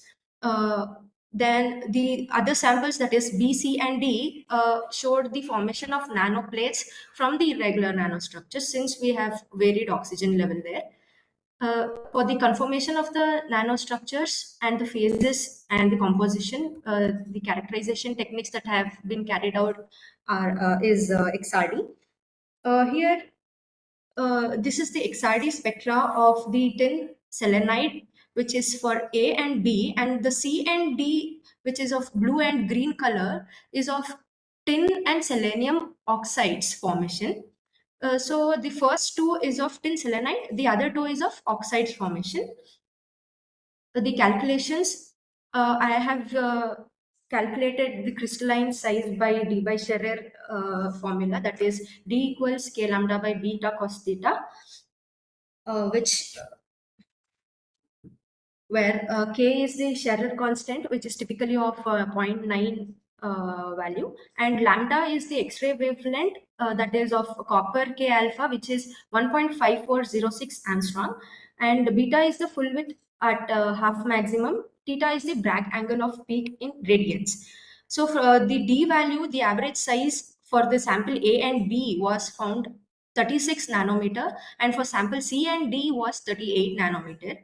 And then the next calculation is average D spacing, where D equals n lambda by 2 sine theta, n is the order of diffraction.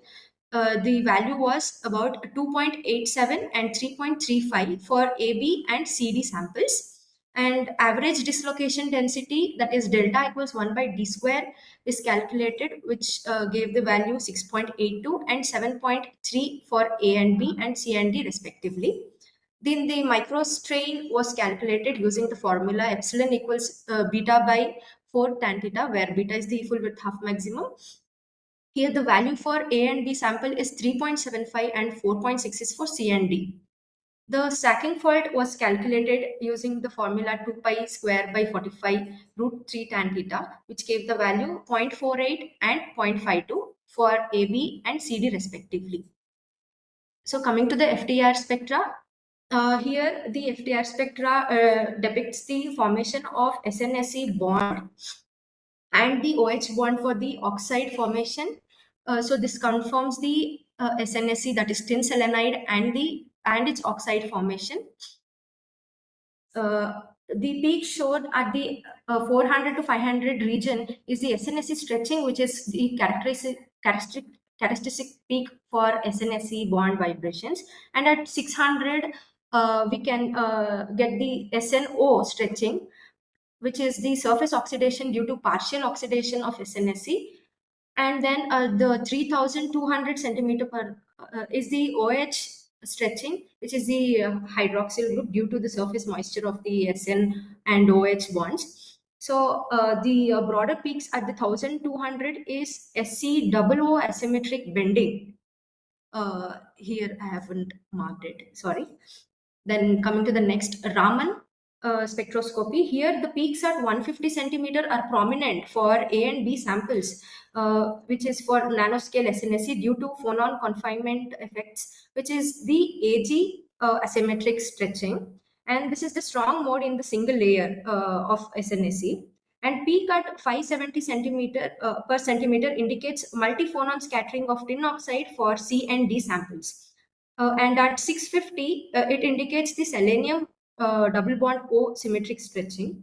And here we can see the shift of sample D's Raman spectrum, which shows the shift in peaks indicates nanostructuring effects or mixed phased formation.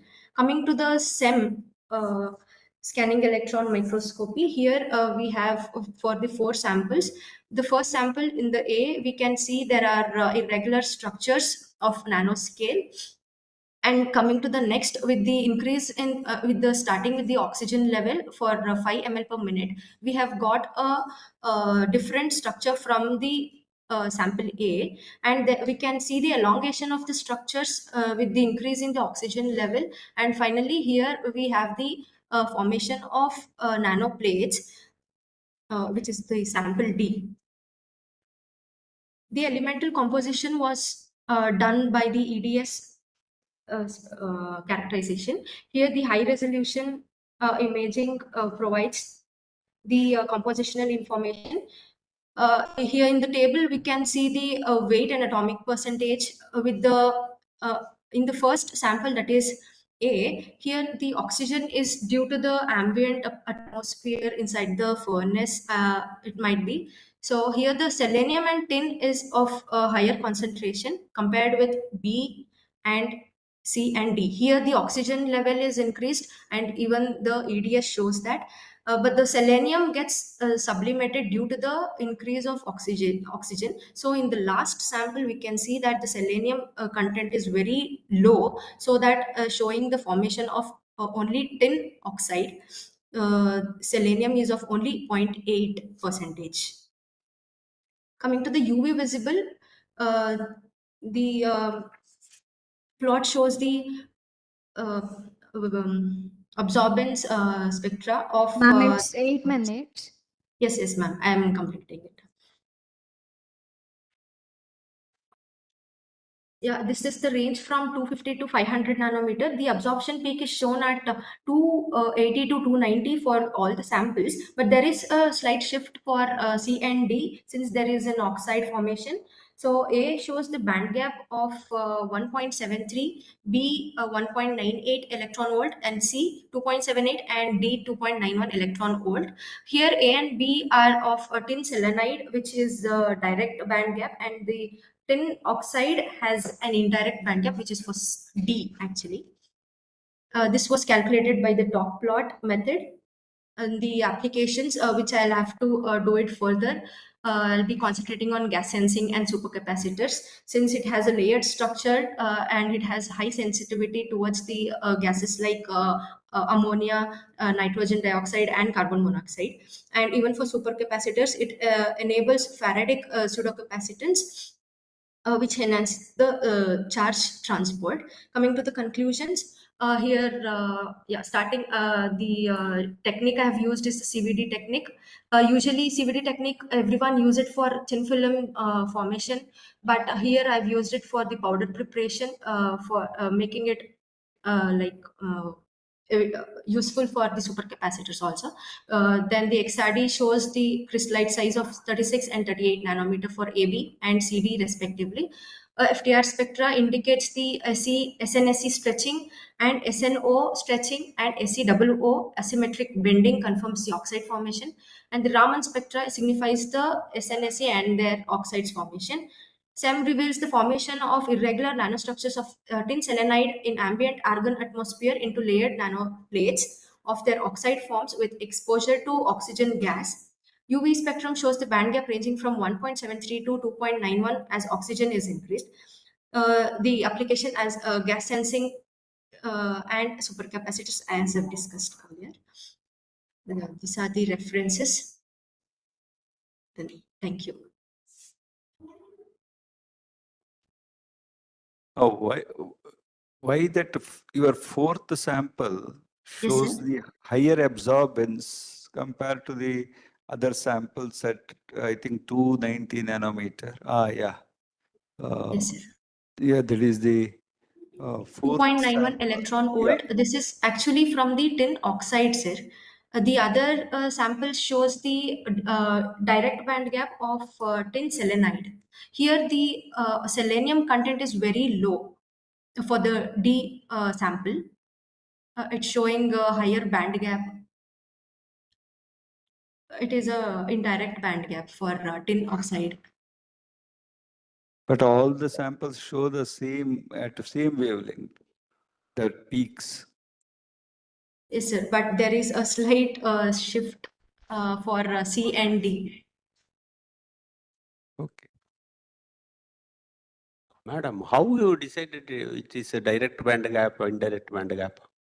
So from the literature survey, I got that the tin selenide has a direct band gap and the tin oxide has an indirect band gap. Okay. Thank you, madam. Thank you, sir. Thank you, ma'am. Next, Rajesh K. So will present on the topic physical properties of PVA PVP blend filled with V2O5 nanofiller. Over to you, sir.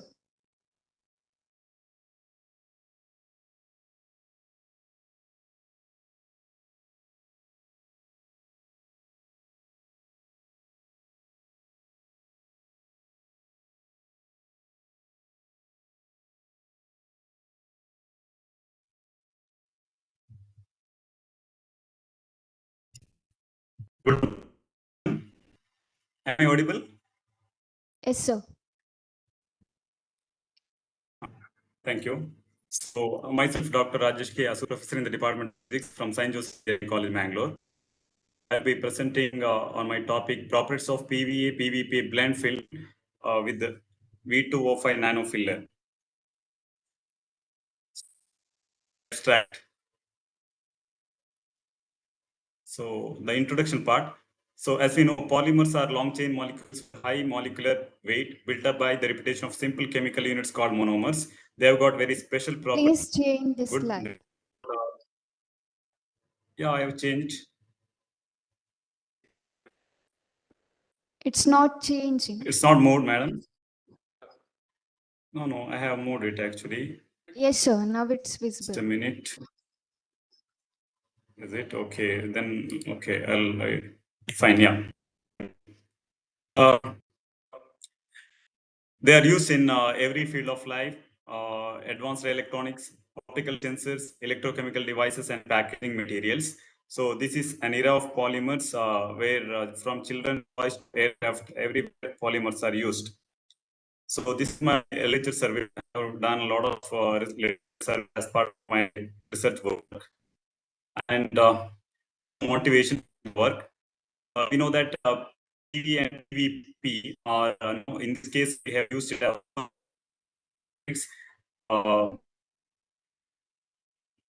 composite properties, strong interface with the nanoparticles.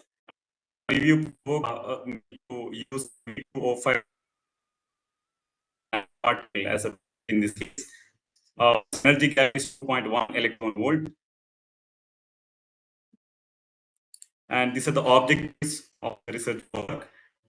Blending PVA and PVP in 1:1 ratio, that 50% using solvent casting method, and PVA PVP blends filled with the V2O5 nanoparticles are produced of varying percentages.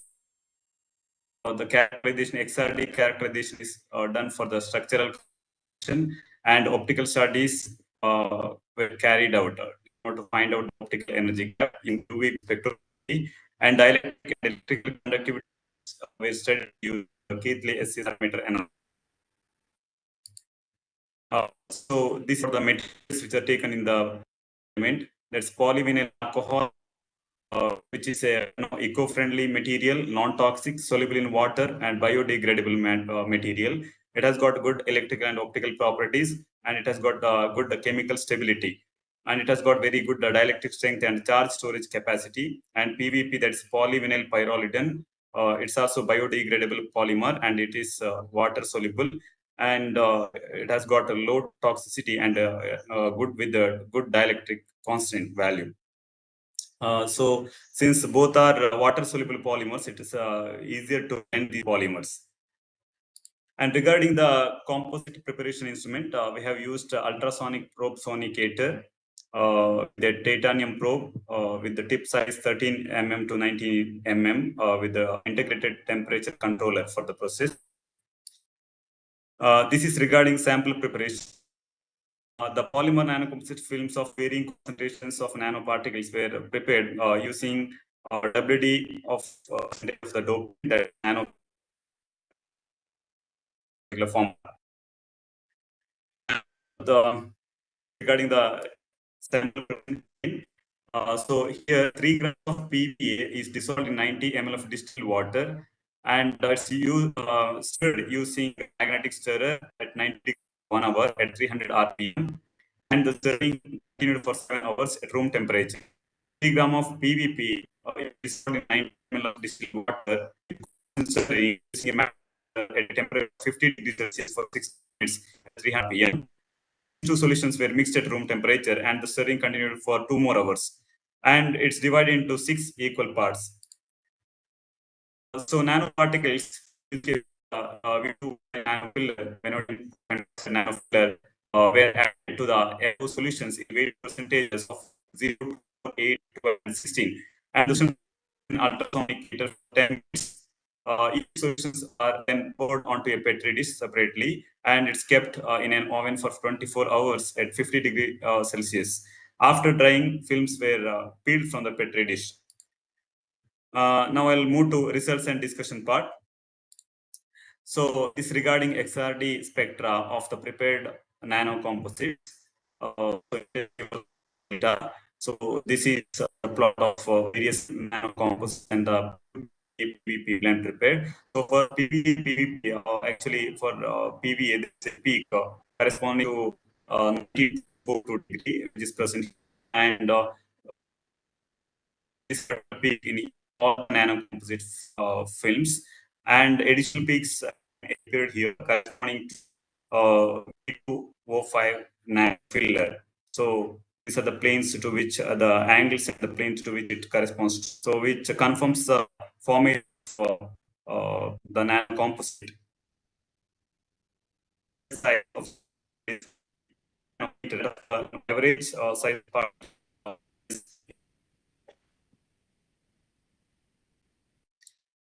and the optical studies, the UV with we have plotted the absorbance versus strength for the pure material on the left and on the right. So this is the and optical energy gap is plotted here for the various nanocomposite films, and it's direct energy gap values. So alpha h nu square versus h nu, and for PVA PVE, the is found to be 5.47 electron volt, which decreases as the weight percentage of the dopant concentration increases in the blend, which is about 2.1 volt for 16 weight percentage weak O5. And next one studies about dielectric. So here we have the dielectric constant versus log F. So at the low frequency region, the dielectric constant is found to be higher because of the phase polarization mechanism, and as the frequency increases, the dielectric constant value is decreased. And this again for the various weight percentages from 2 to 12, it is increased, and for the 60% it is decreased in this case. I mean, for the dielectric constant real as well, the constant, the imaginary as well. That's dielectric laws. So loss. So the increases for in the higher frequency region. That's why the material can be used for high frequency device applications. So this is the AC conductivity study. Again, for 12 percentages, the AC conductivity is found to be highest, and later it decreases. That's because percolation threshold occurs maybe due to some agglomerations in the sample. Electric Sir, as it's the 8 AC conductivity minutes. decreases for higher percentages. Yeah. It's And 8 minutes. 2 more the minutes. last part, that's the conclusion. Yes, fine, man. Yeah. So lower value of optical energy gap makes them dominant material in the manufacturing electrodes, and the energy gap decreases from 5.47 electron volt to 2.05 electron volt. The high dielectric constant and small dielectric loss find in capacitors and piezoelectric transducers. The prepared polymer nanocomposites have ability to store large at low applied electricity. The lower dielectric constant at high frequency is useful as tunable interlayer dielectric, which curtails the resistance, capacitance, time delay, and finds application in fast signal propagation system, high frequency optical interconnect, high frequency micro devices. The results indicate that the prepared films, when used as separators, can enhance the electrochemical nature of supercapacitors. So this is references. Yeah.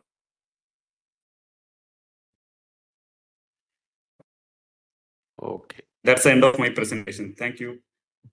Okay. Sir, I have one question. How you measured this dielectric constant? Which instrument? Dielectric constant at different frequency. How you measured?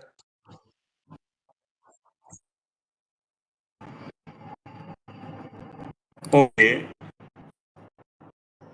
Constant for sir. Dielectric constant with the Hello? different frequency. Using which instrument you measured? By Okay. Okay. Okay. Thank you.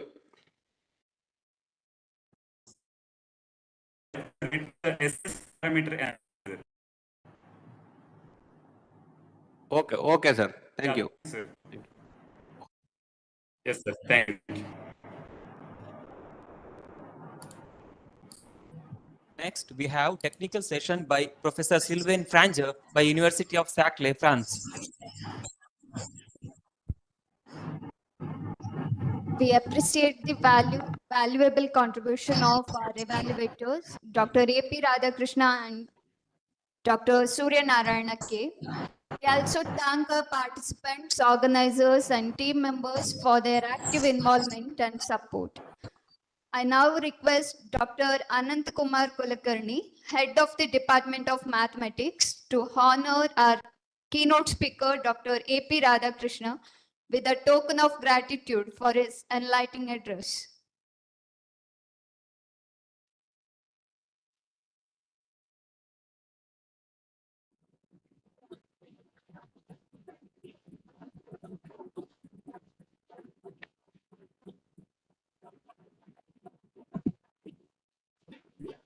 Thank you, one and all.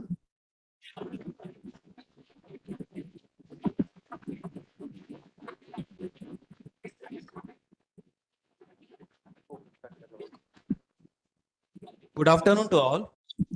It is my privilege to extend a warm welcome to all delegates, esteemed speakers, and participants joining us for the International Conference on Recent Trends in Applied Sciences, organized by the Department of Basic Sciences, Srinivasa Institute of Technology, Bangalore.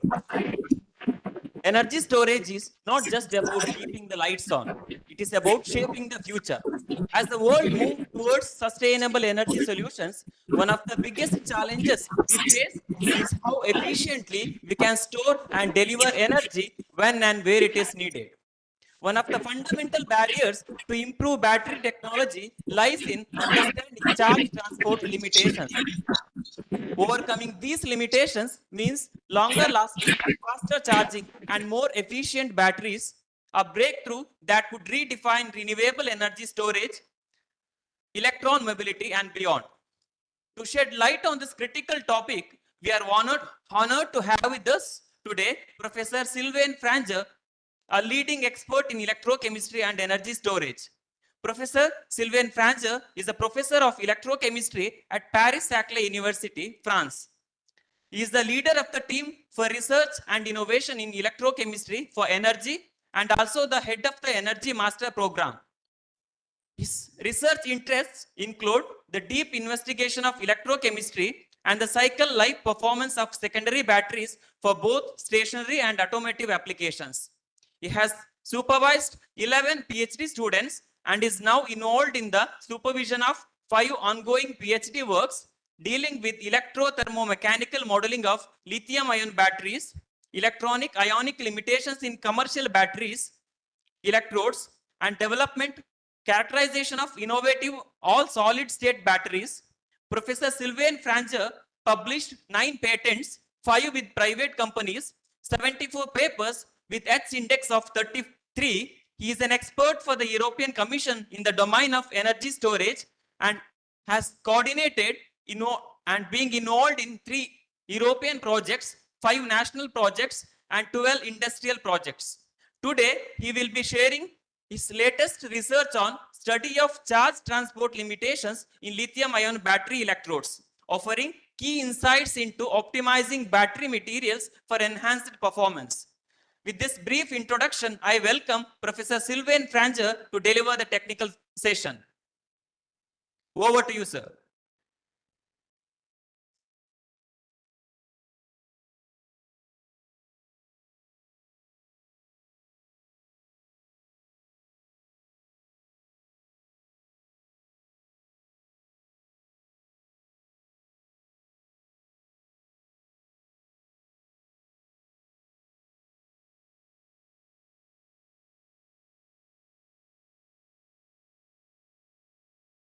Sir, could you please unmute?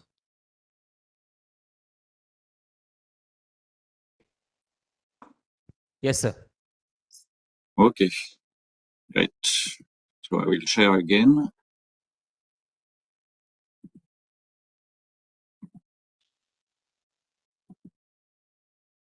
Okay, can you see my screen? Yes, sir. Okay. So thanks a lot for the very nice introduction. Thanks also to the organizers of this symposium for the kind invitation. It's my great pleasure to deliver this talk about batteries. And so this is our latest research on the study of charge transport limitations inside lithium-ion battery electrodes, which has been done in partnership with different labs in France.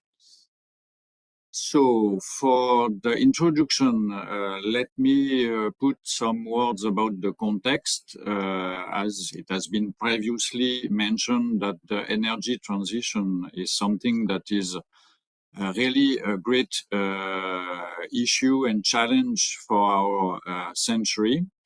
So for that, we need a sustainable energy production. So through solar panel or windmills or with the heat of the earth or the waves of the sea or the rivers flow. Because we need energy for our everyday life, for transportation, for using the different electric tools, electric items. And for that, the electricity has to be stored most of the time to be delivered when the need is needed. So for that, for this storage of electricity, we are using battery. So very simple way to say what is a battery. It's just a device that will turn the chemical energy inside the battery into electrical energy. And this has to be done reversely, means that when you use your battery, so the battery is discharging, delivering you a good amount of electricity. But when the whole battery is discharged, you would like to recharge the device, and for that you are putting electrical energy into the system by recharging it, and then you are transforming this energy into chemical energy to recover the materials, the starting materials. So the electrochemical reactions inside this device, the battery, has to be reversible. As you know, the batteries are now everywhere. So from portable electronics to electric mobility, even in microelectronics, most of the time for IoT devices and even for health devices that can be implemented inside the body. And as a large mass renewable energy storage, as it is mentioned there on these big tanks that can be used for the mass production of renewable energy as a storage into grids in order to have some flexibility into the production of electricity. So the battery will do the job to store the energy reversibly, and to give energy back when it's needed. So you can see here some example of commercial batteries which have different sizes, and you can see the different applications. So of course, the size will depend on the application.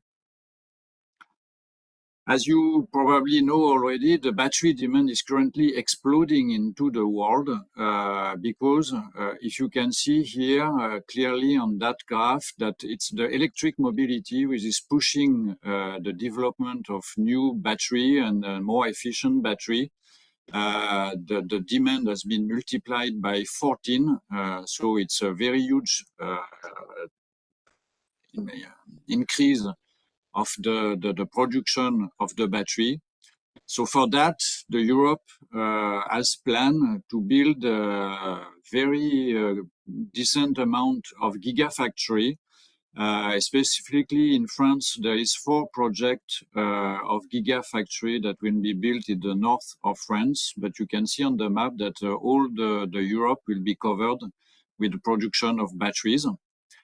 And with that, there is also some questions that are rising. The questions mostly on the raw material that have been used into the battery. So for instance, there is lithium. So the resource in lithium is something that has been, that should be taken into account, as well as cobalt and probably some other material like copper, which are inside the battery. And this huge demand on production of battery will have also an impact on the resources. So for that, we have to think to improve the battery, to extend their life as their first life. So most of the time, and right now, the most demand is on electric transportation. And for that, you need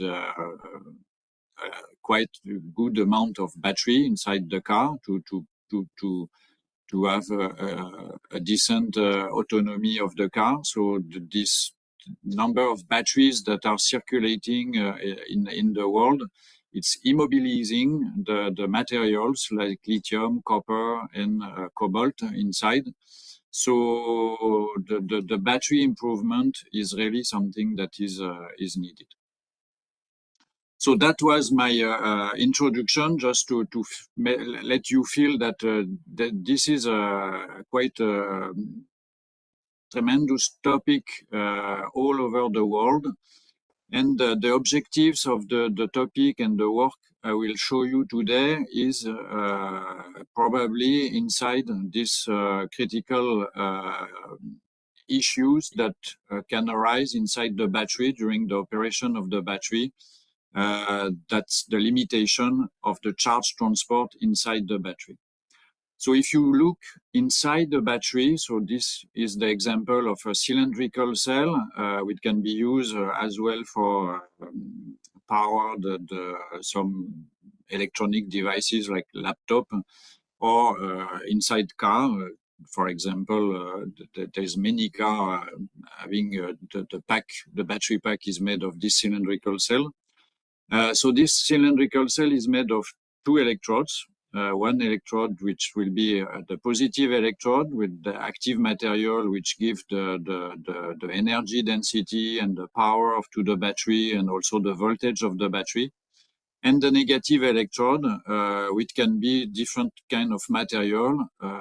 And in between the both, you will have a separator in which there will be the liquid electrolyte for the motion of ions. But if you look only at one electrode, it will be the same problem for both electrodes. But if you take just the example of one electrode, you will see that inside the electrode, there is different materials. Actually, nowadays, the electrode of battery are made of different kind of material. So the active material, which is the one we will store the lithium and the electrons. So this is the material that is giving the property to the battery. But if you use alone this active material, you cannot prepare an electrode because it's most of the time this material is a powder. So you have to formulate it in order to be usable. So for that, you have to add a binder, which is a polymer, to make the powder self-standing on the substrate. And you have to perform the ions motion as well as the electron motion because you need electrons for the current outside the battery. And inside the battery, the charge flow will be ensured by the motion of the lithium ions. So inside the electrode, you should have always the motion of these two charge carriers, which are the electrons and the ions. And for that, you have to add some carbon black, which is graphite-based material to enhance the electronic conductivity. And for the ionic mobility, we will add liquid electrolyte. So to have access to the difficulty for the both charge carriers to move inside this composite electrode, we will perform some specific measurement thanks to the broadband dielectric spectroscopy. So the former speaker was already speaking about this dielectric constant. So it's related to that, in fact. So we will check the electronic and ionic property of the electrode by checking the response in the dielectric spectra of the battery, the electrode, at different frequency. And for that, we will go from few hertz to 10 gigahertz in order to cross-check the different limitation at the different scale that can occur inside the electrode. So to have a better idea of what the technique can do, here is a scheme that is quite easy to understand because the frequency you will check is directly related to the scale of what you are checking. So when the frequency is very high in the gigahertz, for instance, you will check the atomic contribution of the conductivity. So mostly it's due at that scale to the electrons' motion. And then when you will decrease the frequency, you will, in fact, check the mobility of these electrons at the more bigger scale, so at the particle scale. Then if the particles are agglomerated into clusters, then you will check at the cluster level. And then at low frequency, you will have the full picture of the effective conductivity that you are obtaining when you will use your battery in a DC current mode at the sample level, so at the full electrode level. So it's very interesting to get this information because when you know where are the limitations, you can improve the fabrication itself of the electrodes by formulating a better electrodes, adding more electronic conductor or reducing the electronic conductor or the binder and so on. So very few words about the techniques because I guess you are very aware of that. So we will use, as I told you, broadband dielectric spectroscopy. So the domain of frequency we will check from hertz to gigahertz corresponds to polarization of the material inside and to the relaxation of this different polarization when you apply an electromagnetic wave. So the setup, the experimental setup, is quite easy. We will contact our sample. So the sample is our electrode, the battery electrode. We will contact this electrode to a coaxial waveguide. And then by checking at different frequencies, so it's mostly like an optical setup, we will have the answer, the corresponding answer of the dielectric property of the material. And then, according to this relationship, which are coming from the Maxwell, the well-known Maxwell equation from the electromagnetic field, you can calculate a transfer function between the input and the output of the signal. And through this transfer function, you can deconvolute in the different relaxation that can be observed at the different frequencies. So all the phenomena will be distinguished related to their time constant, so their frequency in which the relaxation will appear.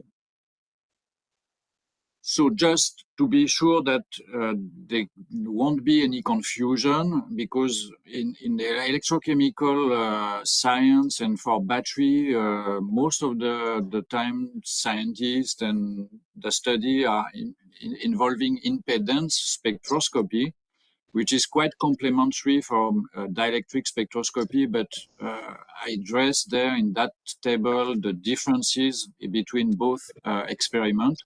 So it's very interesting to perform both experiments, but don't be confused that it's exactly the same information that you are obtaining. There can be overlap, but most of the time the information will be different. Just in a brief way to understand that better, let's say that when you perform impedance spectroscopy, you are using the full battery setup. So it means you have the both electrode, the liquid electrolyte inside, and you will check the electrochemical processes at all the interfaces.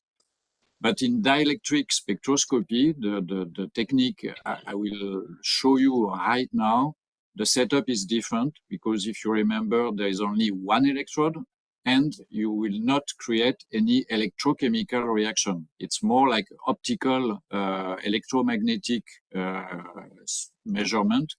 So you will have directly the intrinsic property of your electrode only.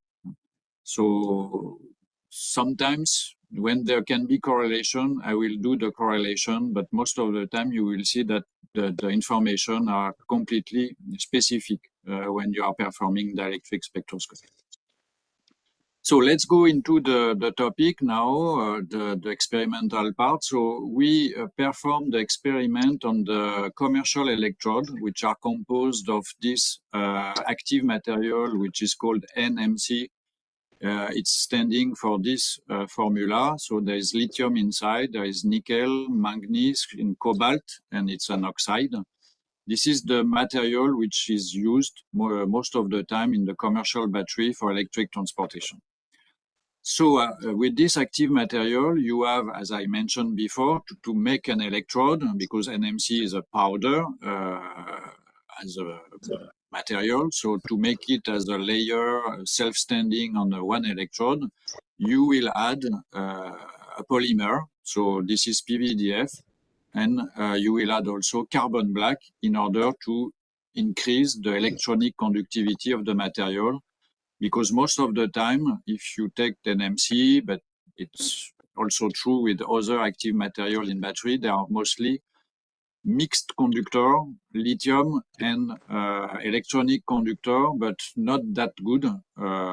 They are kind of semiconductor most of the time. So if you want the battery to perform in a good way, you have to increase the electronic motion and the ionic motion inside. So for improving the electronic conductivity, we will always add carbon black, which is a graphite based material.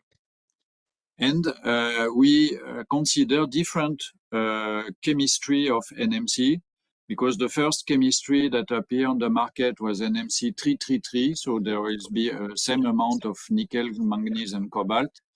But progressively, in order to increase the performance of the battery and the energy storage, now the supplier are putting more nickel. So you can see that the different generation of NMC are having more nickel content. So the 532 is with 50% of nickel, and the NMC 811, which is the latest to be on market, is going up to 80% of nickel inside. So we add different kind of electrode with different kind of carbon black inside and different porosity of the electrode. So you can see on the picture here the different images of the NMC. So you can see that the NMC 333 doesn't have any agglomerate. It's a very homogeneous single particles inside, compared to NMC 532 and NMC 811, which this clearly show a cluster. So this is agglomeration of particle, and we will check the influence which that is having on the dielectric property. So you can see here the surface, the specific surface of area of this different active material, along with the mean cluster size, which is interesting to have the full picture of this active material. So let's start with the dielectric experiment, the dielectric data. And here you can see the influence of the chemistry on the dielectric constant on the left and on the conductivity on the right. So you can see first the information that when you increase the amount of nickel inside this active oxide material, you increase the conductivity of the material, which is the reason why now the supplier are going for more nickel content inside the material. This is to enhance the conductivity of this material. But you can also see that there is at 10 power 8 gigahertz, 10 power 8 hertz, something, a bump, a kind of bump in the permittivity in the dielectric spectra for the compound which are having cluster inside. And this is clearly due to this cluster formation inside the compound, because if we do the same experiment with NMC 333, we choose another supplier and we choose another NMC 333 with cluster inside. So like this, we will have also the influence of the cluster for the same NMC 333.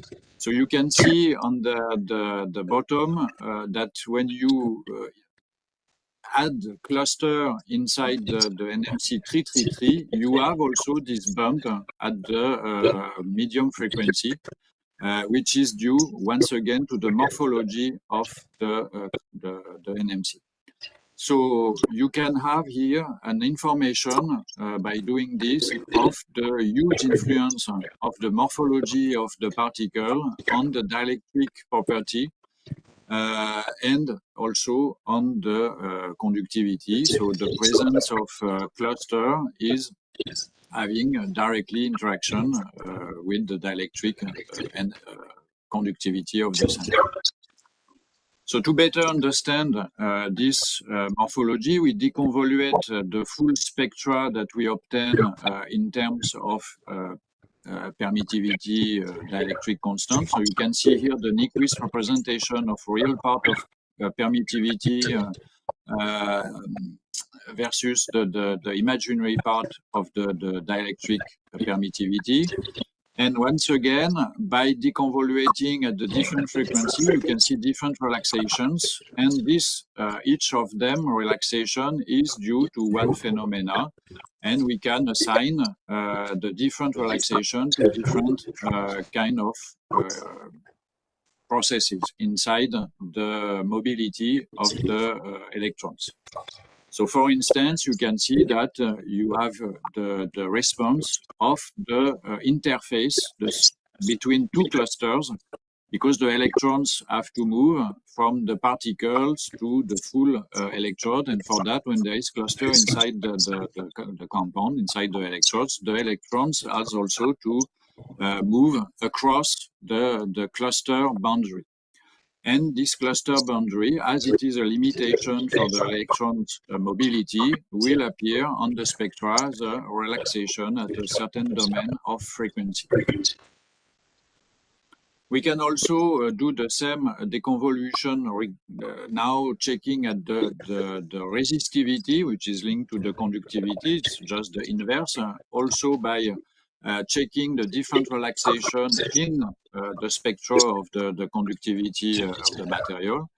And here again, you can see that at different frequency, you can have information about the relaxation at different scales, at the cluster scale, at the sample scale, which is quite interesting because you can better understand where the limitations in the electronic motion are coming from. So to check as a first conclusion here on dry electrodes, so just taking the electrodes and checking the influence of the chemistry, the nickel content and the morphology, if the NMC is having or not some clusters inside, you can differentiate the different conductivity and relaxation processes occurring inside the electrode while the electrons are moving. So you have the information, in fact, the speed of the electrons at the different scale inside the particle, inside the cluster, between two clusters, and at the sample level. So you can distinguish, differentiate between the NMC. And once again, you can see that the NMC 811, the latest one with the more nickel content, is the one which is giving the best conductivity at all the scales. Okay, so let's have a look now to the influence of the carbon content. So as I told you, the carbon inside the electrode is to enhance the electronic conductivity. So you can have here the information of that. When there is no carbon content, you can see on the left, this is what is mentioned there, that when there is only NMC 532 and 0% carbon black inside the electrode, and you do the conductivity at different temperature, you can see an activation energy because the electrode is not percolated from an electronic point of view. But when you put 7% of carbon black inside this electrode, you can see that moving the temperature is not changing the conductivity, which is quite related to the fact that in that case, the electrode is fully percolated, so the electrons are really moving. So when the electrode is percolated, there is a less influence in the conductivity with the temperature, while it's really activated by temperature when the electrode is not percolated. And you can see that this percolation threshold, so it means the amount of carbon black to add inside the electrodes to make this electrode percolated, is completely related with the NMC, the active material you are using. And you see that for NMC 811, the percolation threshold is obtained with only 5% of carbon black, compared to the 7% of carbon black for NMC 532. So once again, this is related to the fact that NMC 811 is already a good electronic conductor compared to NMC 532. So you don't need to put more graphite, more carbon inside the sample to achieve the electronic percolation. So what will be interesting now is to add the liquid electrolyte. Why? Because what I show you until now was on dry electrode. So for dry electrode, the only charge carrier that can move are electrons. When you add liquid electrolyte, so you put some drops of liquid electrolyte on your dry electrode to make it wet, then you are adding also a new charge carrier inside the porosity of the electrode, which are the lithium ions. And the lithium ions will move thanks to this liquid electrolyte that is embedded inside the electrode. You can see the huge influence of that when you are adding a new charge carrier, so the lithium ions, you are increasing in a good amount the conductivity of the sample, because, of course, you are having now not only one charge carrier inside the sample, but two. You have electrons and ions. And you have the same discrepancy with the dielectric property between dry and wet electrons. So here the deconvolution is more difficult, you can say, because there is more relaxations occurring inside the sample because of these two charge carriers. So additionally to the electron motion, you have now to consider also the ionic motion through the lithium ions. And of course, what will be complicated is to understand the interplay between lithium ions and electrons, because they are charged, and there can be some synergy sometimes between both, but there can be also some limitation occurring because some lithium ions will be trapped or will be adsorbed on the surface of carbon, for example. And when lithium ions are adsorbed on the carbon surface inside the electrode, it's slowing down the motion of the electrons. And this you can see by checking the relaxation frequency at which this different phenomena occurs, because you have the picture of the dry electrode, so you know how fast the electrons can move when there is no lithium ions inside. And now you have the picture of the motion of electrons when there is also lithium ions inside the electrode. And you can see the interplay between both charge carriers. At very low frequency, you can also have access to the finite motion traveling, you can say, of the electrons and ions. And for example, in this kind of dielectric representation in Nyquist, at low frequency, you have, in fact, the double layer capacitance that is appearing. And this parameter you can also have with impedance spectroscopy in general when you are performing the impedance measurement directly on the battery itself, on the full battery. So this is the case when this dielectric spectroscopy and the impedance spectroscopy can overlap, can give you the same kind of information, but most of the time it will be different, again, as I mentioned before in the introduction part. But here at very low frequency, and because there is liquid electrolyte, just like in the full battery, you can have access to this double layer capacitance, which is in the same order of what you obtain by impedance. So this is also relevant because it's completely consistent of what you can measure also by impedance. So both techniques are very complementary and giving, of course, when they are overlapping the same parameter.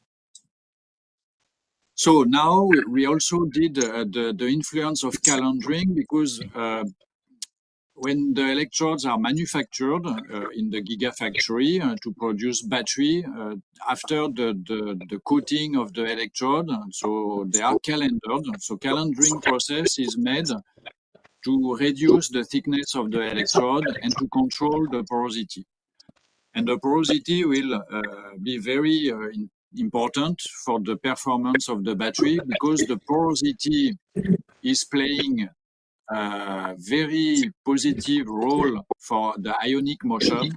Why? Because the liquid electrolyte will be stored inside the porosity of the electrode.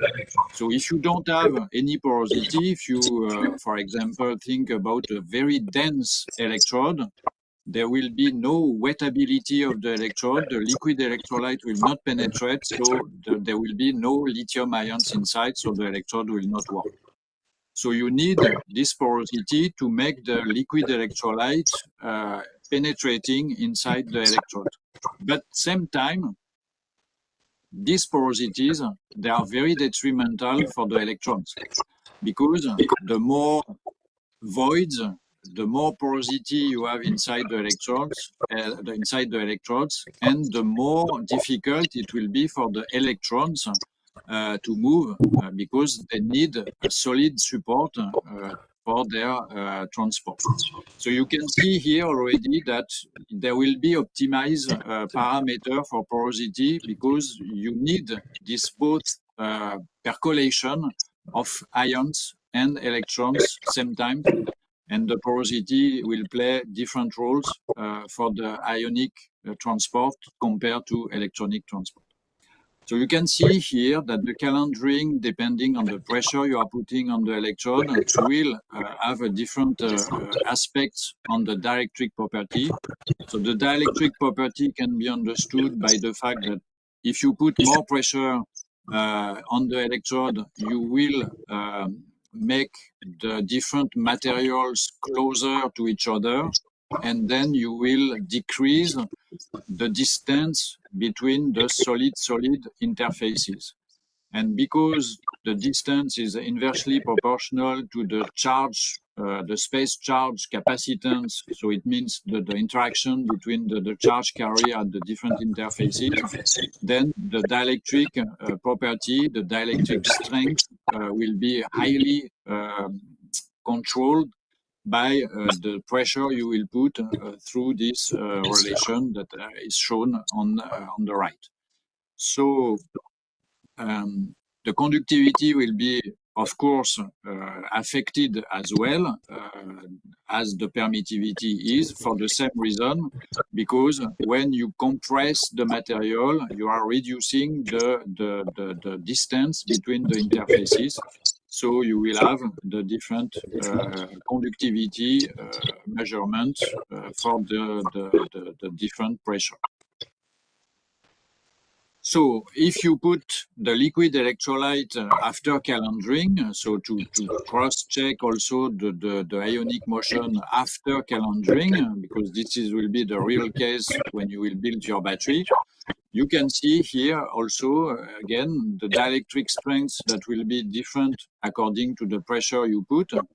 And in the conductivity, you can also see that according to the pressure that you will maintain during the calendering process on the electrode, after this calendering process, when you will implement the liquid electrolyte and the electrode will be impregnated by this liquid electrolyte, the conductivity, the overall conductivity of the electrode will be also affected, because this is linked, as I told you, with the porosity, and the porosity is linked with the tortuosity. Tortuosity means the pathway that the charge carrier will have to do. If it's a straight line, there is no tortuosity.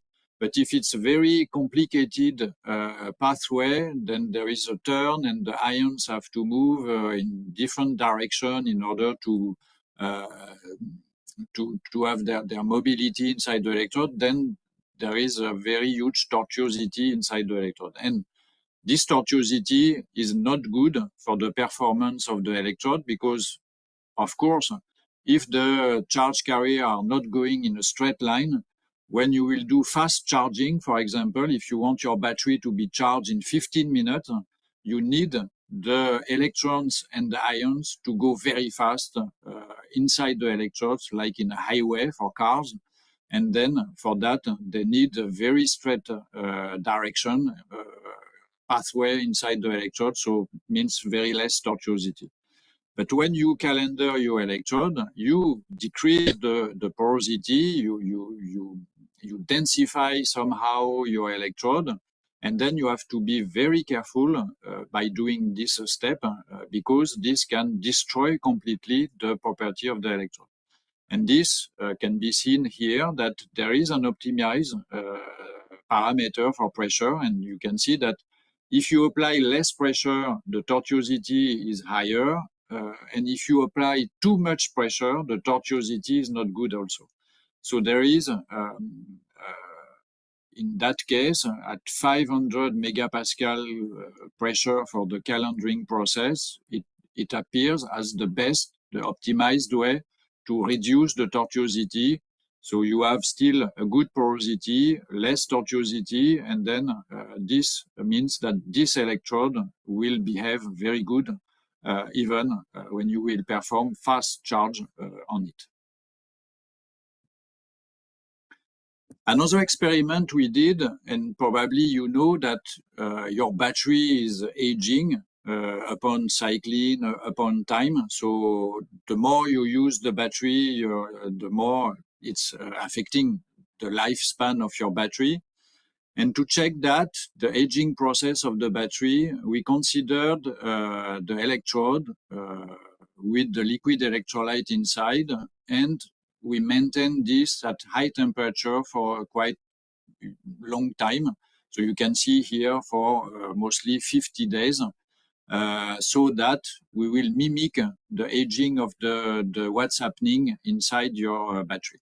And what's happening inside, you can see here that it's affecting the dielectric property and, of course, the conductivity of your material. What is interesting here, if you take the graph on the right about conductivity, you can see at high frequency, in the gigahertz frequency, that all the spectra is starting the same point. Means, because at this frequency, you are checking only the electrons inside the particle, the active material particle, you can see that it's always same. Whatever the aging process, it's always same. The electrons inside the particle, they are still moving in the same way. Means that the aging process is not affecting the NMC particle itself. What is affecting the aging process is at lower frequency, because when you see that you are reducing the frequency domain, you can see that the conductivity is now distinguished between the different days of aging. Why? Because at this frequency, you can check the interaction between the interface between the active material and the liquid electrolyte.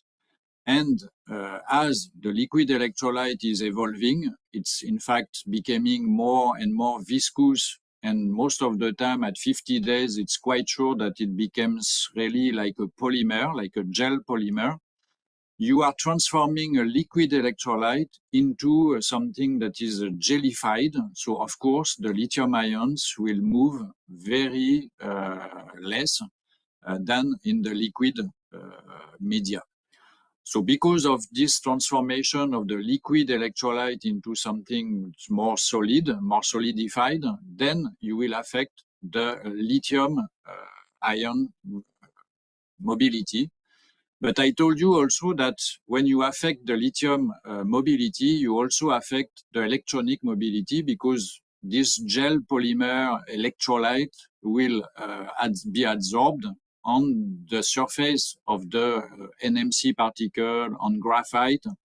And of course, when the electrons will have to move from one particle to another, from one cluster to another, it will have to cross this gel polymer.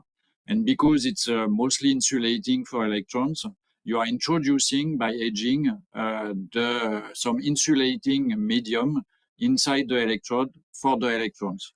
So it's not only affecting the lithium transport, the aging of a battery, but it's also affecting the electronic transport at the electrode level.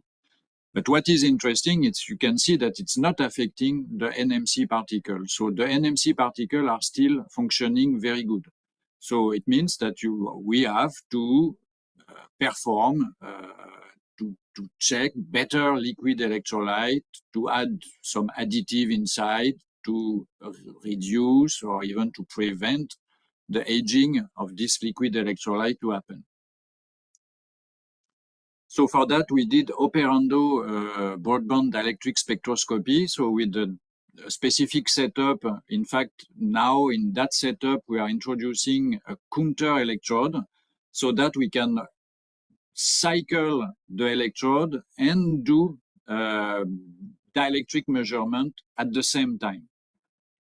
So this is very interesting because you can see here directly the aging process occurring upon the cycling process of the electrode, because you can see that the appearance of the medium frequency of some discrepancy between the before and after cycling, and you can see that you are decreasing mostly the performance of the battery material, and through the performance, what is affected first is the conductivity of the material.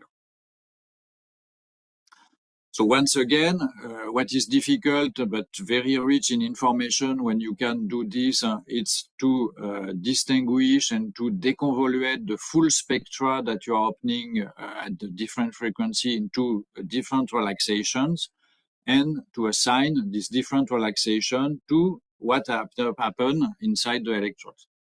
So you can see that before cycling, you can even see, so this is on the left, before cycling, you can see that at 1 gigahertz, when the electrode is new and with liquid electrolyte inside, at 1 gigahertz, you mostly see the solvent dipole, because the liquid electrolyte is made of different kind of solvent, and this solvent, they are dipolar in properties, and at this frequency, it's like a microwave frequency. So you are rotating the solvent molecule. And in fact, with this technique, it's very close to microwave in the gigahertz frequency. So in fact, it's like an optical, once again, measurement. And you can see this rotation of the dipole of the solvent, the liquid solvent, inside the electrode. This you cannot see after cycling, because after cycling, first you see that the first relaxation you're seeing is decreasing in frequency. Now it's 0.5 gigahertz, and the spectra is more, you can say, the shape of is no more semicircle, but it's something that is more depressed. So that can be considered and deconvoluted, taking into account the Avrilak-Negami function, which is introducing a distribution of time constant inside the relaxation in order to have the better fitting of this. And this distribution of time constant is, in fact, the appearance of a new phenomena that there is probably two. And maybe we can see here directly the formation of the transition between the liquid electrolyte to the gel electrolyte. Because I told you, after aging, the liquid electrolyte inside the battery is becoming more viscous, and sometimes it's going until gelification. And that's why the battery is performing very less, losing capacity and losing performance while charging, discharging. So the current density is no more very good. And it's because the liquid electrolyte is becoming a gel, and you can see probably here the presence of a gel. And you can calculate even the different parameters that can be interesting to cross-check this is the dielectric constant associated to this gel polymer. And you can see here that you can have access to a value of 20, which can be also probably studied by other techniques. And so if you perform XPS measurement on the surface, you will have access to the different chemistry of this gel polymer that has been formed inside the battery, and through the chemistry of what has been deposited the transformation of the electrolyte from that species, you can also calculate the permittivity, and it's quite relevant. What we can measure here, it's quite relevant with what we observe with other techniques, for instance, with the XPS and chemistry, what we know about the chemistry of this gel polymer, this 20 as a dielectric constant is quite relevant. And again, if you go at very low frequency, where normally you should see the double layer capacitance, the double layer is where the electrochemical processes, when the battery will function, will take place. So it means that you will have the oxidation reduction at the interface of the electrode and the lithium ion motion and the electron charge transfer and so on. And at this interface between solid and liquid electrolyte, you have access to the double layer. So I showed you before that when the battery is new, this interface between solid and liquid electrolyte, the double layer capacitance is around 20 microfarad per centimeter square, which is very well aligned with what is expected for this interface. When the battery is aged and when you transform this liquid electrolyte into a gel polymer electrolyte, of course, you are changing also the interface between the solid and the liquid because, for instance, the liquid has been transformed itself into something more jelly. And then you can see also here that this double layer capacitance has evolved in a very huge amount because now the double layer capacitance that you can measure is about 10 millifarad per centimeter square. Means that it has increased a lot because from this jelly polymer that is adsorbed on the surface of the solid electrode, it's imprisoned lots of lithium ions and the concentration of lithium ions is more in this gel than it was in the liquid electrolyte because the liquid electrolyte is more diluted. Of course, the volume is higher and so on. So in this gel, you have concentrate lithium ions, and then for sure you are creating a space charge that is very huge because of this high concentration of lithium ion at the very surface with the solid electrode, which is once again, very consistent with what we calculate here as a double layer capacitance. So it's in the mobile ions, you can see also that the frequency of the relaxation due to the mobile ions transport has changed. It's decreased in frequency, and when it decreases in frequency, it's saying something about the kinetics and it's slowing down, in fact. So this is everything is quite consistent with each other. So when the battery is aging, the liquid electrolyte is becoming more jelly. So the lithium ions are less mobile. They are highly concentrated at the surface. And then the capacitance, the charge, the space charge is very huge. And because the space charge is very huge, it's also slowing down the electrons at the interface because the electrons and the lithium ions, they are attracted by each other. So in fact, everything is going in the wrong way for the performance of the battery. So once again, when we understand this better and when we see that the impact that it's having on the different transport of the charge carrier inside, we can go back to the people who are making the battery and we can say you should add something in the liquid electrolyte or you should do which is sometimes done in the industry, it's to coat the active material with the buffer layer of something else that will prevent the formation of too much jelly liquid electrolyte upon aging. So things like that in order to enhance, once again, to improve the cycle life of the battery. So this was my last slide. So let me thank you for your attention and I will be happy to answer your question, if any. Thanks again.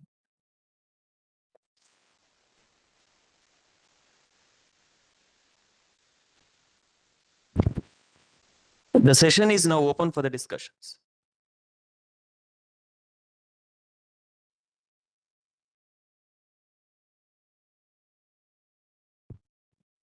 Hello, sir. Hello, sir. I have one query. How does the polarity of the electrolyte or the solvent, whatever is used to dissolve the lithium salts, will affect or impact the mobility of ions or lithium ions? How the polarity of the solvent will impact the mobility of the lithium ions? Yes, there will be impact. So in fact, this solvent and this liquid electrolytes, they have been for quite a long time improved and optimized, so that in fact it's a mixture of three solvents. It's the ethylene carbonate, dimethyl carbonate, diethyl carbonate. So it's a mixture most of the time of three solvents in different proportion, plus the dissolution of a lithium salt, which is most of the time LiPF6 inside. And the optimization has been done in terms of polarity. So this, answering your question, is to have the best polarity and the best interaction so that the lithium ion will be solvated, but they can dissolve it also easily, because when they will do the electrochemical process of the electrode, they have to enter inside the active material without the solvatation layer. So the solvent should desolvate the lithium ions easily. And also in terms of viscosity, because it should be, the electrode should be wettable in the sense that I mentioned the role of the porosity of the electrodes that is impacting a lot. So in order to have a good impregnation of the electrodes, the viscosity of the liquid electrolyte will also play a good role. And most should be stable in the voltage that will be applied inside the battery. So most of the lithium battery, they are working at 4, maybe sometimes even more, 4.5 volt. So it means that everything inside the battery should be stable up to 4.5 volt. So that's why this combination of solvent and salt have been optimized in order to have this whole property, stability with potential, good wettability of the electrode, and solvatation of the lithium ions. So, but there is still some study to improve more this liquid electrolyte for the aging, for instance, because this liquid electrolyte is aging a lot. Thank you, sir. So can we replace this liquid electrolyte with the gel electrolyte, and which has superior efficiency? Yes, so this is done already by some supplier. So it's called lithium metal polymer battery. So in fact, they are using directly a polymer inside the battery as the electrolyte. So it's preventing the transformation of the electrolyte into gel, because it's already a gel. So you have already the gelification occurred. So the aging process is stopped in a sense. The problem is, as I mentioned, the mobility of lithium ions in a gel, it's less compared to a liquid. This is quite obvious because there is more friction inside. There is less space. There is more interaction between the lithium ions together, but also with the gel structure. So for that kind of battery to be fully operated, you have to heat the battery at 80 degrees to, in fact, to increase the mobility of lithium ions inside the gel. So it's quite interesting technology. A drawback is that you have to use the battery while heating the battery. So inside the car, in fact, it means that you have a certain amount of battery in the battery pack that is only used to heat and the other battery, and it's not used for the autonomy of the battery. So interesting, but still has to be improved, and or you have to find a gel that is having the same ionic conductivity at room temperature than liquid, which is not easy. Thank you, sir. As we come to the end of our session on charge transport limitations in lithium-ion battery electrodes, I want to thank our distinguished speaker, Professor Sylvain Franjo, for the insightful presentation. It has provided us with a deeper understanding of the challenges and innovations shaping the future of energy storage technologies. It is not only fundamental to advancing battery technology, but also to addressing global energy demands and contributing to sustainable development. I also want to thank you, the attendees, for your active engagement. I hope you all leave with the new insights and ideas that will inspire further research and innovation. Thank you, one and all. Thank you.